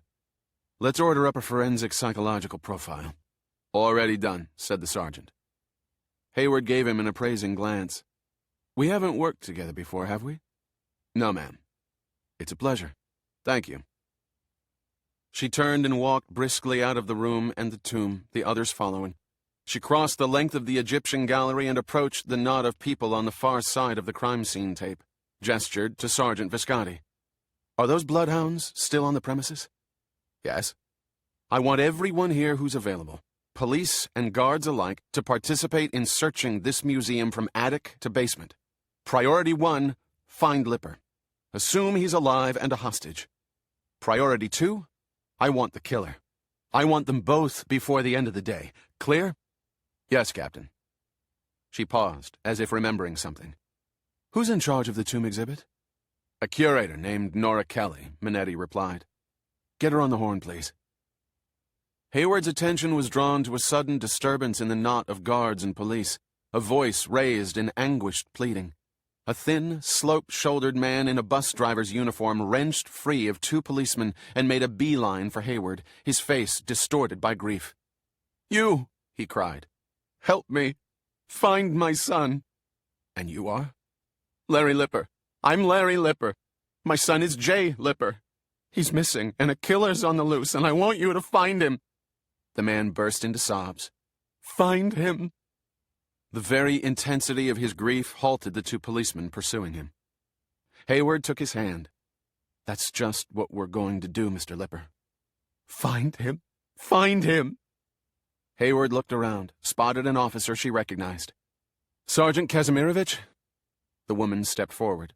Hayward gestured with her chin at Lipper's father and mouthed, "Help me out here." The officer stepped over and, putting her arm around Larry Lipper, eased him away from Hayward. "You come with me, sir, and we'll find someplace quiet to sit down and wait." And Sergeant Kazimirovich led him, crying loudly but unresisting, back through the crowd. Minetti was at her side again, radio in hand. "I've got Kelly."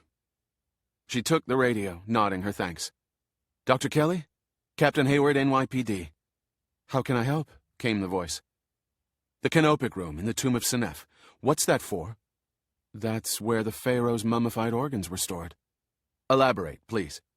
"Part of the mummification process is the removal of the pharaoh's internal organs for separate mummification and storage in canopic jars."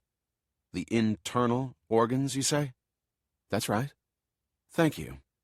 Hayward slowly passed the radio back to Minetti, a thoughtful look on her face. Chapter 23. Wilson Bulk peered down the corridor that ran beneath the roofline of Building 12. Dirty brown light struggled to penetrate the wire mesh glass skylights, which were coated with at least a century of New York City's soot. Air ducts and pipes ran in thick bundles on either side, where the roof lines almost touched the floor. Both sides of the long, low space were crammed with old collections. Jars of animals floating in preservative, untidy stacks of yellowing journals, plaster models of animals, leaving a narrow passage down the center. It was a crazy, crooked space, with roof lines, pitches, and floor levels that changed half a dozen times just within eyesight. It was like a fun house at the fair, only there was nothing fun about it. "My legs are killing me," Bulk said. "Let's take 5. He eased himself down on an old wooden crate, the excess adipose tissue in his thighs stretching the material with an audible creak. His partner, Morris, sat down lightly beside him. "This is bullshit," said Bulk. "Day's almost over, and we're still at it. There's nobody up here." Morris, who never saw the point in disagreeing with anybody, nodded. "Let me have another shot of that Jim Beam." Morris slipped the hip flask from his pocket and passed it over. Bulk took a slug, wiped his mouth with the back of his hand, passed it back. Morris took a delicate sip himself and slid it back in. "We shouldn't be working at all today," said Bulk. "This is supposed to be our day off. We're entitled to a little refreshment." "That's the way I look at it, too," said Morris. "You were smart to bring that along. Never go anywhere without it." Bulk glanced at his watch. 4:40.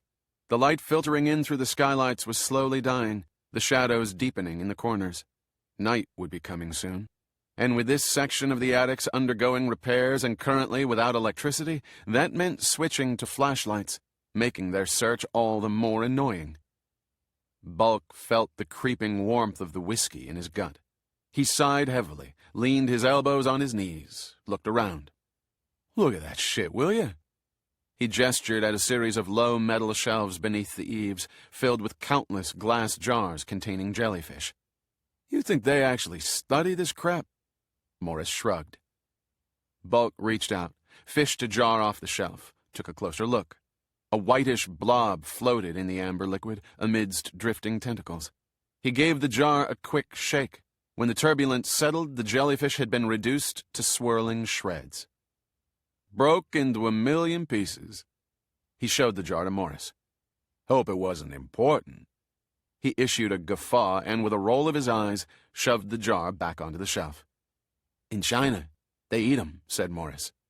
He was a third-generation museum guard and considered he knew a great deal more about the museum than the other guards. "Eat what? Jellyfish?" Morris nodded sagely. "Friggin' Chinese will eat anything."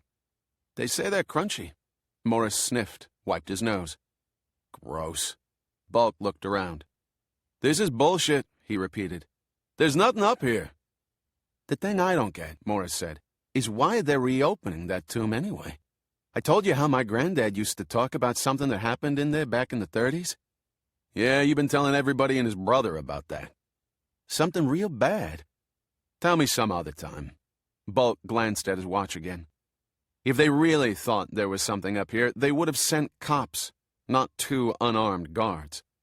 You don't think the killer dragged the body up here? Morris asked. No way. Why the hell would he do that? But the dogs. How could those bloodhounds smell anything up here? The place reeks.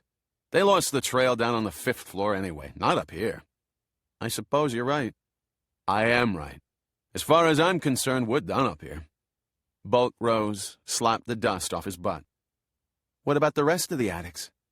We did 'em all. Don't you remember? Bulk winked. Right. Oh, right. Yeah. There's no exit up ahead, but there's a stairwell back a ways. We'll go down there. Bulk turned, began shuffling in the direction from which they'd come. The attic corridor wandered up and down, so tight in places that he had to turn sideways to get through. The museum consisted of dozens of separate buildings joined together, and where they met, the floor levels sometimes differed so greatly they had to be linked by metal staircases. They passed through a space filled with leering wooden idols, labeled Nootka graveposts, another space filled with plaster casts of arms and legs, and yet another filled with casts of faces. Bulk paused to catch his breath. A twilight gloom had descended. The face casts hung everywhere on the walls, white faces with their eyes closed, each one with a name attached. They all seemed to be Indians. Antelope Killer, Little Fingernail, 2 Clouds, Frost on Grass. Think all these are death masks? Asked Morris. Death masks? What do you mean death masks? You know, when you're dead, they take a cast of your face. I wouldn't know. Say, how about another shot of Mr. Beam?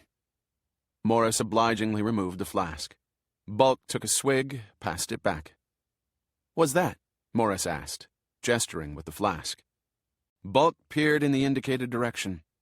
A wallet lay tossed in the corner, spread open, credit cards spilling out. He went over, picked it up. Shit, there must be $200 in here. What do we do? Check out who it belongs to. What does that matter? Probably one of the curators. Bulk searched through, pulled out the driver's license. J. Mark Lipper, he read, then looked at Morris. Oh shit, that's the missing guy. Feeling a strange stickiness, he looked down at his hand. It was smeared with blood. Bulk dropped the wallet with a jerk, then kicked it back into the corner with his foot. He felt abruptly nauseous. Man, he said in a high, strained voice. Oh, man! You think the killer dropped it? Morris asked. Bulk felt his heart thumping in his chest. He looked around at all the shadowy spaces, the shelves covered with the leering faces of the dead. We gotta call Minetti, said Morris. Give me a moment. Just give me a moment here. Bulk tried to think through a fog of surprise and rising fear. Why didn't we see this on the way in? Maybe it wasn't there. So the killer's up ahead. Morris hesitated. I hadn't thought of that. Bulk felt blood pounding in his temples. If he's in front of us, we're trapped.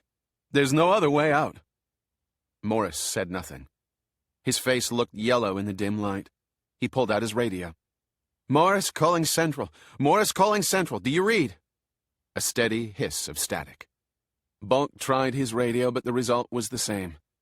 Jesus, this friggin' museum is full of dead spots. You'd think with all the money they've spent on security, they'd put in a few more repeaters. Let's start moving. Maybe we'll get reception in another room. And Morris started forward. Not that way, Bulk said. He's ahead of us, remember? We don't know that. Maybe we missed the wallet on the way in. Bulk looked down at his bloody hand, the nausea growing in his gut. We can't just stay here, Morris said. Bulk nodded. All right, but move slowly. It was now twilight in the attics, and Bulk slipped his flashlight out of its holster and flicked it on. They moved through the doorway to the next attic, Bulk flashing the light around. This space was crammed with elongated heads carved from black volcanic stone, packed so tightly that the two could just squeeze down the center. Try your radio, Bulk said in a low voice. Again, Nothing. The attic corridor took a 90-degree angle into a tight warren of cubicle-like rooms. Rusted metal shelves stacked with cardboard cartons, each carton overflowing with tiny glass boxes. Bulk shone his light over them. Each contained a huge black beetle. As they reached the end of the third cubicle, a crash came from the darkness ahead of them, dying away in a rattle of falling glass. Bulk jumped. "Crap! What was that?" "I don't know," said Morris. His voice was trembling and strained. "He's ahead of us." As they waited, another crash came. "Jesus! Sounds like someone's trashing the place." More shattering glass, followed by a bestial, inarticulate scream. Bulk backed up, groping for his own radio. "Bulk calling Central. Do you read?" "This is Central Security 10-4. Crash. Another gargled scream. "Jesus, we got a maniac up here. We're trapped." "Your location, Bulk," came the calm voice. "The attics. Building 12. Section 5, maybe 6. Someone's up here tearing up the place. We found the missing victim's wallet, too. Lippers. What do we do?" A hiss of static. The reply breaking up. "I can't read you." "Retreat. Do not engage. Back." "Retreat where? We're trapped, didn't you hear me?" "Do not approach." Another deafening crash, closer this time. The stench of alcohol and dead specimens wafted back through the darkness. Bulk backed up, screaming into the radio. "Send up the cops! Get a SWAT team up here! We're trapped!" More static. "Morris, try yours." When Morris didn't answer, Bulk turned. The radio lay on the floor, and Morris was running like hell down the crooked passageway, away from the noise, disappearing into the gloom. "Morris, wait!" Bulk tried to ship the radio, dropped it instead, and heaved along after Morris, putting one huge, slow thigh after another, desperately trying to overcome the inertia of his enormous body. He could hear the tearing, smashing, screaming thing coming up behind him fast. "Wait! Morris!" A shelf covered with specimen jars went over with a massive crash behind him, and there was the sudden, ripping stench of alcohol and rotting fish. "No!" Bulk lumbered forward as awkwardly as a walrus, groaning with both fear and effort, his fleshy arms and chest jiggling with each footfall. Another scream, feral and chillingly inhuman, tore the darkness just behind him. He turned but could see nothing in the darkness except the flash of metal, the dim blur of movement. "No!" He tripped and fell, the flashlight hitting the floor and rolling away, the beam wobbling crazily off the rows of jars before spotlighting a gape-mouthed fish floating upside down in a jar. He struggled, clawing the floor, trying to rise, but the screaming thing fell upon him as swiftly as a bat. He rolled, swatting feebly at it, hearing the tearing of cloth, and then feeling the sudden, biting sting of his flesh being slashed. "No!" Chapter 24. Nora sat at a small, baize-covered table in an open vault of the secure area, waiting. She was surprised at how easy it had been to gain access. Menzies had been instrumental in helping her with the paperwork. The fact was that very few curators, even the top ones, were allowed access without jumping through all sorts of bureaucratic hoops. The secure area wasn't just used for storing the most valuable and controversial collections. It was also where some of the museum's most sensitive papers were kept. It was a mark of how important the tomb of Senef was to the museum that she had gotten access so quickly, and after 5 o'clock at that, even while the museum was in a state of high alert. The archivist appeared from the gloomy file room carrying a yellowing folder, placed it in front of her. "Got it." "Great. Sign here." "I'm expecting my colleague, Dr. Wycherley," she said, signing the form and handing it back to the archivist.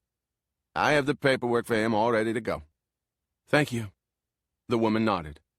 "I'll lock you in now." The archivist shut the vault door, leaving Nora in silence.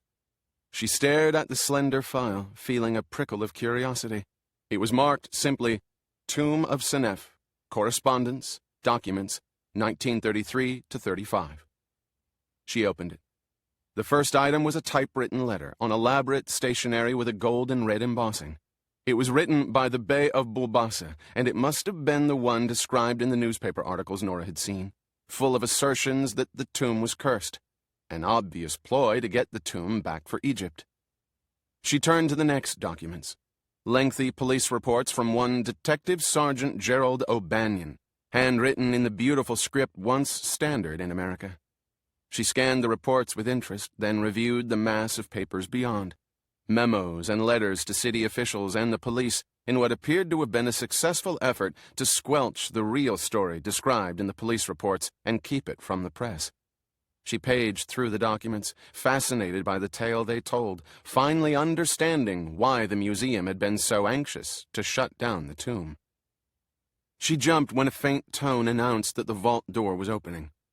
Turning, she saw the sleek, dapper form of Adrian Wycherley, leaning against the metal jamb, smiling. "Hello, Nora." "Hi." He straightened up, giving his suit a little tug, adjusting his already perfect Windsor knot. "What's a nice girl like you doing in a dusty old place like this?" "Have you signed in?"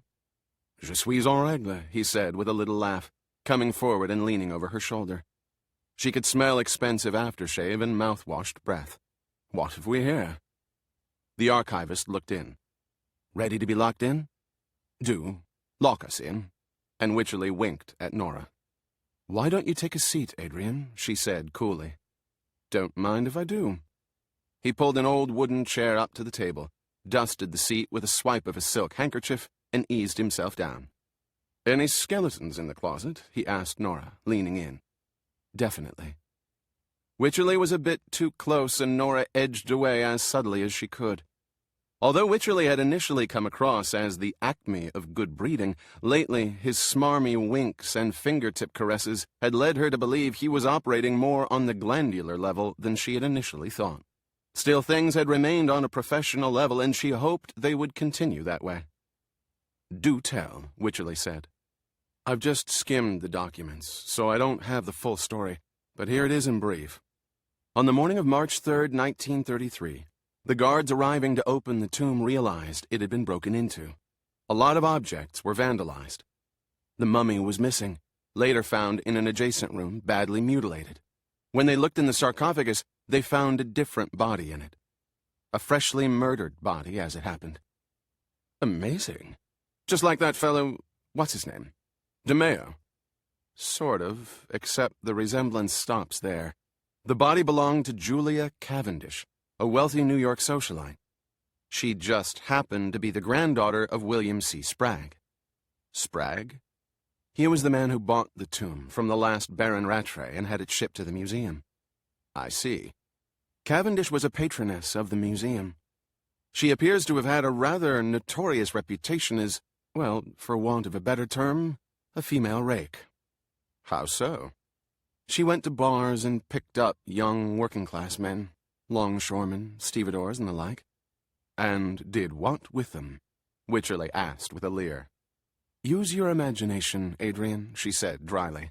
Anyway, her body had been mutilated, but the papers don't offer details. Strong stuff for the 30s, I should say. Yes, the family and the museum were desperate to cover it up, for different reasons, of course, and it seems they managed quite nicely. I imagine the press was a bit more cooperative in those days. Not the muckraking chaps we have today. Nora wondered if Wycherley knew her husband was a reporter. Anyway, the investigation into Cavendish's murder was still ongoing when it happened again. This time the mutilated body belonged to Montgomery Bolt, apparently a collateral descendant of John Jacob Astor, a remittance man and a sort of black sheep in the family. The tomb was now being guarded at night, but the murderer sapped the guard before dumping Bolt's body in the sarcophagus. A note was found on the body. There's a copy of it in this file. She pulled out a yellowed sheet. On it was an eye of Horus and several other hieroglyphs. Wycherley looked at it in bemusement. The curse of Amut strikes all who enter, he intoned. Whoever wrote this was ignorant. The chap barely knew his hieroglyphs. They aren't even drawn properly. A crude fake. Yes, they realized that right away. She turned over some more papers. Here's the police report on that crime. The plot thickens. Wycherley winked, edged his seat closer. The police took notice of the link to John Jacob Astor. He'd helped finance the installation of the tomb of Senef. The police began to wonder if someone wasn't taking revenge on those responsible for bringing the tomb to the museum. Naturally, their suspicions fell on the Bey of Bulbasa, the fellow who claimed the tomb was cursed. Right. He'd gotten the newspapers all stirred up against the museum. Turns out he wasn't even a real Bey, whatever that is. There's a report here on his background. Wycherley picked it up, sniffed. Former carpet merchant. Made a lot of money. Again, the museum, along with the Astor family, was able to successfully quash any publicity. Except it was impossible to stop the rumors circulating inside the museum itself. In time, the authorities established that the Bey of Bulbasa had returned to Egypt just before the killings, but they suspected he had hired operatives in New York.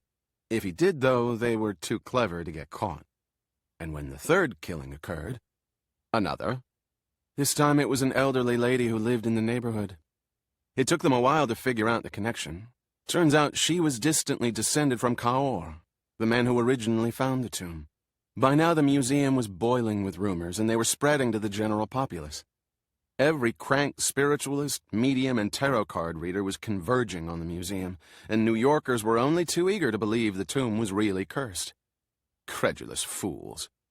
Perhaps. In any case, it just about emptied the museum. The police investigation wasn't going anywhere, and so the museum decided to take preemptive action. Using the pretext of the construction of the 81st Street Station pedestrian tunnel, they closed the tomb and sealed it up. The killings stopped, the rumors gradually died down, and the tomb of Senef was mostly forgotten. And the murder cases? Never solved. Although they were convinced the Bey was behind them, they couldn't get proof.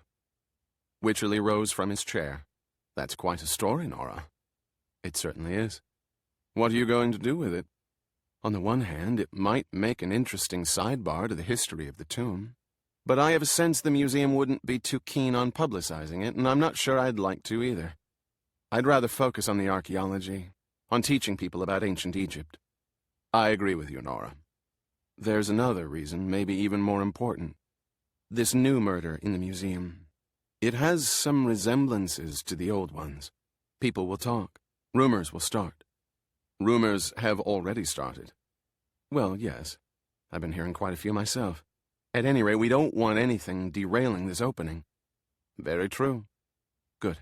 I'll write Menzies a report with our recommendation that none of this is relevant and that it shouldn't be publicized. She closed the folder.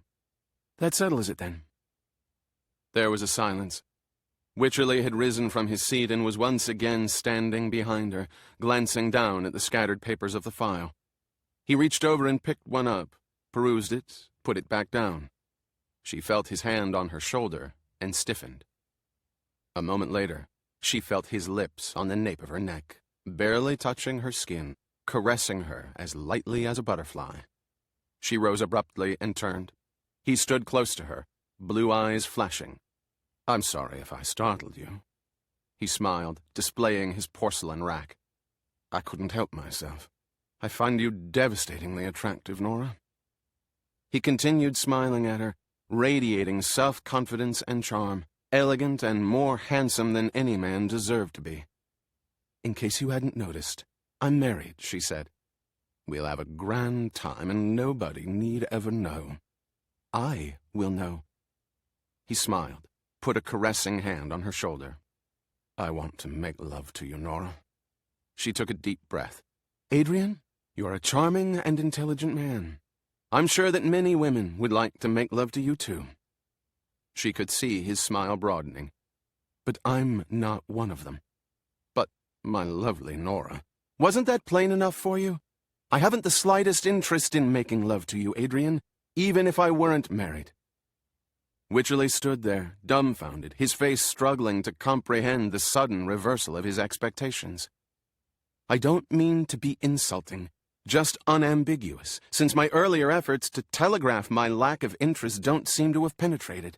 Please don't make me be any more hurtful than necessary. She saw the blood drain from his face. His easy self-possession vanished for a moment, exposing what Nora had begun to suspect. A spoiled child, blessed with good looks and brilliance, who had developed the firm belief that whatever he wanted, he should get. He began to stammer something that might have been intended as an apology, and Nora let her voice soften. "Look, Adrian, let's just forget it, okay? This never happened. We'll never mention it again." "Quite right. Yes. Very decent of you. Thank you, Nora." His face was now flaming with embarrassment, and he looked crushed. She couldn't help but feel sorry for him. She wondered if she was perhaps the first woman ever to turn him down. "I've got a report to write for Menzies," she said as gently and lightly as possible, "and I believe you need a bit of fresh air. Why not take a brisk turn around the museum?" "Yes, good suggestion, thank you." "I'll see you in a bit." "Yes." And moving as stiffly as a machine, Wycherley went to the intercom and pressed the button to be released.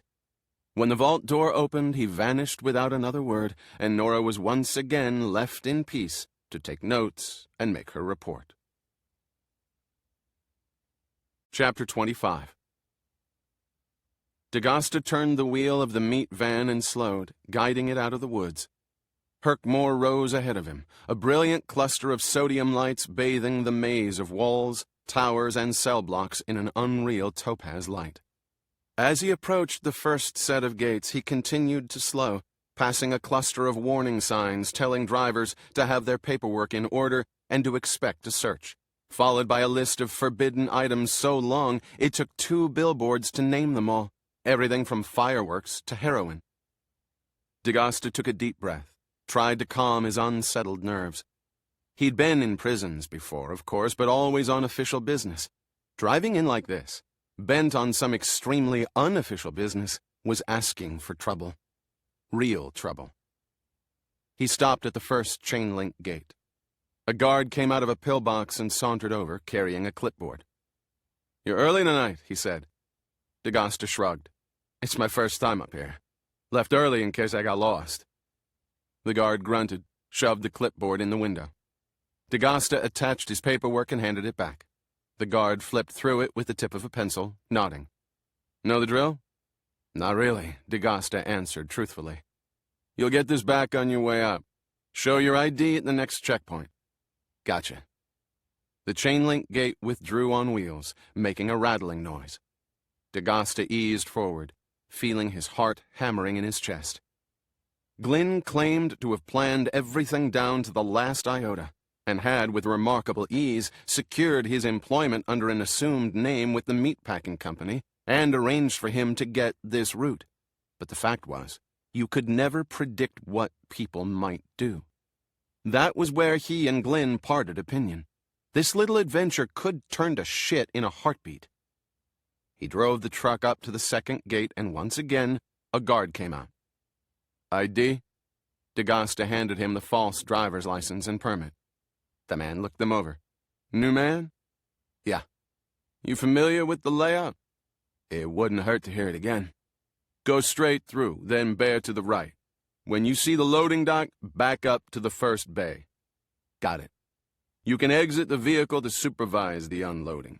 You may not handle any of the merchandise or assist prison personnel. Stay with the vehicle at all times. As soon as you're unloaded, you leave. Understood?" "Sure." The guard spoke briefly into a radio, and the final chain-link gate rolled up. As D'Agosta eased the van through and made the right turn, he slipped his hand into his jacket pocket and removed a pint of Rebel Yell bourbon. He unscrewed the cap and took a slug, swishing it carefully around in his mouth before swallowing. He could feel the fiery bolus burn down his gullet into his stomach. He shook a few drops on his coat for good measure and slipped the bottle back into his jacket pocket. In a moment, he had backed up to the loading dock. 2 men in coveralls were already waiting, and as soon as he unlocked the back, they began offloading the boxes and sides of frozen meat. D'Agosta watched, hands in his pockets, whistling tunelessly. He glanced surreptitiously at his watch, then turned to a worker. "Say, you got a restroom around here?" "Sorry, not allowed." "But I gotta go." "It's against the rules." The worker hefted 2 boxes of meats to his shoulders and disappeared into the back. D'Agosta buttonholed the next man. "Look, I've really got to go." "You heard him. It's against the rules." Man, please don't tell me that. The man put down his box and stared at DeGosta with a long, tired look. When you get out of here, you can piss in the woods. Okay? He lifted the box. It ain't pissing I gotta do. That's not my problem. He hoisted up the box and carried it off. As the first man approached again, DeGosta stepped in front of him, blocking his access and breathing heavily into the man's face. This is no joke. I need to pinch one off, and I mean now. The man wrinkled up his nose and stepped back.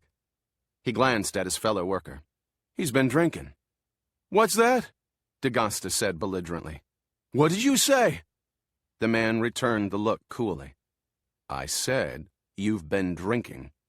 Bullshit. I can smell it. He turned to his coworker. Get the super. What the hell for? You gonna give me a breathalyzer? The other worker disappeared, and a moment later he came back with a tall, grim-looking man, incongruously dressed in a black blazer, with a belly that hung over his belt like a sack of grain. What seems to be the problem? The supervisor asked. I think he's been drinking, sir, said the first worker. The man hooked up his belt and stepped toward DeGosta. That right? No, it isn't right, DeGosta said, getting in his face and breathing hard with indignation. The man backed off, unshipped his radio. Look, I'm leaving, DeGosta said, trying to make himself sound suddenly accommodating. I've got a long drive to get back to the warehouse. This place is in the middle of friggin' nowhere, and it's 6 o'clock at night. You're not going anywhere, pal. The supervisor spoke briefly into the radio, then turned to one of the workers. Take him into staff dining and have him wait there. Come this way, sir. This is bullshit. I'm not going anywhere. Come this way, sir.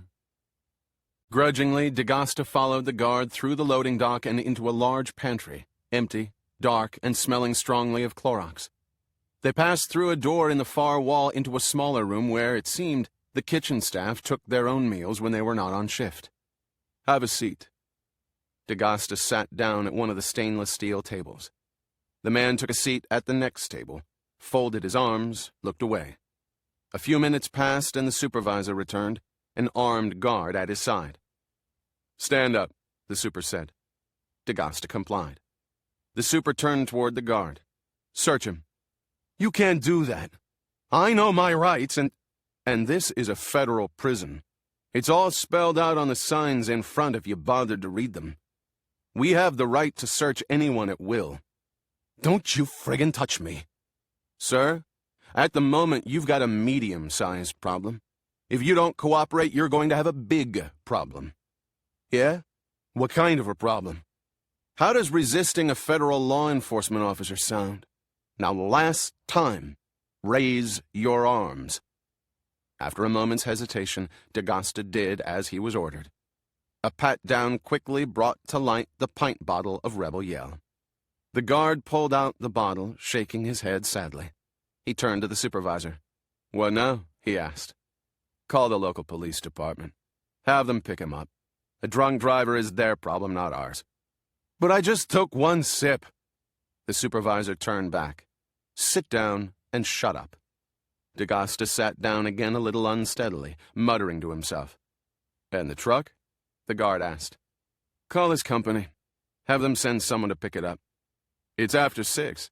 There won't be any management there, and call them in the morning then. The truck isn't going anywhere. Yes, sir. The supervisor glanced at the guard. Stay here with him until the police arrive. Yes, sir. The supervisor left. The guard sat down at the farthest table, eyeing DeGosta balefully. I gotta go to the head, said DeGosta. The guard sighed heavily, but said nothing. Well? The guard rose, scowling. I'll take you. You gonna hold my hand while I take a dump, or can I do it by myself? The scowl deepened. It's just down the hall, second door on the right. Hurry it up. DeGosta rose with a flabby sigh and walked slowly to the lunchroom door, opened it and staggered through, holding on to the doorknob for support. As soon as the door closed, he turned left and ran silently down a long, empty corridor past a series of fortified lunchrooms, barred doors all standing open. He ducked into the last one and yanked off the white driver's uniform, revealing a light tan shirt which, with the dark brown pants he was wearing, gave him an uncanny resemblance to a typical Herkmore guard. He stuffed the old shirt into a trash can at the door. Continuing down the hall, he passed a lit station. He nodded to the two officers as he walked by. Beyond the station, he slipped a specially modified pen from his pocket, pulled off the cap, and began walking down the corridor, holding it in his hand, videotaping. He walked easily, nonchalantly, like a guard on his rounds, moving the pen this way and that, giving special attention to the placement of the security cameras and other high-tech sensing devices. At last he ducked into a men's room, headed to the second-to-last stall, and closed the door. Digging into the crotch of his pants, he pulled out a small, sealed plastic bag and a small roll of duct tape. He stood on the toilet, lifted a ceiling tile, and used the duct tape to affix the bag to the upper side of the tile. Then he lowered the tile back in place. Score one to Eli Glynn. The man had insisted the pat-down would stop as soon as the bottle of booze was discovered, and he had been right. Exiting the bathroom, DeGosta continued down the hall. Moments later, he heard an alarm go off. Not a loud one, just a high-pitched beeping. He walked to the end of the empty corridor where he was confronted by a set of double doors with a magnetic security lock. Here he removed his wallet, took out a certain credit card, and swiped it through the door. A light turned green, and he heard the whir and click of the lock disengaging. Score another to Glynn. He quickly ducked through. He was now in a small exercise yard, empty at this late hour, with high cinder block walls on 3 sides and a chain-link fence on the other. He looked around, verifying that there was no security camera watching him. As Glynn had pointed out, even a prison as high-tech as Herkmore had to limit its cameras to the most vital areas. DeGosta strolled around the yard quickly, videotaping all the while. Then, returning the pen to his pocket, he stepped toward one wall, loosened his belt and unzipped his pants, and removed a rolled sheet of mylar, which had been strapped to the inside of his leg. He glanced over his shoulder, then stuffed the mylar tube into a drain pipe in the corner of the yard, hooking it in place with a bent bobby pin. This accomplished, he moved to the chain-link fence, put a hand on it, pulled at it gingerly. This was the part he really wasn't looking forward to. Pulling a small pair of wire cutters from his socks, he snipped a 3-foot vertical row of the chain links, directly behind one of the metal fence posts. He made sure the cut ends rejoined, the fence looking fully intact, and then he lobbed the wire cutters onto the nearest roof, where it would be a long time before they were found. He walked along the fence for 6 yards, taking a steadying breath, then another. Looking through the chain link, he could see the vague forms of the guard towers in the darkness beyond. He swallowed, rubbed his hands together, and then he hoisted himself up the chain link and began to climb. Halfway up, he saw a colored wire strip woven through the chain link. As he passed it, a shrill alarm went off in the yard. 6 sodium vapor lights snapped on around him. There was an immediate response from the guard towers along the perimeter. Lights swiveled around, and in a moment they located him on the fence. He continued to climb to the top, and then, steadying himself and concealing the movement with his arm, he pulled the pen from his pocket, aimed it through the link, and began videotaping the no-man's land beyond and below him, now starkly illuminated by the lights focused on him. "You are under surveillance," came a bullhorn voice from the nearest tower. "Stop immediately." From over his shoulder, DeGosta saw 6 guards burst into the yard and run like hell toward him. He replaced the pen in his pocket and glanced along the top edge of the fence. 2 wires ran through the chain link here, one white, the other red. He grasped the red one, yanked as hard as he could. Another alarm went off. "Halt!" The guards had reached the bottom of the fence and were climbing up after him. He felt first 1, then 2, then 6 hands grasping at his feet and legs. After a brief show of struggle, he let himself be dragged back down into the yard. Guns drawn, they surrounded him in a circle. "Who the hell is this?" one barked. "Who are you?" DeGosta sat up. "I'm the truck driver," he said, slurring his words. "The what?" another guard said. "I just heard about this one. He did the meat delivery, got pulled off because he was drunk." DeGosta groaned and cradled his arm. "You hurt me." "Jesus, you're right. He's drunk as a lord." "I just took one sip." "On your feet." DeGosta tried to rise, staggered. One of them caught his forearm and helped him up. There was a snicker. He thought he was going to escape. "Come on, pal." The guards escorted him back to the kitchen where his guard was standing, red-faced, along with the supervisor. The super rounded on him. "What the hell do you think you're doing?" DeGosta slurred his words. "Got lost on the way to the John. Decided to blow the joint." He gave a drunken laugh. More snickers. The supervisor was not amused. "How did you get out into the yard?" "What yard?" "Outside." "I don't know. Door was unlocked, I guess." "That's impossible." DeGosta shrugged, slumped down in the chair, and promptly nodded off. "Go check the yard for access," the supervisor snapped at one of the guards. Then he turned back to the first guard. "You stay here with him. Do you understand? Don't let him go anywhere. Let him shit his pants if necessary." "Yes, sir." "Thank Christ he didn't make it over the fence and into no man's land. Do you know what a paperwork headache that would have caused?" "Yes, sir. I'm sorry, sir." DeGosta noticed, to his great relief, that in the confusion and commotion, nobody noticed his shirt was a different color than before. Score 3 to Glynn. At that moment, 2 local cops came in, looking bewildered. "This the guy?" "Yeah." The guard prodded DeGosta with his riot stick. "Wake up, asshole." DeGosta roused himself, stood up. The policeman seemed at a loss. "So what do we do? We gotta sign something?" The supervisor wiped his brow. "What do? Lock him up for drunk driving." One of the policemen removed a notebook. "Break any laws on the premises? You filing any charges?" A short silence followed, the guards glancing at each other. "No," said the supervisor. "Just get him the hell out of here. After that, he's your headache. I don't want to see him around here ever again." He shut the notebook. "All right, we'll take him downtown, give him a breathalyzer. Come on, pal." "I'll pass. I only took one sip." "If that's the case, you don't have much to worry about now, do you?" said the cop wearily, as he led DeGosta out the door. Chapter 26. Captain of Homicide Laura Hayward arrived on the scene a minute or two after the paramedics. She could hear the shrieks of the victim ringing down through the attic rooms, and they warmed her heart. Nobody who was going to be dead any time soon could squall that lustily. She ducked through a series of low doors until she arrived at the crime scene tape.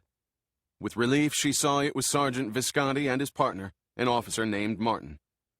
"Brief me," she said as she approached.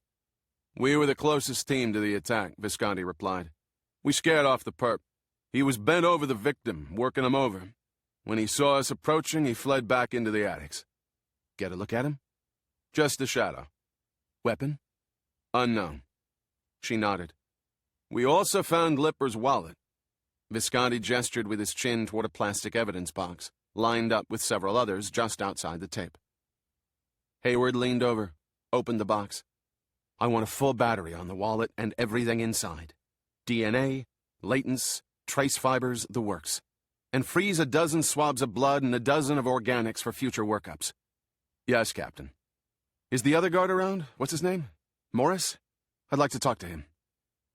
Visconti spoke into his radio, and a moment later a cop appeared at the far edge of the scene, leading the other guard. The man's comb-over was in disarray, hanging like a flap down the side of his head, and his clothes were disheveled. He stank of alcohol preservative. "You okay?" she asked. "Able to talk?" "I think so." His voice was high and breathy. "Did you see the attack?" "No. I was too far away, and my back was turned." "But you must have seen or heard something in the moments before it occurred." Morris struggled to concentrate. "Well, there was this screaming, like an animal, and breaking glass. Then something came rushing out from the darkness." His voice trailed off. "Something? It wasn't a person?" Morris's eyes slid from side to side. "It was just like a screaming, rushing shape." Hayward turned to another of the officers. "Take Mr. Morris downstairs and have Detective Sergeant Whittier question him further." "Yes, Captain." 2 EMTs came into view from behind a mountain of stacked boxes, pushing a stretcher with an enormous, groaning mound on top. "What's his state?" she asked. "Lacerated with what looks like a crude knife, or maybe a claw." "Claw?" The technician shrugged. "Some of the cuts are pretty ragged. Luckily, none of them reached vital organs. One advantage to being fat. Some blood loss, shock. He'll recover." "Can he talk?" "You're welcome to give it a shot," said an EMT. "He's been sedated." Hayward leaned over. The guard's damp, bulging face stared at the ceiling. The smell of liquor, formaldehyde, and dead fish assaulted her nostrils. She spoke gently. "Wilson Bulk?" His eyes flickered toward her, away again. "I'd like to ask you a few questions." No clear response. "Mr. Bulk, did you see your attacker?" The eyes gyrated in their sockets, and his wet mouth opened. "The face." "What face? What did it look like?" "Twisted. Oh, God." He groaned, mumbled something unintelligible. "Can you be more specific, sir? Male or female?" A whimper, a brief shake of the head. "One or more than one?" "One," came the croaked reply. Hayward looked at the EMT. He shrugged. She turned, gestured to a detective waiting nearby. "Stay with him on the way to the hospital. If he becomes more coherent, get a complete description of his attacker. I want to know what we're up against." "Yes, Captain." She straightened up, looked around at the small group of police. "Whoever or whatever this is, we've got it cornered. I want us to go in. Now." "Shouldn't we call for a SWAT team?" said Visconti. "It would take hours before a SWAT team could gear up and get over here. And the rules of engagement are so ponderous they'd slow everything down. There was fresh blood on that wallet. There's a chance Lipper might still be alive and a hostage." She looked around. "I want you three to come with me. Sergeant Visconti, Officer Martin, and Detective Sergeant O'Connor." There was a silence. The 3 officers exchanged glances. "Is there a problem?" "It's 4 against 1. More hesitant looks. She sighed. "Don't tell me you boys have bought into the rumors the museum guards are spreading. What, you think we're going to get jammed up by a mummy?" Visconti colored, and by way of answer removed his weapon and gave it a quick check. The others followed suit. "Turn off your radios, cell phones, pagers, everything. I don't want to be creeping up on the perp and suddenly hear Beethoven's Fifth coming from your BlackBerry." They nodded. Hayward took out a photocopy she'd requested of the attic layout of the museum and pressed it flat on a box. "Okay. This section of the attic is divided into 16 narrow rooms. Here, divided into 2 long lines under parallel roofs, with a connecting passage at the far end. Think of it as a U. Besides the stairway down, there's only one possible escape route. A rooftop accessible through this row of windows here. I've already had it covered. The skylights are supposed to be barred, which means the only way for the killer to escape is through us. He's cornered." She paused, looked at them each in turn. "We advance in pairs. Quick observation of each room and retreat, then move and cover. I'll partner with O'Connor. Martin, you and Visconti stay a half room behind. Don't overcommit. And remember, we've got to proceed under the assumption, the hope, that Lipper's still alive and being held hostage. We can't risk killing him. Only if you have verification that Lipper's already wasted can you use deadly force, and then only if absolutely necessary. Are we clear on this?" They all nodded. "I'll lead." When none of the 3 protested or made the usual faux, gallant comments about its being a job for a man, Hayward took it as a sign that women were finally being accepted in the force. Or maybe the 3 were just scared silent.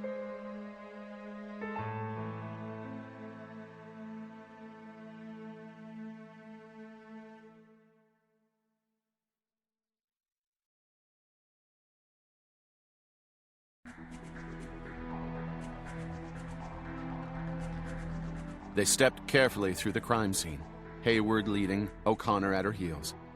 The floor was smeared with blood, and a shelf of specimen jars lay where it had fallen, shards of glass and the broken, putrid remains of eels scattered in puddles of foul-smelling preservative.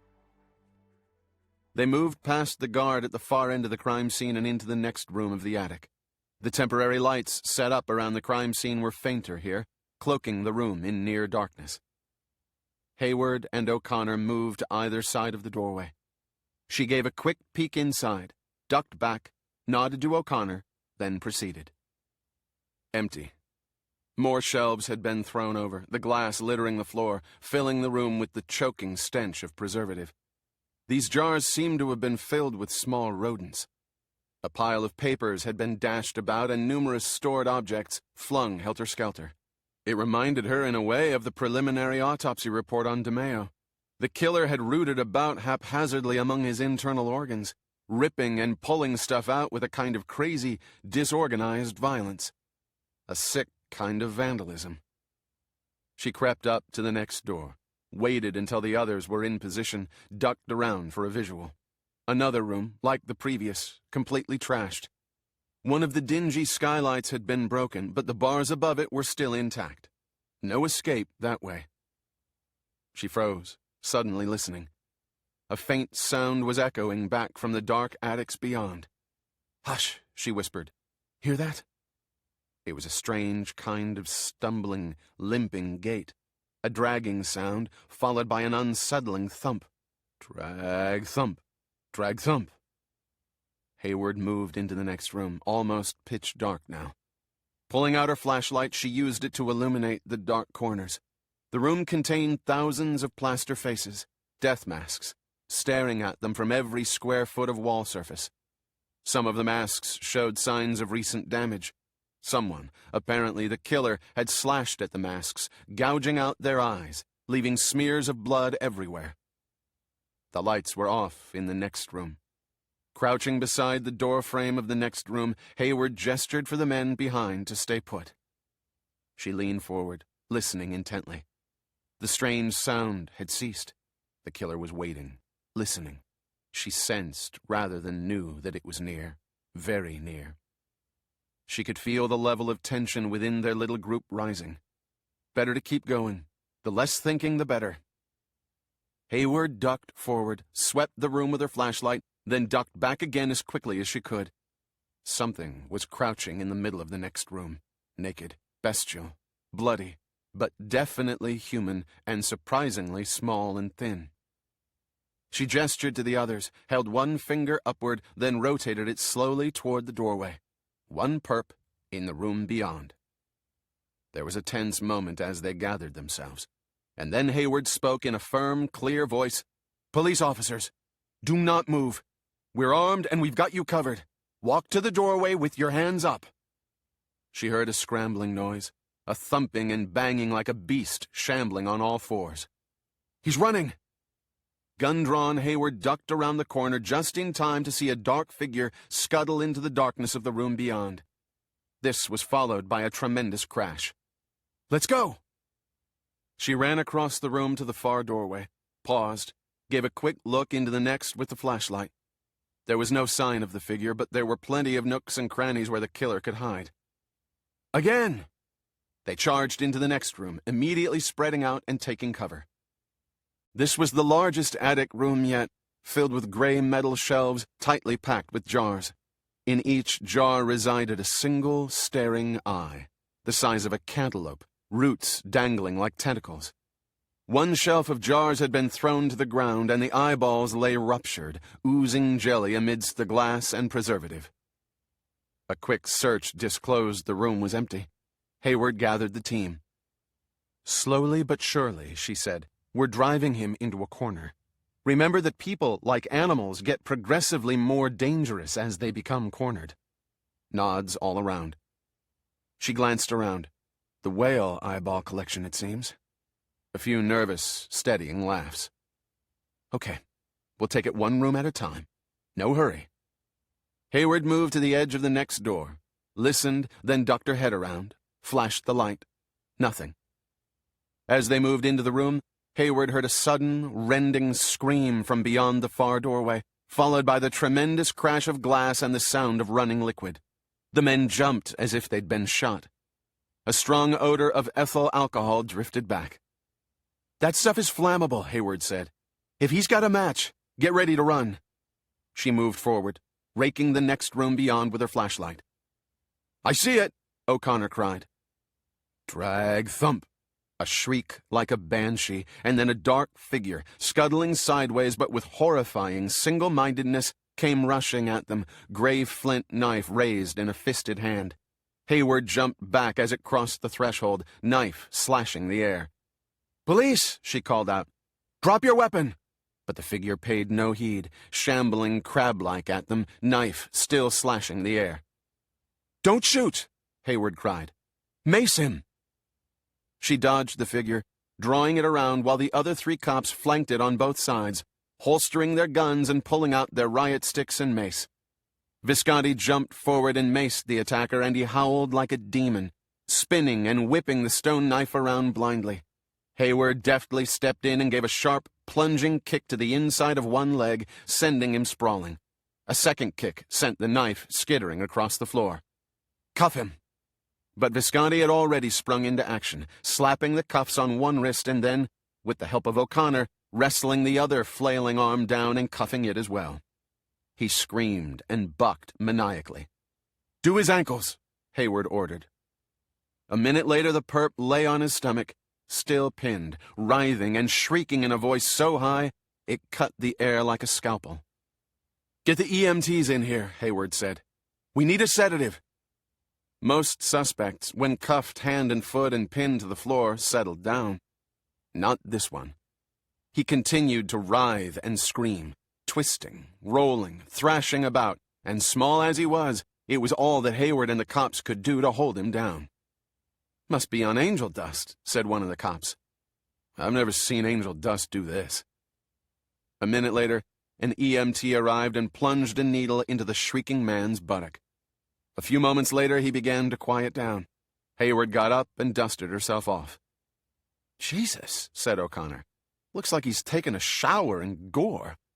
"Yeah, and it's gone off in this heat. He stinks. Fucker's naked, too." Hayward stepped back.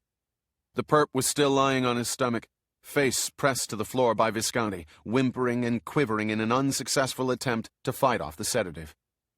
She bent down. "Where's Lipper?" she asked him. "What did you do to him?" More whimpering. "Turn him over. I want to see his face." Visconti complied. The man's face and hair were caked with dried blood and offal. He was grimacing strangely, his face seized by tics. "Clean him up." The EMT broke out a pack of sterile gauze wipes and cleaned up his face. "Oh, Christ," Visconti said involuntarily. Hayward merely stared. She could barely believe her eyes. The killer was J. Lipper. Chapter 27. Spencer Coffey settled himself in a chair in Warden Imhoff's office, impatiently flicking his trouser crease. Imhoff sat behind his desk, looking much as he had during the first meeting, cool and neat, with the same blow-dried helmet of light brown hair on his head. Nevertheless, Coffey could see the uneasy, perhaps even defensive look in his eye. Special Agent Rabiner remained standing, arms crossed, leaning against the wall. Coffey let a strained silence build in the office before speaking. "Mr. Imhoff," he began, "you promised you would take care of this personally." "As I have," said Imhoff in a coldly neutral voice. Coffey leaned back. S.A. Rabiner and I have just come from an interview with the prisoner. I'm sorry to say there's been no progress, none, in teaching him the value of respect.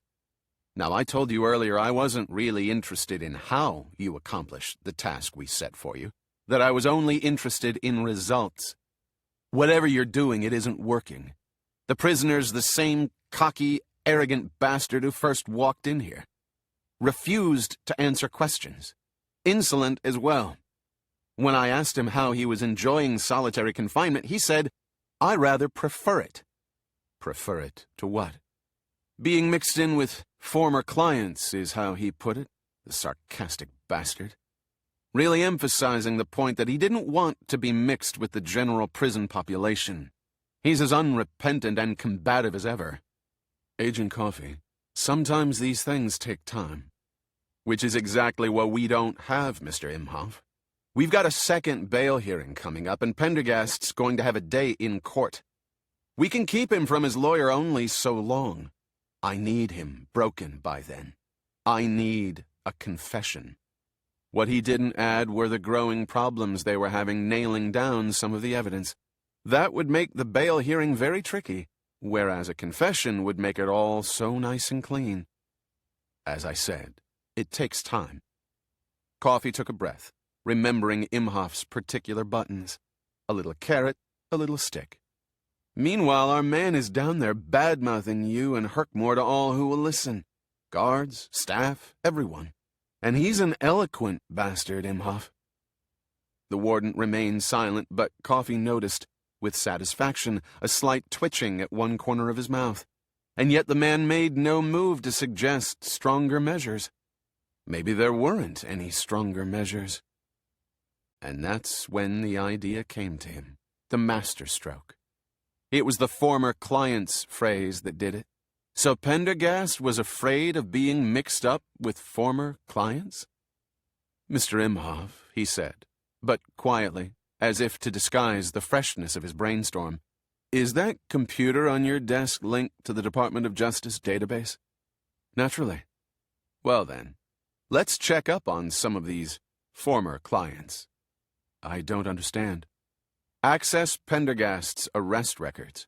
Run them against your current prison population. See if you can find any matches. You mean, see if any of the perps Pendergast arrested are currently in Herkmore? That's the idea, yes. Coffee glanced over his shoulder at Rabiner. The agent had a wolfish smirk on his face. Boss, I like the way you think, he said. Imhoff pulled the keyboard toward him and began typing. Then he stared at the screen for a long moment while Coffee waited in growing impatience. Strange, Imhoff said. Pendergast's collars seem to have suffered a rather high mortality rate. Most never made it to trial. Surely, there have to be some live ones who made it through the legal system and ended up in prison. More typing. Then Imhoff leaned back from the monitor. There are 2 currently residing in Herkmore. Coffee looked at him sharply. Tell me about them. One is named Albert Chichester. Go on. He's a serial killer. Coffee rubbed his hands together, glanced again at Rabiner. Poisoned 12 people in the nursing home where he was employed, Imhoff went on. Male nurse, 73 years old. As quickly as it had come, Coffee's exhilaration fell away. Oh, he said. There was a brief silence. What about the other one? S.A. Rabiner asked. A serious felon named Carlos Lacara. They call him El Pocho. Lacara, Coffee repeated. Imhoff nodded. Former drug kingpin. Real hard case. Worked his way up through East L.A.'s street gangs and then came east. Took over much of the Hudson County and Newark enforcement action. Yeah? Tortured a whole family to death, including 3 kids. Revenge for a deal gone bad.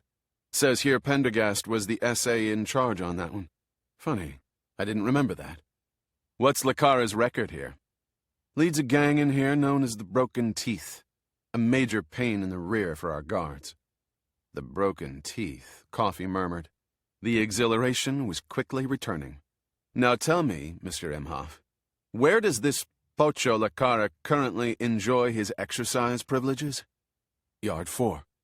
And what would happen if you transferred Agent Pendergast to, Yard 4 for his daily exercise period? Imhoff frowned. If Lacara recognized him, it would be ugly. Or even if he didn't. How so? Lacara, well, there isn't a delicate way of putting it. He likes a white boy for his bitch. Coffee thought for a moment. I see.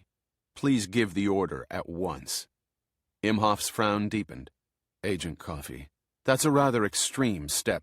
I'm afraid our man has left us with no choice. I've seen hard cases in my time. I've seen sullen impudence before, but nothing like this. The way he disrespects the legal process, this prison, and you in particular, is shocking. It really is. Imhoff drew in a breath. Coffee noticed with satisfaction that the man's nostrils flared briefly. Stick him in there, Imhoff, Coffee said quietly. Stick him in there, but keep an eye on the situation. Extract him if things get out of hand. But don't extract him too soon, if you get my meaning. If something does happen, there could be fallout. I'll need you to back me up. You can count on me, Imhoff. I'm behind you, in all the way."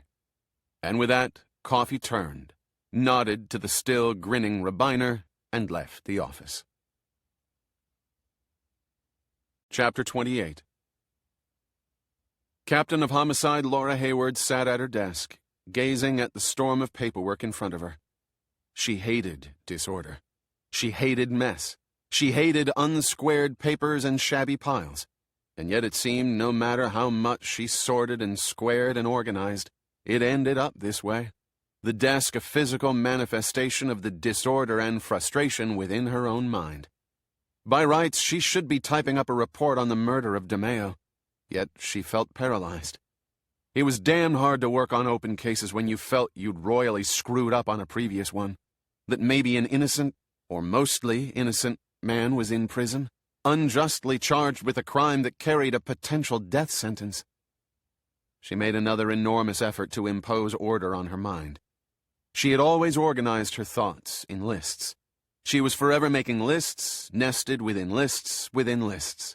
And she was finding it difficult to move forward with her other cases while the Pendergast case remained unresolved in her mind.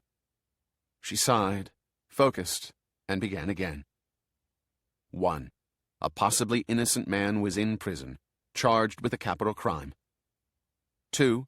His brother, long thought dead, had resurfaced, kidnapped a woman with apparently no connection to anything, stolen the world's most valuable diamond collection, and then destroyed it.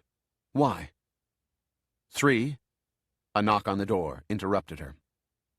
Hayward had asked her secretary to make sure she was not disturbed, and she struggled with a momentary anger that shocked her with its intensity. She brought herself back under control and said coldly, "Come in." The door opened slowly, tentatively, and there stood Vincent d'Agosta. There was a brief moment of frozen stasis. "Laura," d'Agosta began. Then he fell silent. She maintained an utter coolness even as she felt the color mounting in her face. For a moment she could think of nothing to say except, "Please sit down." She watched him enter the office and take a seat, crushing with ruthless efficiency the emotions that welled up inside her. He was surprisingly trim and reasonably well-dressed in a suit and a $20 sidewalk tie, his thinning hair combed back. The moment of awkward silence lengthened. "So, how's everything?" d'Agosta asked. "Fine. You?" "My disciplinary trial is scheduled for early April." "Good. Good? If they find me guilty, there goes my career, pension, benefits, everything." "I meant it will be good to have it over with," she said tersely. Is that what he'd come here to do? Complain? She waited for him to get to the point. "Look, Laura, first, I just want to tell you something." "Which is?" She could see him struggling. "I'm sorry," he said. "I'm really sorry. I know I hurt you. I know you think I treated you like dirt. I wish I knew how to make it up." Hayward waited. "At the time I really thought I was doing the right thing. Trying to protect you, keep you safe from Diogenes. I thought that by moving out I could keep the heat off you. I just didn't figure on how it would look to you. I was winging it. Things were happening fast and I didn't have time to work everything out. But I've had plenty of time to think about it since. I know that I looked like a cold bastard walking out on you with no explanation. It must have seemed like I didn't trust you, but that wasn't it at all." He hesitated, chewing his lip as if working up to something. "Listen," he began again. "I really want us to get back together. I still care about you. I know we can work this out." His voice trailed off miserably. Hayward waited him out. "Anyway, I just wanted to say I'm sorry." "Consider it said." Another excruciating silence. "Is there anything else?" Hayward asked. d'Agosta shifted uncomfortably. Slats of sunlight came in through the blinds, striping his suit. "Well, I heard..." "What did you hear?" "That you were still looking into the Pendergast case." "Really?" she said coolly. "Yeah, from a guy I know. Works for Singleton. He shifted again. When I heard that, it gave me hope. Hope that maybe I could still help you. There are things that I didn't tell you before, things that I felt sure you wouldn't believe. But if you're really still on the case after all that's happened, well, I thought maybe you should hear some of these things. To, give you as much ammunition as possible. Hayward kept her face neutral, not willing to give him anything but a thunderous silence. He was looking older, a little drawn, but his clothes were new and his shirt was well ironed. She wondered, briefly and searingly, who was taking care of him. Finally, she said, "The case is settled." "Officially, yeah. But this friend said that you were—" "I don't know what you heard, and I don't give a damn. You should know better than to listen to departmental gossip from so-called friends. But Laura, refer to me as Captain Hayward, please." Another silence. Look, this whole thing, the killings, the diamond theft, the kidnapping, was all orchestrated by Diogenes. All of it. It was his master plan. He played everyone like a violin. He murdered those people, then framed Pendergast for it. He stole the diamonds, kidnapped Viola Mascaline. You've told me all this before. Yes, but here's something you don't know. Something I never told you. Hayward felt a rush of anger that almost overwhelmed her icy control. Lieutenant d'Agosta, I don't appreciate hearing that you've continued to withhold information from me. I didn't mean it that... I know exactly what you meant. Listen, damn it. The reason Viola Mascaline was kidnapped is that she and Pendergast, well, they're in love. Oh, please. I was there when they met on the island of Capraia last year. He interviewed her as part of the investigation into Bullard and the lost Stradivarius. When they met, I could see this connection between them. Diogenes somehow learned of it. They've been seeing each other? Not exactly. But Diogenes lured her here using Pendergast's name. Funny she never mentioned that during her debriefing. She was trying to protect Pendergast and herself. If it got out that they had a thing for each other... From one brief meeting on an island. D'Agosta nodded. That's right. Agent Pendergast and Lady Mascaline. In love. I can't speak 100% about the strength of Pendergast's feelings. But as for Mascaline, yeah, I'm convinced. And how did Diogenes discover this touching bit of sentiment? There's only one possibility. While Diogenes was nursing Pendergast back to health in Italy, after rescuing him from Count Fosco's castle. Pendergast was delirious. He probably said something. So you see, Diogenes kidnapped Viola to ensure that Pendergast was maximally distracted at precisely the moment he undertook the diamond heist. D'Agosta fell silent. Hayward took the time for a long breath and another effort at control. This, she said quietly, is a story straight out of a romance novel. This isn't the way things happen in real life. What happened with us wasn't all that different. What happened with us was a mistake I'm trying to forget. Listen, please, Laura. Call me Laura again and I'll have you escorted out of the building. D'Agosta winced. There's something else you ought to know. Have you heard of the forensic profiling firm of Effective Engineering Solutions? Down on Little West 12th Street, run by an Eli Glynn? I've been spending most of my time down there recently, moonlighting. Never heard of it. And I know all the legitimate forensic profilers. Well, they're more of an engineering firm, and they're pretty secretive. But they recently did a forensic profile of Diogenes. It backs up everything I've told you about him. A forensic profile? At whose request? Agent Pendergast's. That inspires confidence, she said sarcastically. The profile indicated that Diogenes isn't through. Isn't through? All of what he's done so far, the killings, the kidnapping, the diamond theft, has been leading up to something else. Something bigger, maybe much bigger. Such as? We don't know. Hayward picked up some files and squared them on the desk with a crack. That's quite a story. D'Agosta began to get angry. It's not a story. Look, this is Vinny you're talking to, Laura. It's me. That's it. Hayward pressed an intercom button. Fred, please come to my office and escort Lieutenant D'Agosta off the premises. Don't do this, Laura. She turned to him. finally losing it.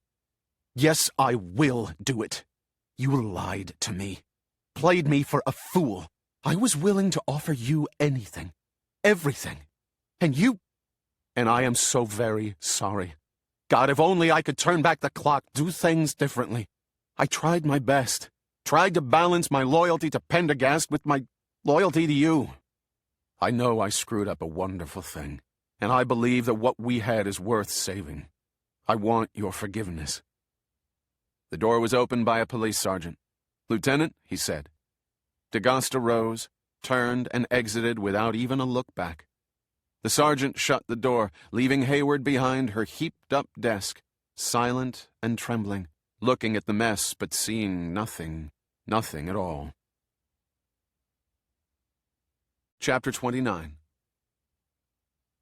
A dark, chill night had fallen over the restless streets of Upper Manhattan, but even on the brightest noon, no sunlight ever penetrated the library of 891 Riverside Drive.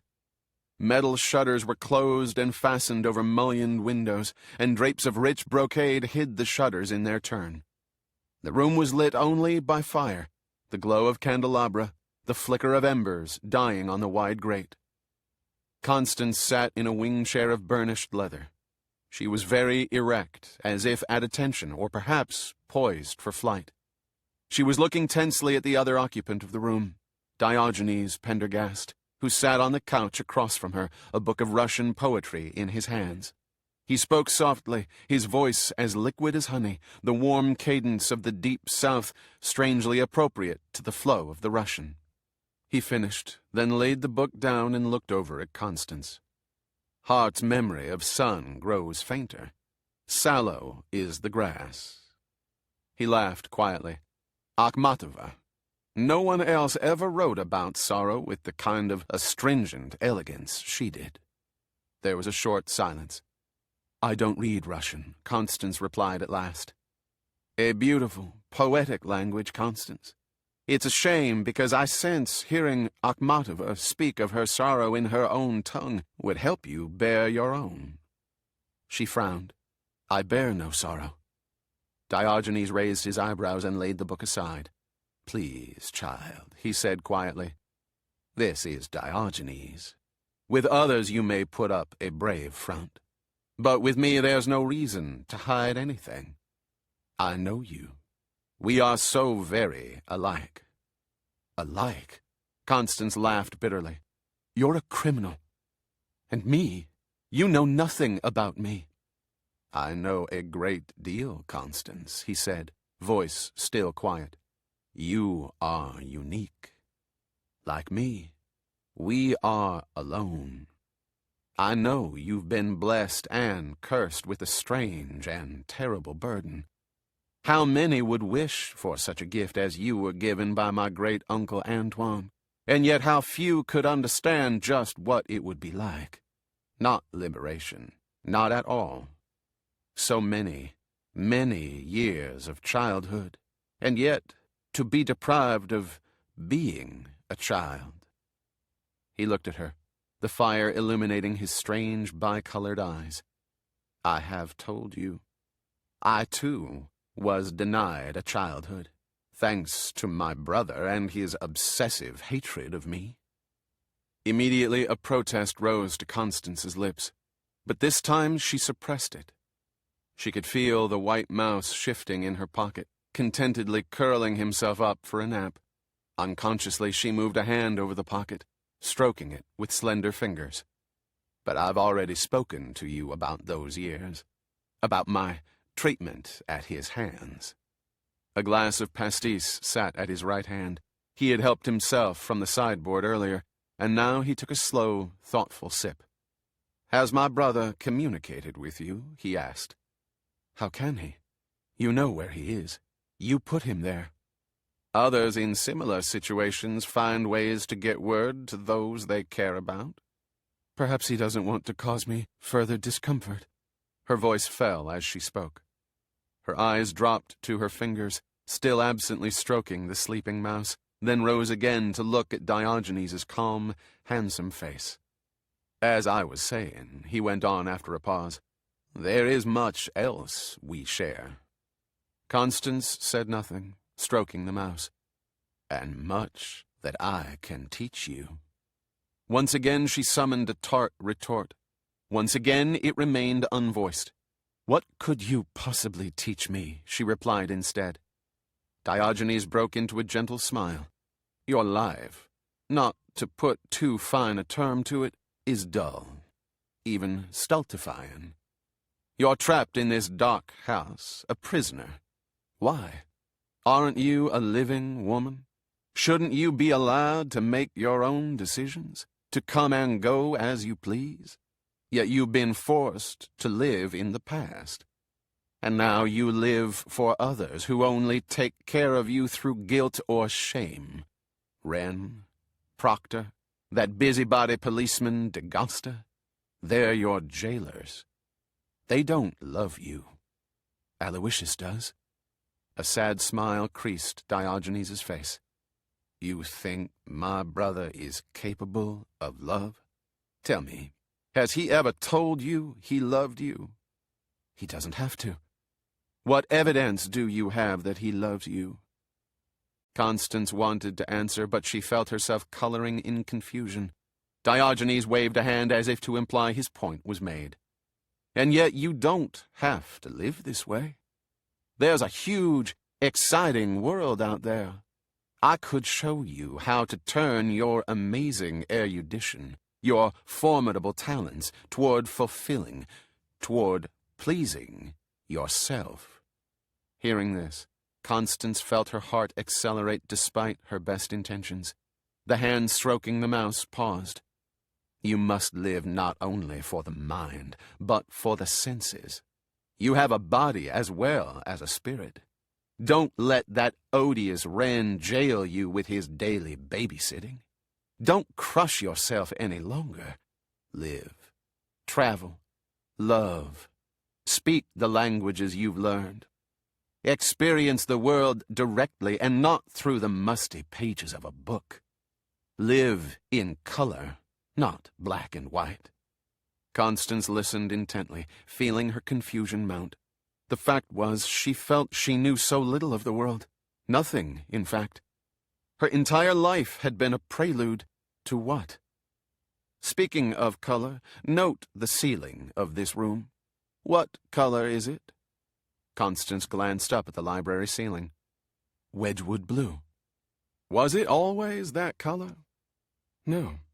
Aloysius had it repainted during the repairs. How long do you suppose it took him to pick that color? Not long, I imagine. Interior decorating is not his forte. Diogenes smiled. Precisely. No doubt he made the decision with all the passion of an accountant selecting an itemization. Such an important decision, made so flippantly. But this is the room you spend most of your time in, isn't it? Very revealing of his attitude toward you, don't you think? I don't understand. Diogenes leaned forward. Perhaps you will understand if I tell you how I choose color. In my house, my real house, the one that is important to me, I have a library like this. At first I thought of draping it in blue, and yet after some consideration and experimentation, I realized blue takes on an almost greenish tint in candlelight, which is the only light in that room after the sun has set. Further examination revealed that a dark blue, such as indigo or cobalt, appears black in such light. If pale blue, it fades to gray. If rich, like turquoise, it becomes heavy and cold. Clearly, blue, though my first preference, would not work. The various pearl grays, my second choice, were also unacceptable. They lose their bluish gloss and are transformed into a dead, dusky white. Dark greens react like dark blues and turn almost black, so at length I settled on a light, summery green. In shimmering candlelight it gives the dreamy, languorous effect of being underwater. He hesitated. I live near the sea. I can sit in that room, all lights and candles extinguished, listening to the roar of the surf, and I become a pearl diver within, and as one with the lime-green waters of the Sargasso Sea. It is the most beautiful library in the world, Constance." He fell silent for a moment, as if in contemplation. Then he leaned forward and smiled. "And do you know what?" "What?" she managed to say. "You would love that library." Constance swallowed, unable to formulate a response. He glanced at her. "The presents I brought you last time. The books, the other items. Have you opened them?" Constance nodded. "Good. They will show you there are other universes out there. Perfumed universes, full of wonder and delight, ready to be enjoyed. Monte Carlo, Venice, Paris, Vienna, or if you prefer, Kathmandu, Cairo, Machu Picchu." Diogenes waved his hand around the walls of leather-bound books. "Look at the volumes you're surrounded by. Bunyan, Milton, Bacon, Virgil, sober-sided moralists all. Can an orchid flower if you water it with quinine?" He stroked the copy of Akhmatova. "That is why I've been reading you poetry this evening, to help you see that these shadows you surround yourself with need not be merely monochrome." He picked up another slender volume from the pile beside him. "Have you ever read Theodore Retke?" Constance shook her head. "Ah, then you are about to experience a most delicious, undiscovered pleasure." He opened the book, selected a page, and began. "I think the dead are tender. Shall we kiss? My lady laughs, delighting in what is. If she but sighs, a bird puts out its tongue." Listening, Constance suddenly felt a strange feeling blossom deep within her, something faintly grasped at in fleeting dreams, and yet still unknown, something rich and forbidden. "We sing together. We sing, mouth to mouth." She rose abruptly from the chair. The mouse in her frock pocket righted itself in surprise. "It's later than I realized," she said in a trembling voice. "I think you had better leave." Diogenes glanced at her mildly. Then he closed the book with perfect ease and rose. "Yes, that would be best," he said. "The scolding wren will be in shortly. It would not do for him to find me here, or your other jailers, D'Agosta and Proctor." Constance felt herself flush and immediately hated herself for it. Diogenes nodded toward the couch. "I'll leave these other volumes for you as well," he said. "Good night, dear Constance." Then he stepped forward, and before she could react, inclined his head, took her hand, and raised it to his lips. The gesture was executed with perfect formality and the best of breeding, yet there was something in the way his lips lingered just out of contact with her fingers, something in the warm breath on her skin that made Constance curl inwardly with unease. And then he was gone, suddenly, wordlessly, leaving the library empty and silent, save for the low crackle of the fire. For a moment, she remained motionless, aware of her own quickened breathing. He had left nothing of himself behind, no trace of his scent, nothing, save for the small stack of books on the couch. She came forward and picked up the top volume. It was exquisitely bound in silk, with gilt edging and hand-marbled endpapers. She turned it over in her hands, feeling the delicious suppleness of the material. Then, quite suddenly, she placed it back on the pile, picked up the half-finished glass of pastis, and exited the library. Making her way into the back parts of the house, she entered the service kitchen, where she rinsed and dried the glass. Then she returned to the central stairway. The old mansion was silent. Proctor was out, as he had been so frequently on recent nights, assisting Eli Glynn in his plans. D'Agosta had looked in earlier, but only to make sure the house was secure, and had left again almost immediately. And scolding Wren was, as always at this hour, at the New York Public Library. His tiresome, self-imposed babysitting duties were, thankfully, confined to the daylight hours. There was no point in checking to see whether the front door was still locked. She knew it would be. Now, slowly, she ascended the stairs to her suite of rooms on the 3rd floor. Gently removing the white mouse from her pocket, she placed him in his cage. She slipped out of her frock and undergarments and folded them neatly. Normally she would have gone through her evening ablutions next, donned a nightgown and read in the chair beside her bed for an hour or so before retiring. At present, she was working her way through Johnson's Rambler essays. But not tonight. Tonight she drifted into her bathroom and filled the oversized marble bath with hot water.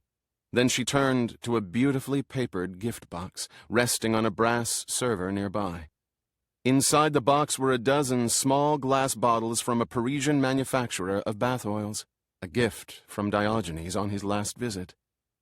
Selecting one, she poured the contents into the water. The heady scent of lavender and patchouli perfumed the air. Constance walked over to the full-length mirror and regarded her nude form for a long moment, sliding her hands over her sides, along her smooth belly. Then, turning away, she slipped into the bath. This had been Diogenes' 4th visit. Before, he had often spoken of his brother and made several allusions to a particular event. Diogenes seemed to speak the word with a special emphasis, an event of such horror that he could not bring himself to talk of it, except to say it had left him blind in one eye. He had also described how his brother had gone out of his way to poison others against him, herself in particular, by telling lies and insinuations, making him out to be evil incarnate. At first she had objected vehemently to that kind of talk. It was a perversion of the truth, she'd protested, teased out now for some twisted end of his own. But he had been so calm in the face of her anger, so reasonable and persuasive in his rebuttals, that, despite herself, she had grown confused. It was true that Pendergast was remote and aloof at times, but that was just his way, wasn't it? And wasn't it true the reason he'd never contacted her from prison was to simply spare her additional anxiety? She loved him, silently, from afar, a love he never seemed to return or acknowledge. It would have meant so much to have heard from him. Could there be some truth to Diogenes' stories? Her head told her he was untrustworthy, a thief, perhaps a sadistic killer, but her heart told her differently. He seemed so understanding, so vulnerable, so kind. He had even shown her evidence, documents, old photographs that seemed to undercut many of the things Aloysius had told her about him. But he hadn't denied everything. He had also accepted a share of blame, admitted to being a less-than-perfect brother, a deeply flawed human being. Everything was so confused. Constance had always trusted her head, her intellect, even though in many ways she knew her mind was fragile and capable of betraying her. And yet now it was her heart that spoke the loudest. She wondered if Diogenes was telling the truth when he said he understood her, because at some deep level she had yet to plumb, she believed him. She felt a connection. Most important, she was beginning to understand him as well. At last, she rose from the bath, dried herself, and completed her preparations for bed. She chose to wear not one of her cotton nightgowns, but rather one of finely milled silk that lay, unworn and half forgotten, at the bottom of a drawer. Then she slipped into bed, propped up her down pillows, and opened the collection of Rambler essays. The words all ran together without meaning, and she grew restless. She flipped ahead to the next essay, scanned its stentorian opening, then closed the book. Getting out of bed again, she walked over to a heavy Duncan Fife armoire and opened it. Inside was a velvet-lined box, containing a small collection of octavo books Diogenes had brought on his last visit. She carried the box back to bed and sorted through its contents. They were books she had heard about but never read, books that had never been a part of Enoch Leng's extensive library. The Satyricon of Petronius, Huysmans' Au Rebord, Oscar Wilde's letters to Lord Alfred Douglas, the love poetry of Sappho, Boccaccio's Decameron, Decadence, opulence, and passionate love clung to these pages like musk. Constance dipped into one, and then another, at first gingerly, then curiously, then with something like hunger, reading late into the restless night. Chapter 30. Gary Fecteau found a sunny spot on the walkway overlooking Yard 4 and snugged up the zipper of his guard's jacket. A late winter light filtered down from a whiskey sky, not strong enough to melt the patches of dirty snow that still edged the yards and building corners. From where he stood, he had a good view of the yard. He glanced over at his partner, Doyle, placed strategically at the other corner. The nature of their assignment had not been explained to them, not even hinted at. In fact, they had been given only one order: watch the yard from above. But Fecteau had been around long enough to read between the lines. The mystery prisoner, still in solitary, had been given yard privileges for good behavior in Yard 4. Obligatory yard privileges, with Pocho and his gang. Fecteau knew very well what was going to happen to the prisoner, who was about as a white man could get when he was turned out in Yard 4 with Lecara and his thugs. And watching the yard from the walkway above like he was doing, it would take a couple of minutes at least to get down to the yard if any trouble erupted. There was only one reason for an order like that. The drummer hadn't worked.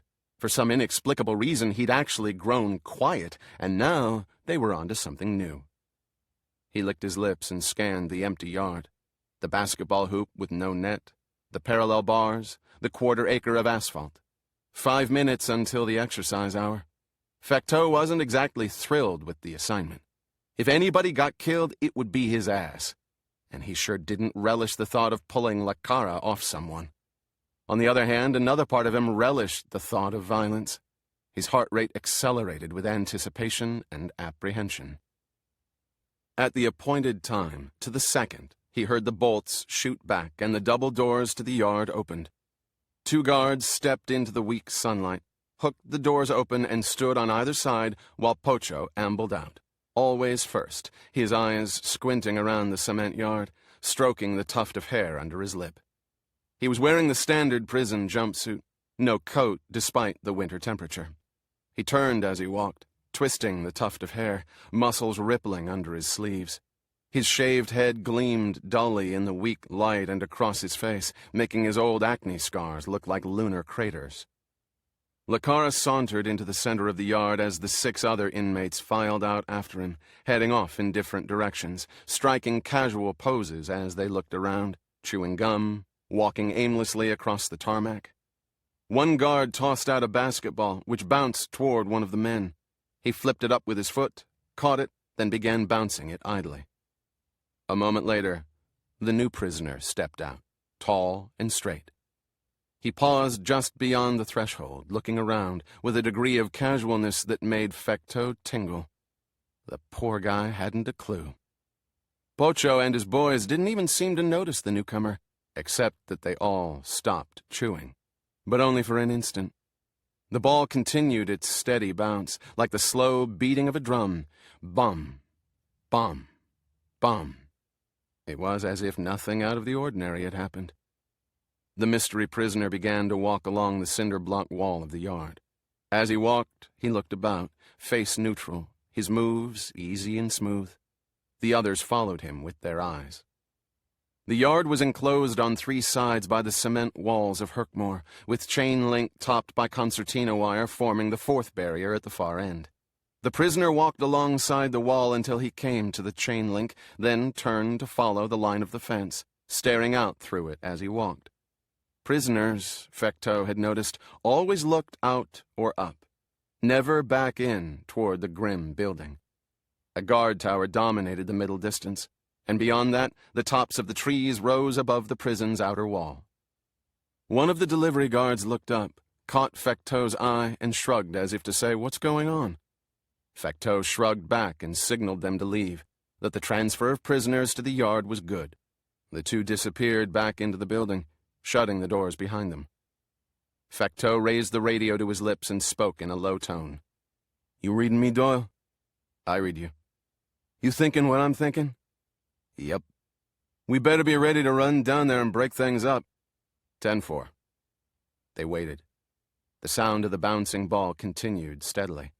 Nobody moved except the mystery prisoner, who continued his slow perambulation along the fence. Bum, bum, bum went the ball. Doyle's voice crackled over the radio again. Hey, Jerry, this remind you of anything? Like what? You remember the opening scene of The Good, the Bad, and the Ugly? Yeah? This is it? Maybe. Except one thing. What's that?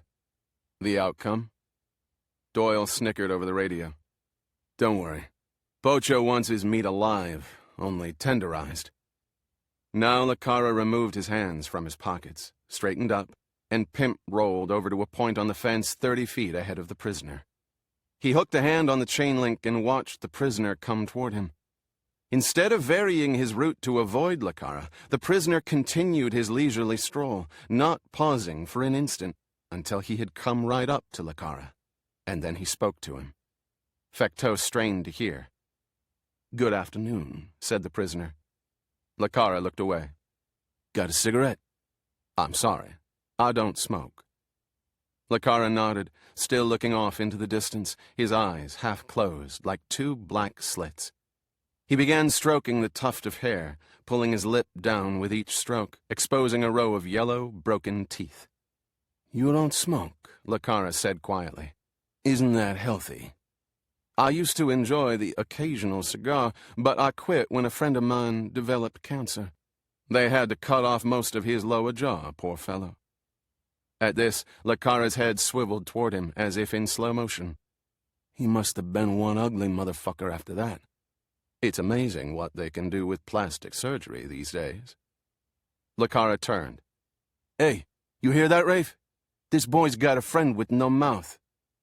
As if on cue, Lacara's gang started to move again, all except the one with the ball. They began drifting in, like wolves. I think I'll continue my walk now, said the prisoner, moving to one side. With a casual step, Lacara moved to block the prisoner's path. The prisoner paused and fixed a pair of silvery eyes on Lacara. He said something in a low voice that Fecteau didn't catch. Lacara didn't move, didn't look at the prisoner. After a moment, he replied, And what's that? The prisoner spoke more clearly now. I hope you're not going to make the second worst mistake of your life. What the fuck you talking about, second mistake? What's the first mistake? Murdering those 3 innocent children. There was an electric silence. Fecteau shifted, stunned by what he had heard. The prisoner had broken one of the most sacred rules of prison life, and what was more, had done it with Pocho Lacara. And how in hell did he even know Lacara? The man had been in solitary since he arrived. Fecteau tensed all over. Something terrible was going to happen, and it was going to happen soon. Lacara smiled, looking at him for the first time, showing more brown teeth with a gap in the top, and then, through that gap, he ejected a gobbet of phlegm which hit the toe of the prisoner's shoe with an audible smack. Where'd you hear that? He asked mildly. You tied them up first, though. Big, brave, macho hombre that you are. Wouldn't want a 7-year-old girl to leave a scratch on that pretty face of yours. Eh, Pocho? Fecteau could hardly believe his ears. This guy had a death wish for sure. Lacara's gang seemed equally stupefied, unsure how to respond, waiting for some kind of signal. Pocho began to laugh, a slow, ugly laugh, full of menace. Hey, Rafe, he called over his shoulder. I don't think this motherfucker likes me. Know what I mean? Rafe sauntered over. Oh, yeah? The prisoner said nothing. Now the others were still drifting in like a pack of wolves. Fecteau felt his heart pounding in his chest. You hurt my feelings, man, Pocho said to the prisoner. Indeed, came the reply.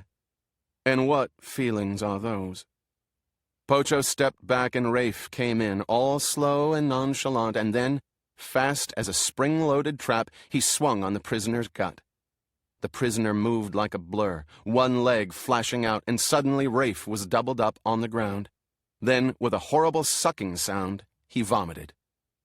"Knock it off!" Fecto screamed down at them, raising his radio to call Doyle. The others moved in fast while Pocho took another step away, letting the others do the dirty work. Watching, Fecto was amazed, confounded, to see the prisoner move in a way he never thought possible, faster than he thought possible, some kind of martial art he wasn't familiar with. But of course he was up against 6 gang members who had spent their entire lives street fighting, and nobody could hold up to that. As for the gang itself, they were so surprised by the prisoner's moves they had retreated, temporarily at bay. Another had fallen beside Rafe, stunned by a blow to the chin. Fecto turned and ran down the walkway, yelling into his radio for backup. No way was he going to break this up with just Doyle. Lakara's voice rose up. "You gonna let this bitch kick your ass?" The rest moved in and around. One lashed out and the prisoner spun, but it was a feint so another could move in while a third struck him in the gut, getting him good this time. And now they all moved in, fists flying, and the prisoner began to struggle beneath the blows. Fecto burst through the upper doors, no longer able to see the yard, ran down the stairs, unlocked another door, and dashed along the corridor. Doyle was just arriving, along with 4 other backup guards running from the station, riot sticks drawn. Fecto unlocked the double doors to the yard and they jumped through. "Hey!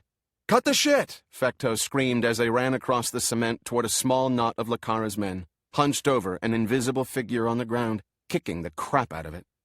2 others now lay on the ground nearby, while Lakara himself seemed to have disappeared. "Enough!" Fecto waded in with Doyle and the others, grabbing the collar of one thug and jerking him back, whacking another across the ear with his stick. "Cut it! Enough!" Doyle charged in beside him, taser in hand, and the other guards waded in as well.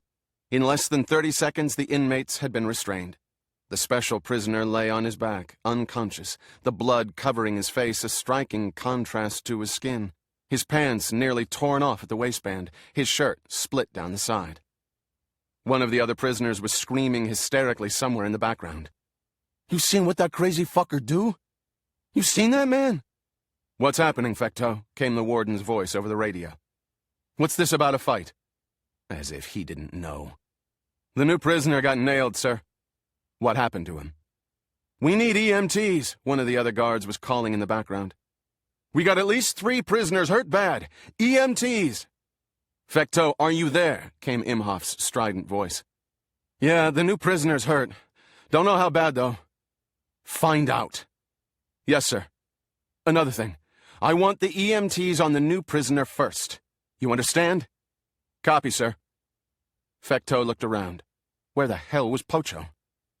Then he saw the form of Pocho huddled in a frozen corner of the yard, motionless. "Oh, God," he said. "Where are those EMTs? Get them here now!" "Motherfucker!" came the hysterical voice. "You seen what he done?" "Secure the others," Fecto cried. "Hear me? Cuff them and get them the hell out of here into lockdown." It was an unnecessary order. The gang members who could still stand were already being marched to the yard door. The shouting faded, leaving behind the high-pitched whimpering of one of the injured inmates.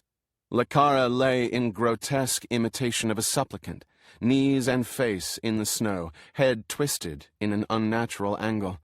His motionlessness creeped out Fecto most of all. The EMTs arrived, 2 of them, followed by 2 more wheeling stretchers. Fecto pointed to the special prisoner. "Warden wants him taken care of first." "What about that one?" The EMTs had fixed their horrified eyes on Lakara. "Take care of the new prisoner first." Even as they worked on the new prisoner, Fecto couldn't take his eyes off Lakara.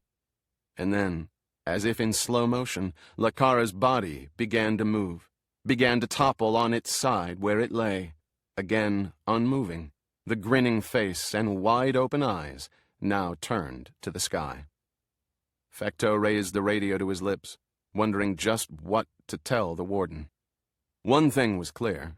Pocho Lakara wasn't likely to be making anybody his bitch ever again. Chapter 31. On a cold March day, eastern Long Island did not much look like the playground of the rich and famous it was supposed to be. At least that was Smithback's impression as he cruised past yet another muddy, stubble-strewn potato field, a bedraggled flock of crows wheeling about overhead. Since his meeting with Hayward, Smithback had tried everything in his journalistic bag of tricks to find out more about Diogenes. He'd written suggestive articles, hinting at imminent breakthroughs and soliciting tips. He'd poked around the museum, asking questions and sifting rumors. Nothing. Pendergast remained in prison on charges of murder. Just as bad, Diogenes remained utterly vanished, free. The image of Pendergast's brother-at-large and no doubt hatching some fresh outrage both angered and frightened Smithback.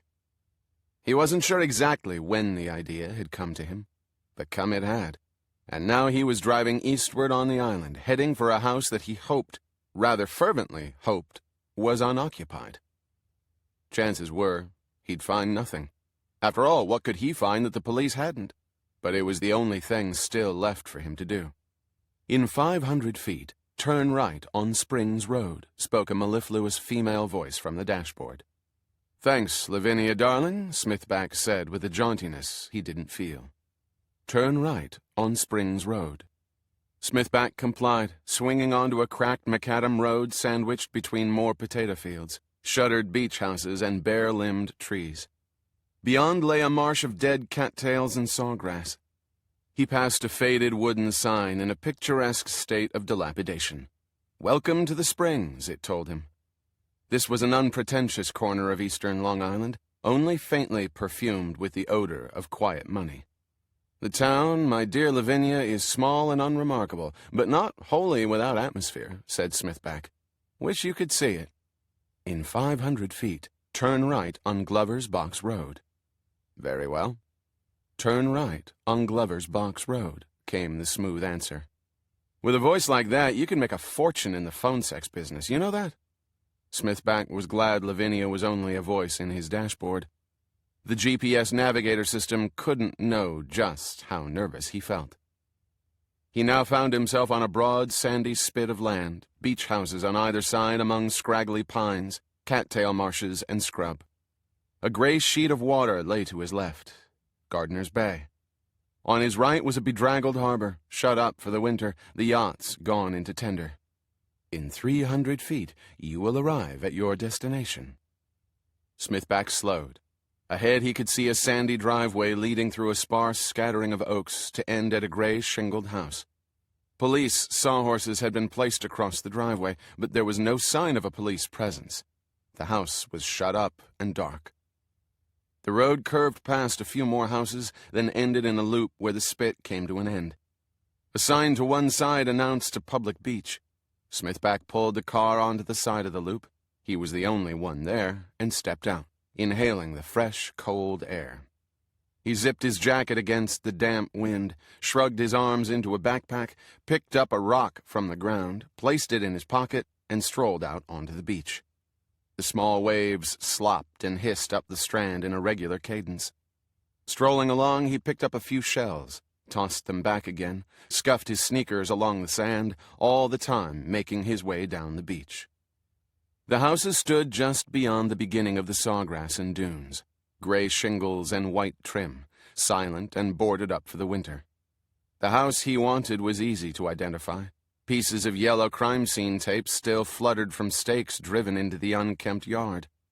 It was a large house from the 20s, weather-beaten, with pitched roofs, a deep sea-facing porch, and 2 gables. Smithback continued past the house, but still there was no sign of any official presence. Still kicking sand nonchalantly, he strolled up through the dunes and sawgrass, hopped over a split-rail fence, ducked under the police tape, and scooted across the yard into the lee of the house. He pressed himself against the wall, hidden from sight behind a half-dead yew, and slipped on a pair of leather gloves. The house would be locked, of course. He edged around until he came to a side door, then peered inside. He made out a tidy, old-fashioned kitchen, devoid of the usual utensils. Smithback removed the rock from his pocket, along with a handkerchief. He wrapped the handkerchief around the rock, gave the window a smart rap. Nothing happened. He struck harder, this time making a fairly audible thump, but still it did not break. He took a closer look at the glass and noticed something unusual. It was thick and blue-green color, and the light dividers were of painted metal, not wood. Bulletproof glass? Somehow Smithback wasn't surprised. Diogenes would have retrofitted the house to be impregnable from the outside as well as escape-proof from the inside. He paused, hoping he hadn't just wasted a 3-hour drive. Certainly Diogenes would have thought of everything. How could he have forgotten that? There was no point in probing for weaknesses. There would be none. On the other hand, the police might have left a door open. Keeping hidden in the shrubbery, he crept around to the front porch. The door had crime scene tape stretched across it. He hopped onto the porch, glanced up and down the road, then turned to examine the door. This was how the cops had broken in. The door frame had been bent by crowbars, and the door itself was bowed, the lock shattered. It appeared as if a remarkable amount of force had been necessary. Having destroyed the door lock, the police had affixed a padlock of their own, and this Smithback examined carefully. It was of case-hardened steel, too thick to cut with bolt cutters, but the fasteners had been screwed into fresh holes drilled in the metal door. Smithback dipped into the leather backpack and pulled out a Phillips head screwdriver. In 5 minutes, he had unscrewed one side. He pulled the fastener back and eased open the badly warped metal door. In a moment, he was inside, the door shut behind him. He paused for a moment, rubbing his hands together. It was warm in the house. The heat was still on. He was standing in a typical beach house living room with comfortable wicker furniture, braided and hooked rugs scattered about the floor, a gaming table set for chess, a grand piano in one corner, and a huge fireplace built from beach stones in the far wall. The light in the house was a curious green from the thick glassed windows.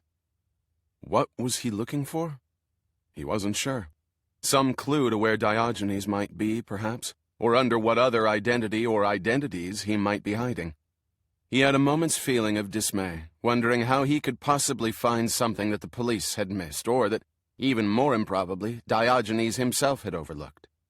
Of course, the man had left in a hurry, leaving behind a slew of equipment and material, enough for the police to positively identify him as the museum diamond thief. Even so, he had proved himself to be not only exceptionally intelligent, but also exceptionally careful. Diogenes wasn't the type to make mistakes.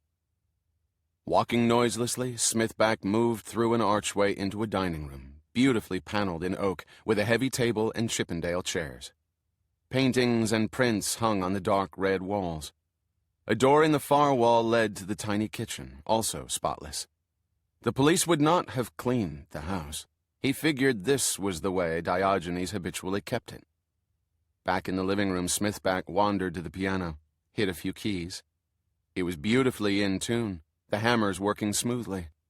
Okay, that was one thing. Diogenes played the piano. He looked at the music open on the stand. Schubert's Impromptus, Opus 90. Under that, sheet music for Debussy's Clair de Lune, a book of Chopin's Nocturnes. A relatively accomplished pianist at that, but probably not at the concert level. Next to the piano was another archway leading into the library. This room was unaccountably disordered. Books lay on the floor, some open, with gaps on the shelves. The rug was rumpled and turned up at one end, and a table lamp lay broken on the floor. A large table dominated the middle of the space, covered with black velvet. Above stood a row of bright spotlights. In one corner, Smithback saw something that sent a shiver down his spine. A large, finely machined, stainless steel anvil. Next to it lay some rumpled rags and a strange kind of hammer made out of a gray, gleaming metal. Titanium, perhaps? Smithback backed out of the library, turned, and ascended the wooden stairs. At the top was a landing with a long hall, paintings of seascapes on both walls. A small, stuffed capuchin monkey crouched on a table next to a glass dome under which stood a fake tree festooned with butterflies. The doors to the rooms were all open. Walking into the room directly at the top of the stairs, Smithback realized it must have been the one where Viola Mascaline was held prisoner. The bed was in disarray. There was a broken glass on the floor, and someone had scraped off the wallpaper on one wall, revealing metal underneath. Metal? Smithback went over and carefully peeled off some more wallpaper. The walls were made of solid steel. He shivered again, feeling a creeping sensation of alarm. The window was of the same thick blue-green glass as downstairs and was barred. The door which he examined next was extremely heavy, also of steel, and it moved noiselessly on oversized hinges. He peered at the lock, super-heavy machined brass and stainless steel. Smithback's feeling of nervousness increased. What if Diogenes came back? But of course he wouldn't come back. That would be crazy. Unless there was something in the house he had forgotten. He made a quick tour of the other bedrooms. On a hunch, he took his screwdriver and poked the wall of another room. It, too, was steel. Did Diogenes plan to imprison more than one person? Or was the whole house fortified like this as a matter of course? He skipped downstairs, heart pounding in his chest. The whole place was giving him the creeps. The day had proved a total waste. He'd come out there without a real plan, without looking for anything specific. He wondered if he should take notes. But of what? Maybe he should just forget it and go visit Margot Green. He was already out of the city, but that would be an equally useless journey. She had taken an abrupt turn for the worse, he understood, and was now comatose and unresponsive. Suddenly, he froze. Soft footsteps were moving across the porch. With a sudden feeling of terror, he ducked into the coat closet at the bottom of the stairs. He pushed his way toward the back, nestling himself behind the row of cashmere, camel's hair, and tweed coats. He could hear the rattle of the door, and then the groan as it slowly opened. Diogenes? The closet was thick with the smell of wool. He could hardly breathe from fear. Footsteps moved quietly across the carpeted entry and into the living room, then stopped. Silence. Smithback waited. Next, the footsteps moved into the dining room, then faded away into the kitchen. Should he run for it? But even before he could consider, the steps returned. Slow, soft, deliberate steps. Now they moved toward the library, back out and up the stairs. Now. Smithback flitted out of the closet, scurried across the living room, and dashed out the open door. As he rounded the corner of the porch, he saw that a cop car was standing in the driveway, engine running, door open. He skipped through the backyard of the house next door and ran down onto the beach, almost laughing with relief. What he had assumed was Diogenes was only a cop, coming to check on the place. He got back in his car and spent a moment recovering his breath. A wasted day. But at least he'd exited the house in one piece. He started the car, turned on the navigator. "Where would you like to go?" came the smooth, sexy voice. "Please enter the address." Smithback punched up the menu and chose the office option. He knew his way back, but he liked listening to Lavinia. "We are going to the location called Office," came the voice. "Proceed north on Glover's Box Road." "Righty-o, darling." He drove slowly and nonchalantly past the house. The cop was now outside, standing next to his cruiser with a mic in his hand. He watched Smithback drive by, but made no move to stop him. "In 500 feet, turn left on Springs Road." Smithback nodded. He raised a hand to brush away a wisp of tweed wool from his face. As he did so, he stiffened with an almost electric shock. "That's it, Lavinia," he cried. "The coat's in the closet." "Turn left on Springs Road." There were two kinds of coats. Super expensive cashmere and mohair, and then a bunch of heavy, hairy, itchy tweed coats. Do you know of anyone who wears both? Hell no. Proceed for 1 mile on Springs Road. Diogenes is the cashmere and mohair type for sure. That means his alter ego wears tweeds. He's disguised as a professorial type. It's perfect, Lavinia. It feels right. He's a professor. No, wait. Not a professor, not exactly. After all, he knows the museum so well. The police are saying the diamond heist had to have had inside help. But can you imagine Diogenes enlisting help? Hell, it's staring us right in the face. Holy shit, Lavinia. We nailed it. I nailed it.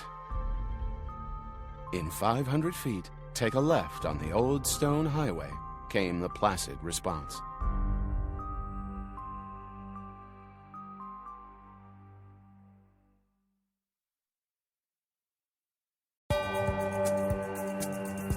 Chapter 32.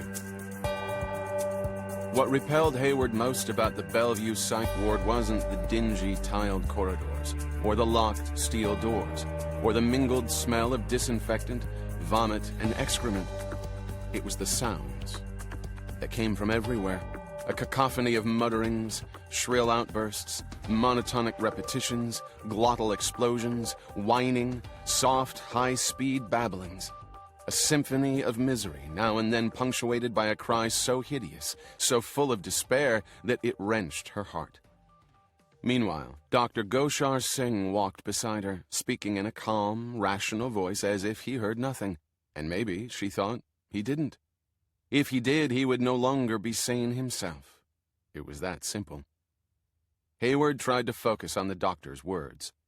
"In all my years of clinical psychiatry," he was saying, "I've never seen anything quite like it. We're trying to get a handle on it. We've made some progress, although not yet as much as I'd like. It seems to have happened so suddenly. The sudden onset is a puzzling feature indeed. Ah, yes, Captain Hayward, here we are." Singh unlocked a door and held it open, ushering Hayward into an almost bare room, divided in half by a long counter, a thick plate-glass window above separating it from the other half. Exactly like a visitor's room at a prison. An intercom was set into the glass. "Dr. Singh," said Hayward, "I requested a face-to-face meeting." "I'm afraid that won't be possible," Singh replied, almost sadly. "I'm afraid it will be possible. I can't question a suspect under these conditions." Again, Singh shook his head sadly, his plump cheeks wagging. No, we're in charge here, Captain. And I think when you see the patient, you'll realize that it wouldn't make a difference. No difference at all." Captain Hayward said nothing. Now is not the time to fight with the doctors. She would evaluate the situation and, if necessary, return under her own conditions. "If you would care to have a seat," Singh asked solicitously. Hayward seated herself at the counter, and the doctor settled into the seat beside her. He glanced at his watch. "The patient will be out in 5 minutes. What kind of preliminary results do you have?" "As I say, it is a most puzzling case. Most puzzling indeed." "Can you elaborate?" "The preliminary EEG showed significant focal temporal abnormalities, and an MRI revealed a series of small lesions to the frontal cortex. It is these lesions that seem to have triggered severe cognitive defects and psychopathology." "Can you translate that into English?" "The patient seems to have suffered severe damage to the part of the brain that controls behavior, emotions, and planning. The damage is most pronounced in an area of the brain we psychiatrists sometimes call the Higginbottom region." "Higginbottom?" Singh smiled at what was evidently an inside psychiatric joke. "Eugenie Higginbottom worked on an assembly line in a ball-bearing factory in Linden, New Jersey. One day in 1913, there was a boiler explosion in the factory. Blew apart the stamper. It was as if a huge shotgun shell had gone off. Ball bearings flew everywhere. 6 people were killed. Eugenie Higginbottom miraculously survived, but with some 24 ball bearings embedded in the frontal cortex of her brain." "Go on." "Well, the poor woman suffered a complete personality change. She was instantly transformed from a kind, gentle person to a foul-mouthed slattern, given to outbursts of profanity and violence, a drunkard and, sexually promiscuous. Her friends were astounded. It underscored the medical theory that personality is hardwired in the brain and that damage can literally transform one person into another. The ball bearings, you see, destroyed Higginbottom's ventromedial frontal cortex, the same area that is affected in our patient." "But there are no ball bearings in this man's brain," Hayward said. "What could have caused it?" "This is the crux of the matter. Initially, I hypothesized a drug overdose, but no drug residues were found in his system." "A blow to the head? A fall?" "No. No evidence of coup contre coup. No edema or bruising. We've also ruled out a stroke. The damage was simultaneous in several widely separated areas. The only possible explanation I can come up with is an electrical shock administered directly to the brain. If only we had a dead body, an autopsy would show so much more." Wouldn't a shock leave burn marks? Not a low-voltage, high-amperage shock, such as one generated by electronic or computer equipment, but there's no damage anywhere but to the brain. It's hard to see how such a shock might have occurred unless our patient was performing some kind of bizarre experiment on himself. The man was a computer technician installing an exhibit at the museum. So I've heard. An intercom chimed, and a voice sounded softly. Dr. Singh, the patient is arriving. Beyond the glass window, a door opened, and a moment later, J. Lipper was wheeled in. He sat in a wheelchair, restrained. He was making slow circles with his head, and his lips were moving, but no sound came out. His face was shocking.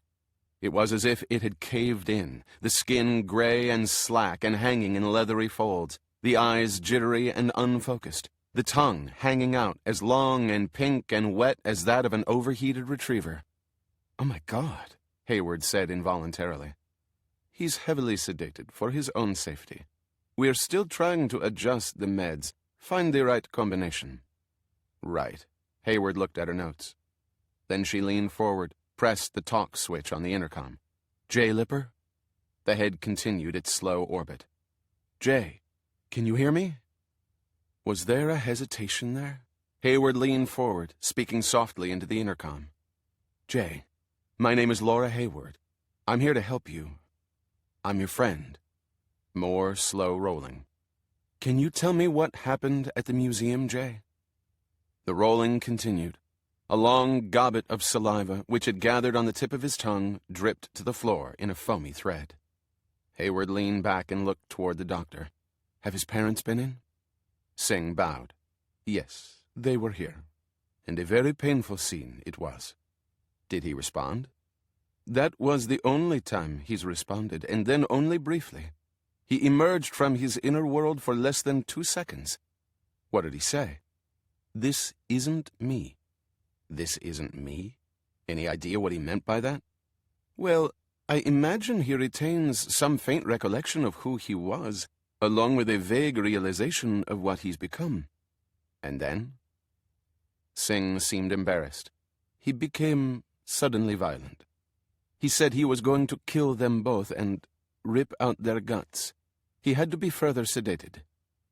Hayward glanced at him a moment longer.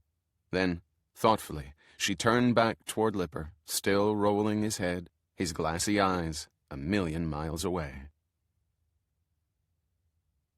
Chapter 33. He got into a fight with Carlos Lacara, Imhoff told Special Agent Coffey as they strode down the long, echoing corridors of Herkmore.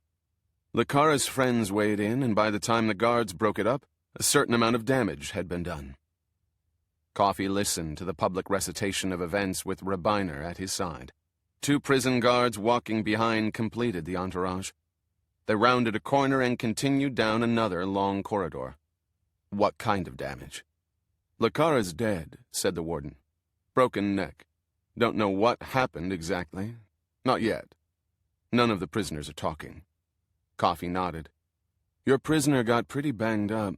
Mild concussion, contusions, bruised kidney, couple of cracked ribs, and a shallow puncture wound." "Puncture wound?" "Seems somebody shanked him. That was the only weapon recovered at the scene of the fight. All in all, he's lucky to be alive." Imhoff coughed delicately and added, "He certainly didn't look like a fighter." "And my man is back in his cell, as per my orders?" "Yes. The doctor wasn't happy." They cleared a security gate, and Imhoff keyed an elevator for them. "At any rate," he said, "I expect he'll be a lot more amenable to questioning now." "You didn't sedate him, did you?" Coffey asked as the elevator chimed open. "We don't habitually dispense sedatives here at Herkmore. Potential for abuse and all that." "Good. We don't want to waste our time with a nodding vegetable." The elevator rose to the 3rd floor, opening onto a pair of steel doors. Imhoff swiped a card and punched in a code, and they slid back, revealing a cinder-block corridor painted stark white, with white doors on either side. Each door had a tiny square window and a foot slot. "Herkmore solitary," Imhoff said. "He's in cell 44. Normally I'd escort him to a visiting room, but in this case he's not exactly mobile." I'd rather speak to him in his cell anyway, with the guards on hand, in case he should become aggressive. Not much chance of that. Imhoff leaned forward and lowered his voice. I don't want to tell you how to do your job, Agent Coffey, but I would imagine that any suggestion that he might be put back in Yard 4 for exercise would get him talking a mile a minute. Coffey nodded. They approached the cell door and one of the guards gave it several whacks with his riot stick. Make yourself pretty, you got a visitor. Whang, whang, went the nightstick against the door. The guard removed his weapon and stood aside while the other unlocked the door and glanced in. All clear, he said. The first guard holstered his weapon and stepped inside. How much time do you need? Imhoff asked. An hour should do it. I'll have the guard call you when we're done. Coffey waited until Imhoff was gone, then he stepped into the small, immaculate cell, followed by Rabiner.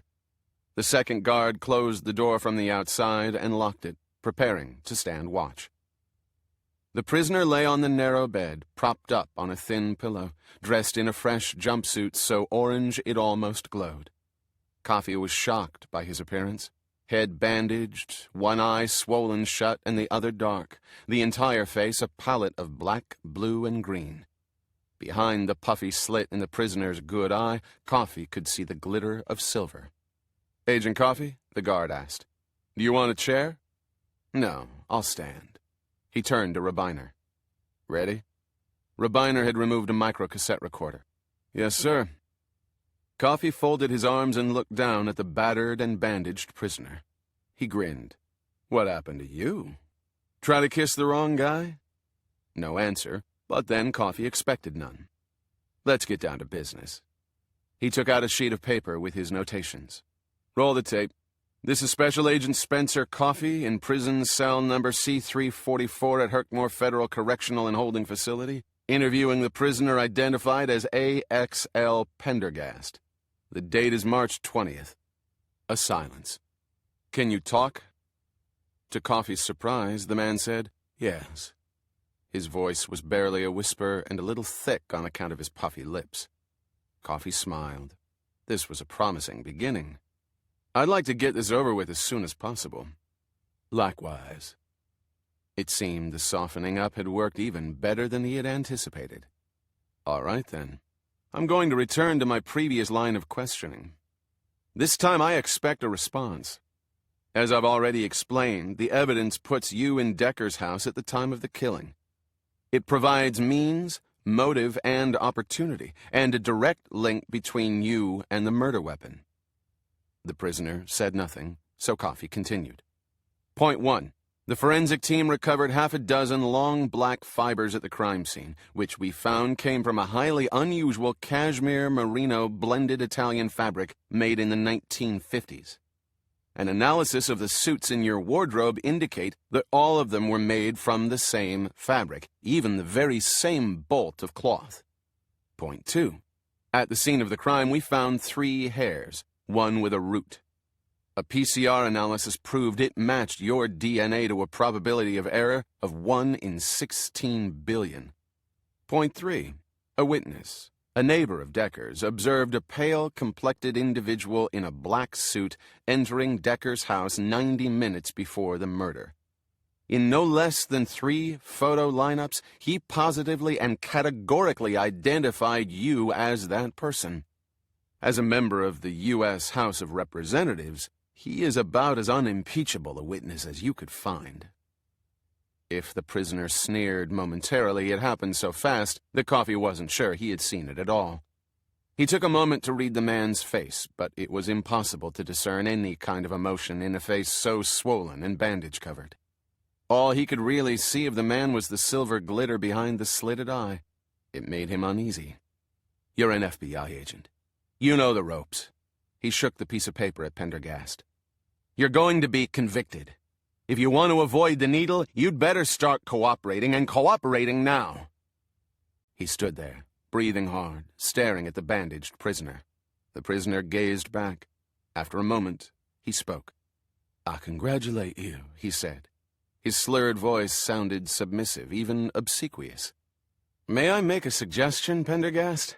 Confess and throw yourself at the mercy of the court. It's your only option, and you know it. Confess and save us the shame of seeing one of our own dragged through a public trial. Confess, and we'll get you transferred out of Yard 4. Another brief silence. Would you consider a plea bargain? Pendergast asked. Coffee grinned, feeling a flush of triumph. With evidence like this? Not a chance. Your only hope, Pendergast, and I repeat, is to store up a bit of goodwill with a nice, round confession. It's now or never. Pendergast seemed to consider this for a moment. Then he stirred on the cot. Very well, he said. Coffee broke into a smile. Spencer Coffee, Pendergast went on, honeyed voice dripping with obsequiousness. I have watched your progress in the Bureau for almost 10 years, and I confess I've been amazed by it. He paused to breathe in. I knew from the beginning you were a special, even unique individual. You, what is the term? Nailed me. Coffee felt his smile broaden. This was good. This was the moment of humiliation against a hated rival that most people only dreamed about. Remarkable work, Spencer. May I call you Spencer? Peerless, I might even say. Coffee waited for the confession he was now certain was coming. The poor bastard thought flattering him would gain him some sympathy. That's what they all did. Oh, you're so clever to have caught me. He gestured behind his back for Rabiner to move closer with the recorder, not to miss a word. The beauty of it was Pendergast was only digging his own grave deeper. There would be no mercy, even with a confession. Not for the man responsible for murdering a top FBI agent. A confession would shave 10 years off his death penalty appeals. That was all. I've been lucky enough to witness some of your work in person. For example, your performance during that harrowing night of the museum massacre many years ago, manning the mobile command station. That was truly unforgettable. Coffee felt a stirring of unease. He didn't remember much from that awful night. To be truthful, it hadn't been his best moment. But then maybe he was just being too hard on himself, as usual. I remember that night vividly, Pendergast went on. You were in the thick of it, nerves of steel, barking orders. Coffee shifted. He wished the man would get on with the confession. This was getting a bit maudlin. Pathetic how quickly the man had been reduced to groveling. I felt bad about what happened afterward. You didn't deserve that reassignment to Waco. It wasn't fair. And then when you mistook that teenager carrying home a prize catfish for a Branch Davidian terrorist with an RPG, well, that could have happened to anybody. Luckily, your first shot missed, and your partner was able to tackle you before you squeezed off a second. Although perhaps the teenager was in little danger, since I understand you came in dead last in your firearms training unit at the academy. The segue had happened so smoothly, Pendergast's tone of voice never varying from its whining submissiveness, that it took Coffee a moment to realize the effusive praise had morphed into something else. The stifled snicker of the guard stung him to the quick.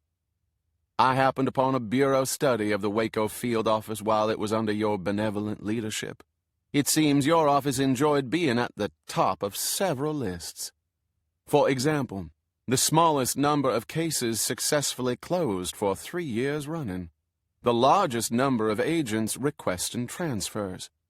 The most internal investigations for incompetence or ethics violations. One could argue that your being transferred back to New York could not have come at a more convenient time. So nice to have an ex-U.S. Senator for father-in-law, Spencer, is it not? Coffee turned to Rabiner and said, as calmly as possible, "Turn it off." "Yes, sir." Pendergast didn't pause, although his voice changed in tone to cool sarcasm. "How's the PTSD treatment coming, by the way? I understand they've got a new approach that works wonders." Coffee gestured to the guard and said, with an effort at detachment, "I can see that further questioning of the prisoner is pointless. Open the door, please." Even as the guard outside fumbled with the door, Pendergast continued speaking. On another note, knowing your love of great literature, I recommend to you Shakespeare's marvelous comedy, Much Ado About Nothing. Particularly the character of Constable Dogberry. You could learn much from him, Spencer. Much. The cell door opened. Coffee glanced at the two guards, their expressions studiously neutral. Then, straightening his back, he proceeded down the corridor toward the solitary confinement security doors, Rabiner and the guards following in silence. It took almost 10 minutes of walking through endless corridors to reach Imhoff's office, located in a sunny corner of the administrative building. By that time, some of the color had returned to Coffey's face. "Wait outside," he told Rabiner, then marched stiffly past the obnoxious secretary, entered Imhoff's office, and shut the door. "How did it—" Imhoff began, but fell silent when he saw Coffey's face. "Put him back in Yard 4, Coffey said. "Tomorrow." Surprise blossomed on the warden's face. "Agent Coffey, when I mentioned that earlier, it was suggested merely as a threat. If you put him back there, they'll kill him. Social conflicts among prisoners are their business, not ours. You assigned this prisoner to exercise in Yard 4, and Yard 4 is where he will stay. To move him now would be to let him win." Imhoff began to speak, but Coffey cut him off with a sharp gesture. "Listen to me well, Imhoff. I'm giving you a direct, official demand. The prisoner stays in Yard 4. The FBI will take full responsibility." There was a silence. "I'll need that in writing," said Imhoff at last. Coffey nodded. "Just tell me where to sign." Chapter 34. Dr. Adrian Wycherley walked through the deserted Egyptian gallery, feeling a certain smug satisfaction at the special assignment Menzies had charged him with. Him, and not Nora Kelly. He flushed at the thought of the way she had led him on and then humiliated him. He had heard that American women liked to burst one's bollocks, and now he'd had a taste of it good and proper. The woman was as common as muck. Well, he would be back in London soon enough, his CV nicely buffed up from this plum little assignment. His thoughts strayed to all the young, eager docents who volunteered at the British Museum. They had already proved to be delightfully flexible in their thinking. A pox on American women and their hypocritical, puritanical moralism. On top of that, Nora Kelly was bossy. Although he was the Egyptologist, she had never relinquished the writing crop. She had always remained firmly in charge. Although he had been hired to write the script for the Sound and Light extravaganza, she had insisted on proofreading it, making changes, and in general, making a bloody nuisance of herself. What was she doing, working in a big museum anyway, when she really should be tucked away in some semi-detached house in the suburbs with a pack of squalling brats? Who was this husband she was allegedly so loyal to?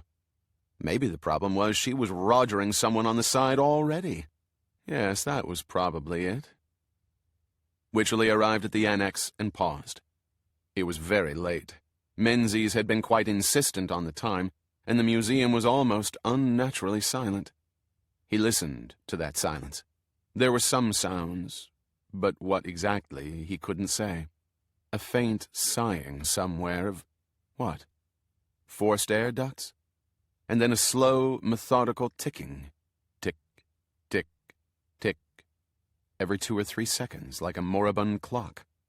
There were also faint thumps and groans, which could be ducts or something to do with the museum's mechanical systems. Wycherley smoothed down his thatch of hair, glancing around nervously. They had caught the killer the day before, and there was nothing to worry about. Nothing. Strange, though, what had happened to Lipper. Typical smart-arsed New Yorker, one wouldn't have thought he would snap like that. Well, they were all a little tense. These Americans worked themselves half to death. He couldn't believe the hours they worked. Back at the British Museum, such demands would be looked on as downright uncivilized, if not illegal. Look at him now, for example. 3 o'clock in the bloody morning. Of course, given the nature of Menzies' assignment, it was understandable. Wycherley swiped his card through the reader attached to the wall, punched in his code, and the gleaming new stainless steel doors to the tomb of Senef opened with a whisper of well-machined metal. The tomb exhaled the scent of dry stone, epoxy glue, dust, and warm electronics. The lights came up automatically. Nothing had been left to chance. Everything was now fully programmed. A backup tech to succeed poor Lipper had already reported for duty, but so far had proved superfluous. The grand opening was only 5 days away, and although the tomb's collections were only partially installed, the lighting, electronics, and the sound and light show were ready to go. Still, Wycherley hesitated. His eyes strayed down the long, sloping staircase to the corridor beyond. He felt a small tingle of apprehension. Trying to shake it off, he stepped inside and walked down the stairs, his Oxfords making a chuff-chuff sound on the worn stones. At the first door he paused, almost against his will, glance arrested by the great eye of Horus and the hieroglyphs below. To any who cross this threshold, may Amut swallow his heart. It was a standard enough curse. He had entered 100 tombs under a similar threat, and never once had it put the wind up him. But the image of Amut on the far wall was unusually hideous. And then there was the strange, dark history of the tomb, not to mention the business with Lipper. The ancient Egyptians believed in the magical powers of the incantations and images written on tomb walls, especially in the Book of the Dead. These were not mere decoration.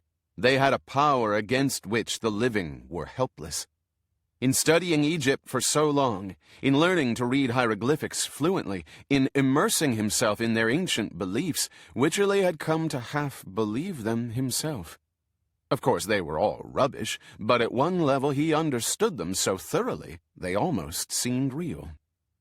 And never had they seemed more real than at that moment, especially the squatting, grotesque form of Amut, its slavering crocodile jaws open and glistening, the scaly head morphing into a leopard's spotted body, which in turn segued into the hindquarters of a hippo.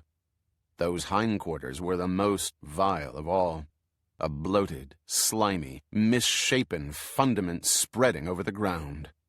All three animals, Wycherley knew, were common killers of people during the time of the pharaohs, and greatly feared. A monstrous amalgamation of all three was the worst creature the ancient Egyptians could imagine. Shaking his head and forcing a rueful chuckle, Wycherley walked on. He was letting himself get spooked by his own erudition, by all the ridiculous talk and silly rumors circulating through the museum. After all, this was not some tomb lost in the wastes of the Upper Nile. One of the biggest, most modern cities in the world was sitting right on top of him. Even as he stood there, he heard the distant, muffled rumble of a late-night subway. It annoyed him. Despite all their efforts, they had been unable to block out totally the sound of the 8th Avenue subway.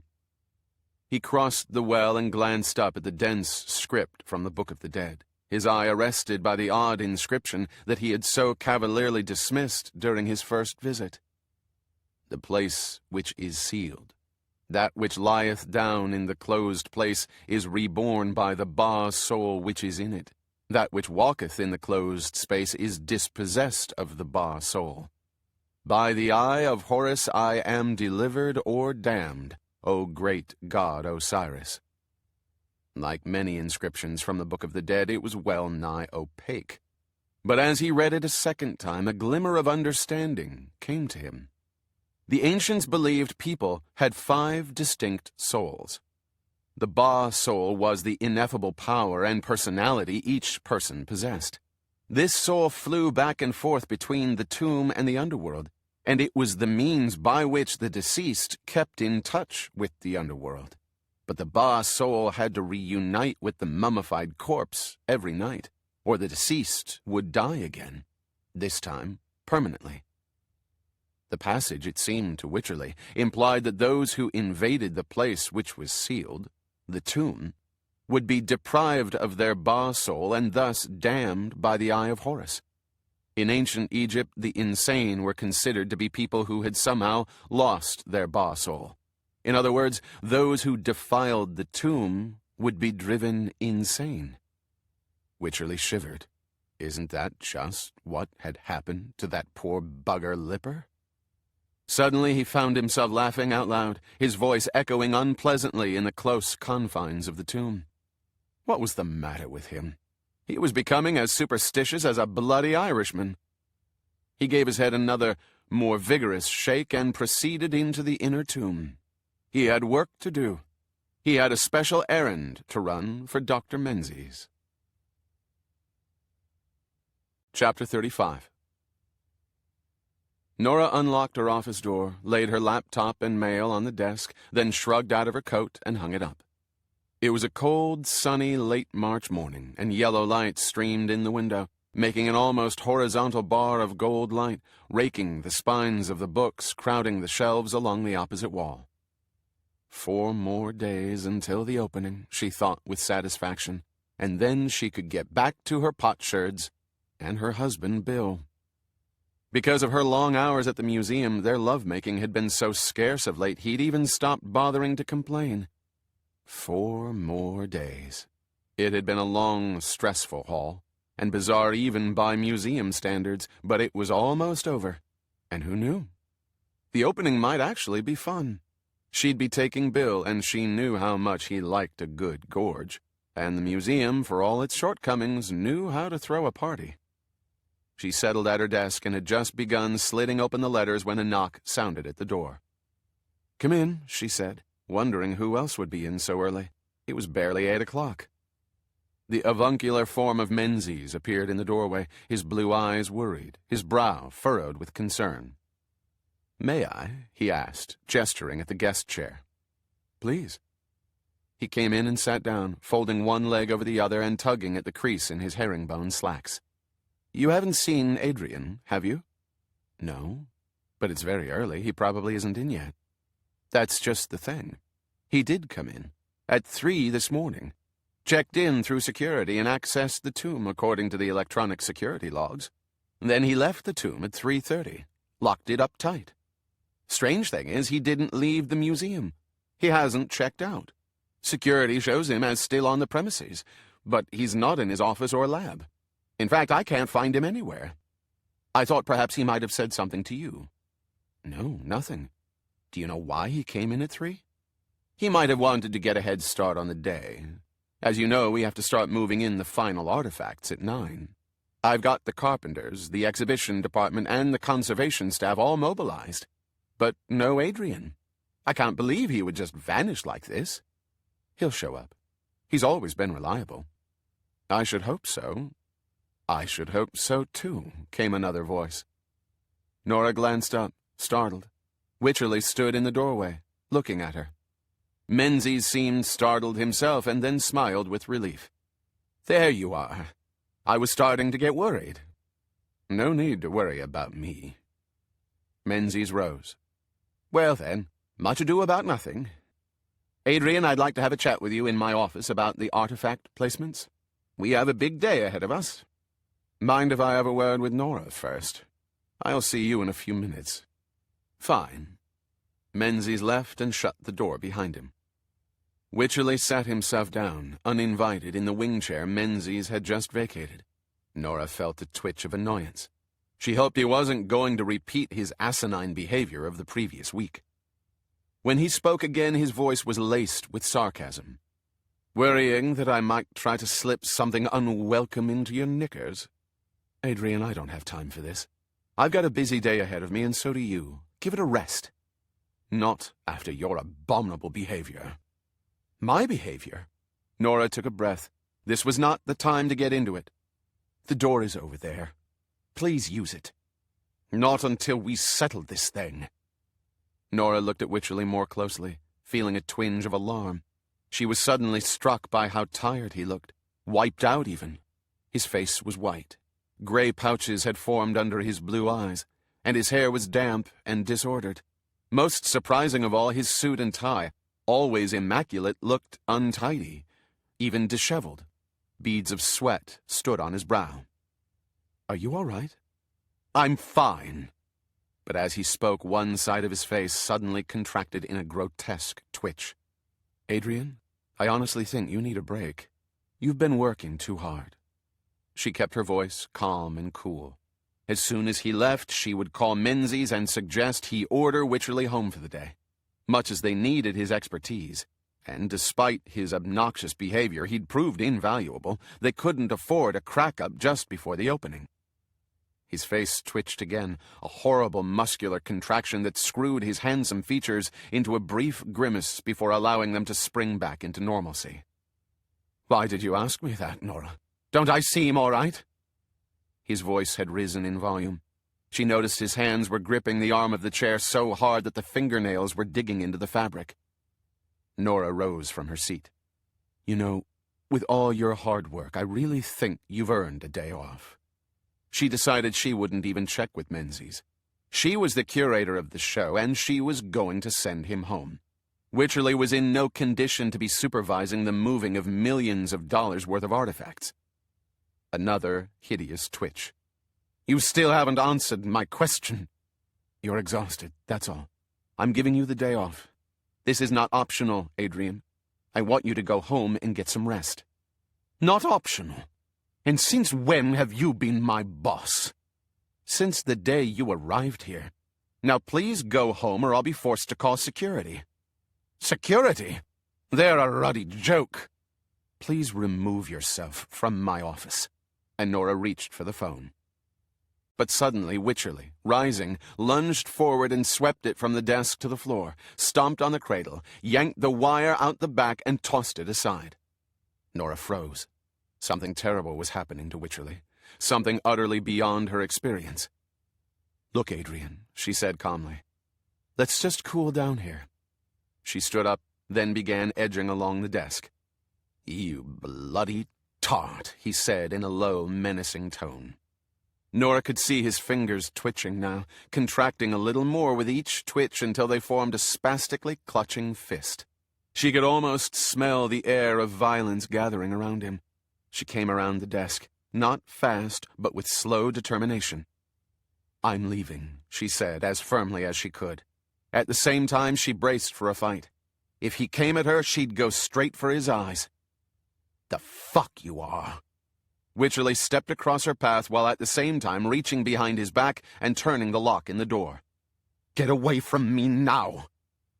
He stood his ground, eyes bloodshot, pupils like tiny black bullets.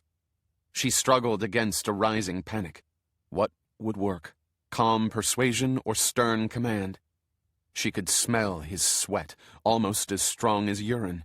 His face had screwed itself up again in a series of spastic jerks, his right fist clenching and unclenching. He looked exactly as if he'd been possessed by demonic forces. "Adrian, everything's okay," she said, working a soothing note in her trembling voice. "You just need help. Let me call for a doctor." More twitching, his neck muscles knotting and bulging. "I think you might be having a seizure of some kind," she said. "Do you understand, Adrian? You need a doctor immediately. Please let me help you." He tried to say something, but instead he spluttered, spittle drooling down his chin. "Adrian, I'm going to step outside now and call you a doctor." His right hand jerked up like a shot, striking her hard across the face, but she had been tensing for just such an attack, and she managed to sidestep the main force of the blow. She fell backward. "Somebody help me! Guards! Call the guards!" "Shut up, bitch!" He shuffled forward, dragging one leg, and struck at her again, wildly. She stumbled against the side of her desk, off balance, and he leaped on top of her immediately, slamming her down and sending her laptop crashing to the floor. "Help! I'm being attacked!" She stabbed at his eyes with the rigid fingers of her hand, but he swatted her arm away and dealt her a blow across the side of her head, while his other hand grabbed the top of her blouse and ripped downward, scattering buttons. She screamed again and tried to twist free of his grip, but his free hand came around and wrapped around her neck with shocking force, cutting off the sound. She scrabbled with her legs, trying to find a purchase, but he scissored them in his own. "So you think you're the boss?" He raised his other hand, and together they began squeezing her neck harder. She flailed, tore at his hair, pounded his back, but he seemed not even to notice, so fixated was he on the grip of his hands, his sweaty, stinking, twitching face shoved into hers. "I'll show you who's boss around here." Nora punched and clawed helplessly, her diaphragm heaving to suck in air that wouldn't come. Her larynx felt nearly crushed under the awful pressure. He'd blocked the blood flow to her brain, and she felt the strength draining away like water from a burst hose. Her eyes were suddenly flecked with a million exploding stars, and a spreading stain of darkness began clouding the edges of her vision like ink poured into water. "How does it feel, bitch?" She heard sounds in the background, as if from far away, a violent hammering and splintering of wood. And then, from the furthest edge of consciousness, she felt the iron grip of his hands loosen and fall away. She was still swimming in a sea of dimness when she was jolted by a burst of shouting and an incredibly loud bang. She rolled over, coughing violently and holding her bruised neck. And suddenly Menzies was there, cradling her in his arms and calling for a doctor. She felt utter confusion. There seemed to be a terrific commotion beyond the desk. A knot of museum guards shouting, and then she saw a river of blood spreading out across the floor. What had happened? "I had to do it. He came at me with a knife," came a desperate voice, edging into her returning consciousness. "Just a letter opener, you idiot!" "A doctor, now!" "Tried to strangle her." The cacophony of loud, panicky voices continued, the shattered phrases sounding in her head as it all began to come back. She coughed, trying to block it all out, trying not to think, while Menzies eased her down into the wing chair, whispering all the time, "You're all right, my dear. Everything's fine. The doctor's on his way. No, don't look over there. Close your eyes, and all will be fine. Don't look. Don't look." Chapter 36. Captain Hayward looked down at the huge puddle of blood on the linoleum floor of the office, all smeared about by the frantic and useless efforts of the EMTs trying to restart a heart that had been obliterated by a point-blank 9mm round fired from a Browning high. The scene was now being carefully examined, sorted, tagged, and bottled by the forensic teams and a variety of specialized crime scene investigators. She backed out of the office, leaving it to the experts to make sense of what was clearly a senseless, tragic act. She had another assignment, to speak with the victim before she was taken to the hospital. She found Nora Kelly waiting in the staff lounge with her husband, Bill Smithback, the chairman of the anthropology department, Hugo Menzies, and several EMTs, police officers, and museum guards. The EMTs were arguing with Kelly about whether she would go to the hospital for a checkup and treatment. "I want the guards and museum staff out," said Hayward, "except Doctors Kelly and Menzies." "I'm not going," said Smithback. "I'm not leaving my wife." "You can stay then," said Hayward.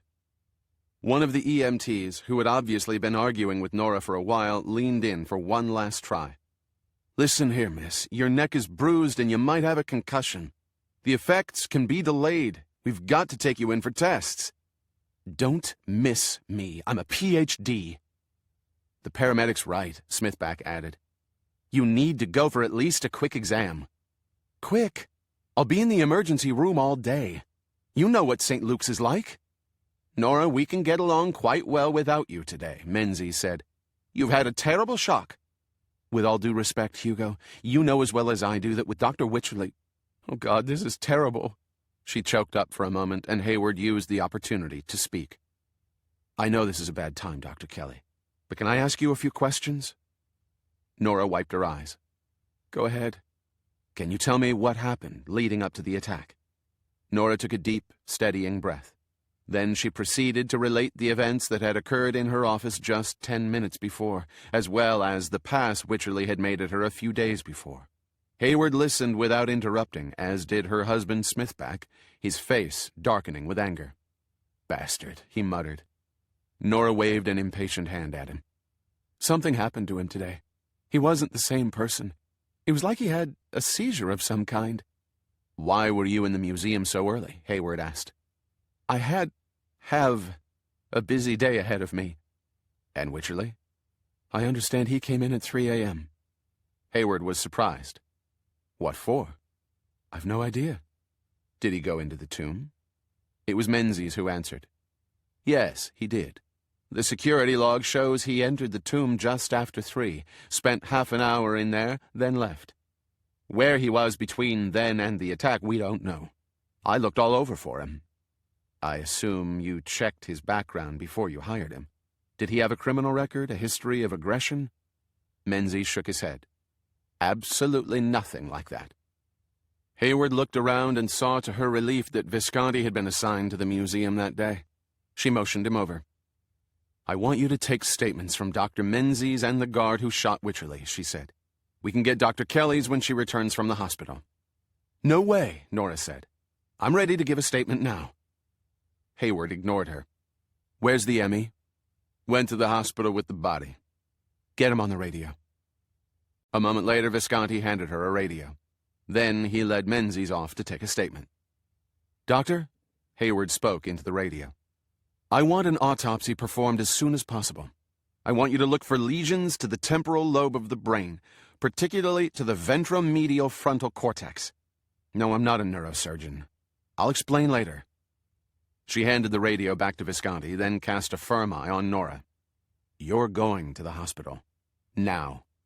She gestured to the EMTs. Help her to her feet and get moving. Then she turned to Smithback. I want to talk to you privately, in the hall. But I want to go with my wife. We'll have a police car take you after we speak. Sirens, the works. You'll get there at the same time as the ambulance. She exchanged a brief word with Nora, gave her a reassuring pat on her shoulder, and then nodded Smithback into the hall. They found a quiet corner, and Hayward faced the journalist. We haven't spoken in a while, she said. I was hoping you might have something to share with me. At the question, Smithback looked a little uncomfortable. I published that story we talked about. 2, even. They didn't shake free any leads, at least none that I heard about. Hayward nodded, waiting. Smithback glanced at her, then glanced away. Every trail I tried turned cold. That's when I paid a visit to the house. House? You know, his house. The one where he held Viola Mascaline. You snuck in? I didn't know they'd finished the investigation. When did the crime scene tape come down? Now Smithback looked even more uncomfortable. It wasn't down. What? Hayward raised her voice. You trespassed on an active crime scene? It wasn't all that active, Smithback said quickly. I only saw one cop the whole time I was there. Look, Mr. Smithback, I don't want to hear any more. I can't and won't have you operating extra-legally, but it was in the house that I found it.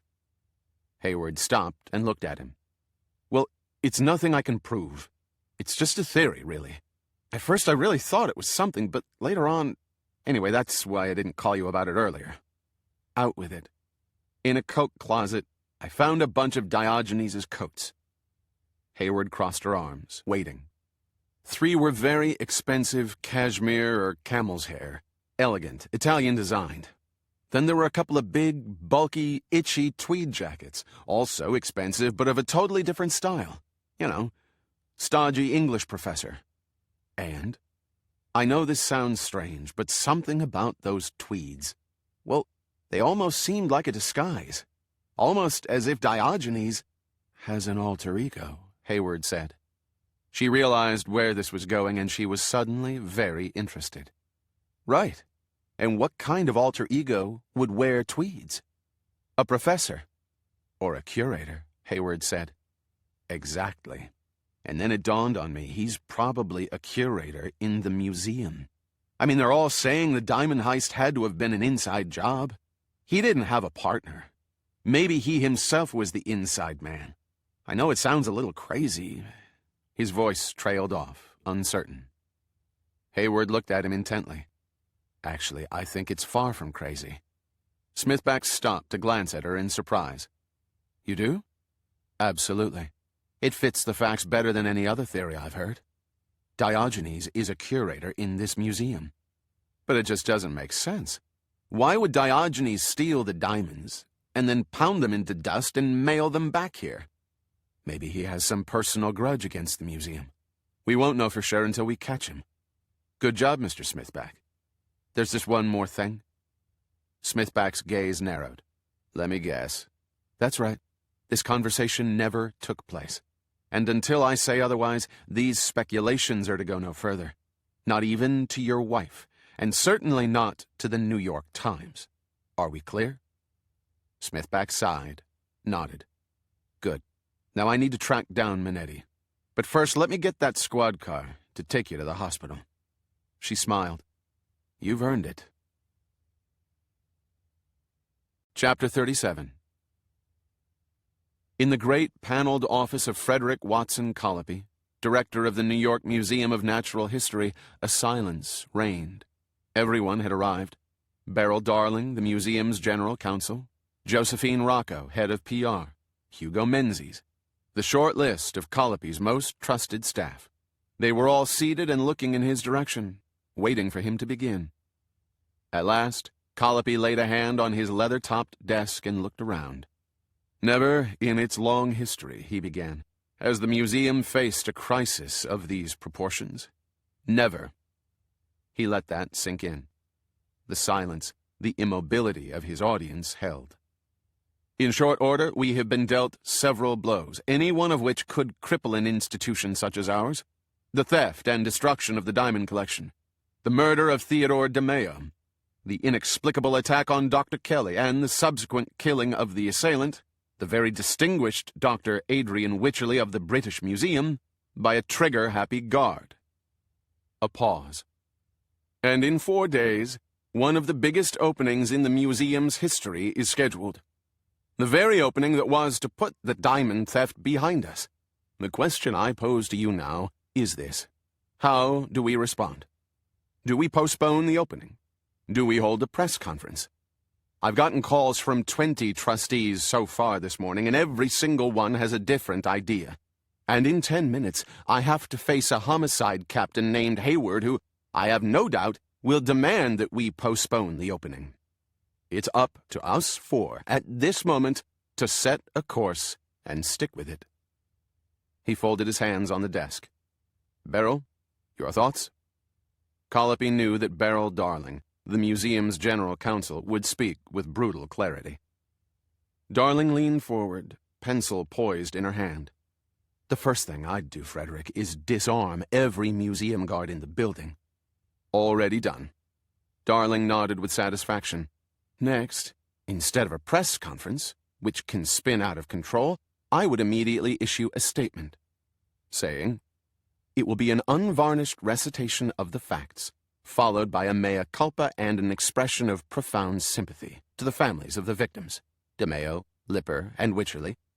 Excuse me, Lipper and Wycherley? Victims? The expression of regret will be strictly neutral. The museum doesn't want to get in the business of throwing stones. Let the police sort out the facts. A frosty silence. And the opening? Colopy asked. Cancel it. Shut the museum down for 2 days. And make sure nobody, and I mean nobody, at the museum talks to the press. Colopy waited a moment, then turned to Josephine Rocco, head of public relations. Your comments? I'm in agreement with Ms. Darling. We've got to show the public that it's not business as usual. Thank you. Colopy turned to Menzies. Do you have anything to add, Dr. Menzies?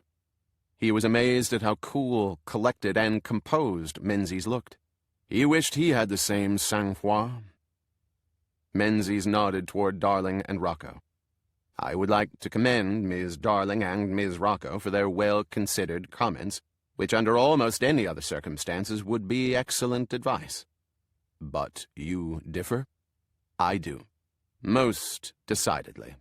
Menzies' blue eyes, so full of calm self-assurance, impressed Colopy. Let's hear it, then. I hesitate to contradict my colleagues, whose wisdom and experience in these matters exceeds my own. Menzies glanced around humbly. I've asked for your unvarnished opinion. Well then, 6 weeks ago, the diamond collection was stolen and destroyed. Now, an outside contractor, not a museum employee, kills a co-worker.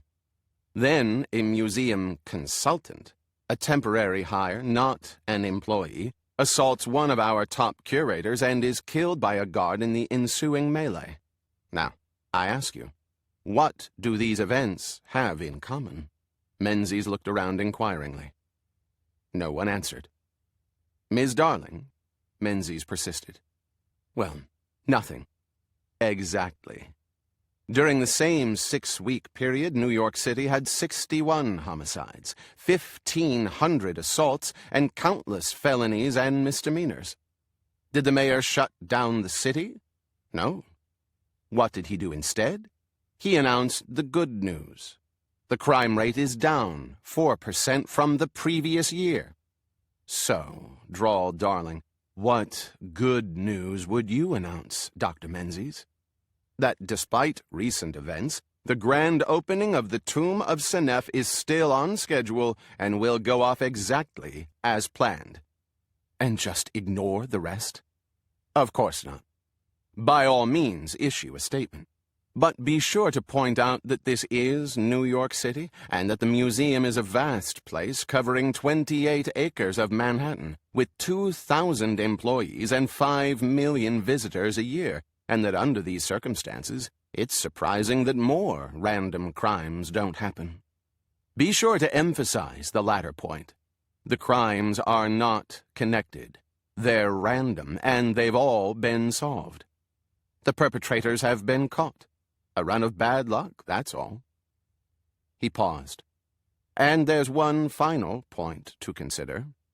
What's that? Colopy asked. The mayor is coming and plans to give an important speech. It's possible he might just use the auspicious occasion to announce his bid for re-election. Menzies smiled and fell silent, his bright blue eyes surveying the room, challenging them all to respond. The first to stir was Beryl Darling. She uncrossed her legs, tapped the pencil on the table. I must say, Dr. Menzies, that's a rather interesting take on things. I don't like it, said Rocco. We can't just dismiss all this, sweep it under the rug. We'll be crucified. Who suggested sweeping anything under the rug, said Menzies. On the contrary, we'll release all the facts. We'll hide nothing. We'll beat our breasts and take full responsibility. The facts work in our favor because they clearly demonstrate the random nature of the crimes. And the perpetrators are either dead or behind bars. Case closed. What about the rumors? Asked Rocco. Menzies turned a pair of surprised blue eyes on her. Rumors? All the talk about the tomb being cursed. Menzies chuckled. The mummy's curse? It's marvelous. Now everyone will want to come. Rocco's bright red lips tightened, cracking her heavy lipstick. And let's not forget the original purpose of the tomb of Senef, to remind the city that we are still the greatest natural history museum in the world. We need this distraction more than ever. A long silence settled on the group. Colopy finally stirred. That's damn persuasive, Hugo. I find myself in the curious position of changing my mind, said Darling. I believe I concur with Dr. Menzies. Colopy looked at the PR head. Josephine? I still have my doubts, she replied slowly. But it's worth a try. Then that's settled, said Colopy. As if on cue, the door opened with no knock, no announcement. A policewoman stood there, dressed in a smart gray suit, brass on her collar. Colopy glanced at his watch. She was on time to the second. He rose. May I introduce Captain of Homicide Laura Hayward? This is... We're all acquainted, she said crisply. She turned a pair of violet eyes on him. She was disconcertingly young and attractive. Colopy wondered if she was some kind of affirmative action type, advanced beyond her competence. Somehow, looking at those eyes, he doubted it. I'd like to speak with you privately, Dr. Colopy, she said. Of course. The door closed after Menzies.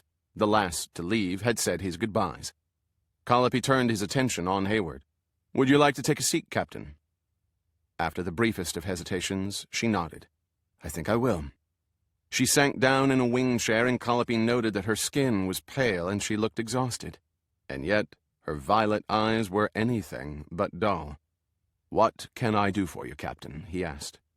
She withdrew a sheaf of folded papers from her pocket. "I've got here the results of the autopsy on Wycherley." Colopy raised his eyebrows. "Autopsy? Is there some mystery about how he died?" By way of answer, she withdrew another piece of paper. "And here's a diagnostic report on Lipper. The bottom line is they both suffered identical, sudden brain damage to the ventromedial cortex of the brain." "Indeed?" "Yes. In other words, they both went insane in exactly the same way. The damage produced a sudden, violent psychosis in each of them." Colopy felt a cold sensation along the base of his spine.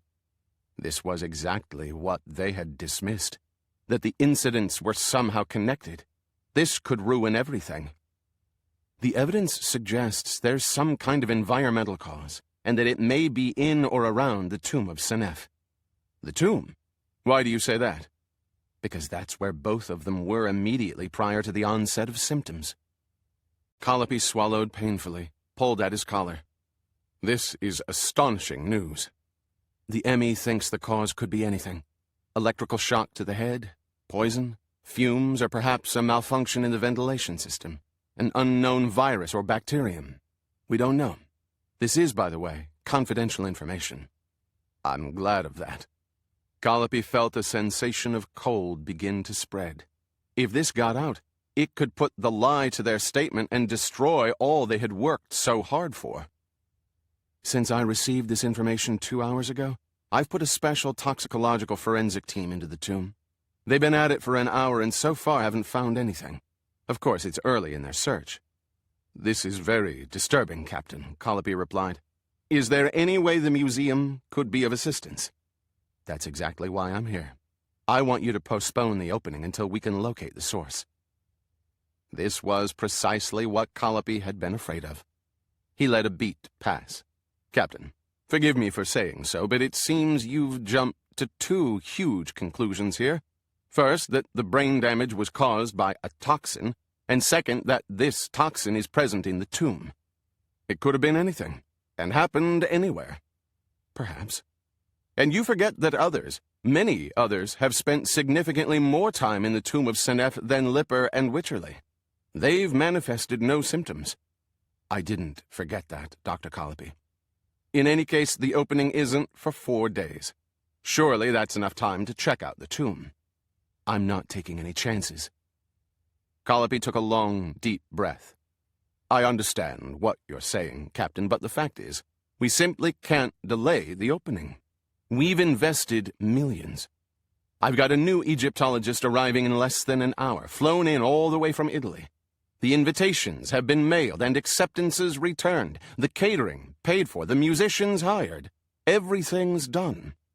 To back out now would cost a fortune. And it would send the wrong message to the city. That we're frightened, that we're stymied, that the museum is a dangerous place to visit. I can't allow that." "There's something else. It's my belief that Diogenes Pendergast, the person who attacked Margot Green, and who stole the diamond collection, has a second identity as a museum employee, most likely a curator." Colopy looked at her, shocked. "What?" "I also believe this person is somehow connected with what's happened to Lipper and Wycherley. These are very serious accusations. Who's your suspect?" Hayward hesitated. "I don't have one. I asked Mr. Minetti to comb the personnel records, without telling him what I was looking for, of course, but no criminal histories or any other red flags came to light." "Naturally not. Our employees all have spotless records, especially the curatorial staff. I find this whole line of speculation to be personally offensive, and it certainly doesn't change my position about the opening. A postponement would be fatal to the museum. Absolutely fatal." Hayward looked at him a long time, her violet eyes weary yet alert. They seemed almost sad, as if she had already known the conclusion was foregone. "By not postponing, you risk putting many lives in danger," she said quietly. "I must insist on it." "Then we are at an impasse," said Colopy simply. Hayward rose. "This isn't over." "Correct, Captain. A higher power than us will have to make the decision. She nodded and left the office without further comment. Colopy watched the door close behind her. He knew, and she knew, that it would boil down to a decision by the mayor himself. And in that case, Colopy knew exactly how the chips would fall. The mayor wasn't one to miss the opportunity for a good party and speech. Chapter 38. Mrs. Doris Green paused at the open doorway to the intensive care room. The afternoon light filtered through the partly screened windows, throwing peaceful stripes of light and shadow across her daughter's bed. Her eye moved across the bank of medical equipment, which sighed and beeped softly in a regular cadence, and came to rest on her daughter's face itself. It was pale and thin, a stray lock of hair running over the forehead and cheek.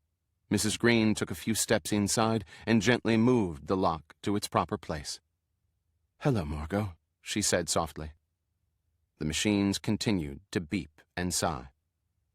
She eased herself down on the side of the bed and took her daughter's hand. It was cool and light as a feather. She gave it a gentle squeeze. "It's a beautiful day outside. The sun's shining and the cold weather seems to have broken. The crocuses are already coming up in my garden, just poking their little green shoots out of the ground. Do you remember when you were a little girl, just 5 years old? You couldn't resist picking them? You brought me a fistful of half-crushed flowers one day, cleaned out the whole garden. I was so upset at the time." Her voice faltered, and she fell into silence.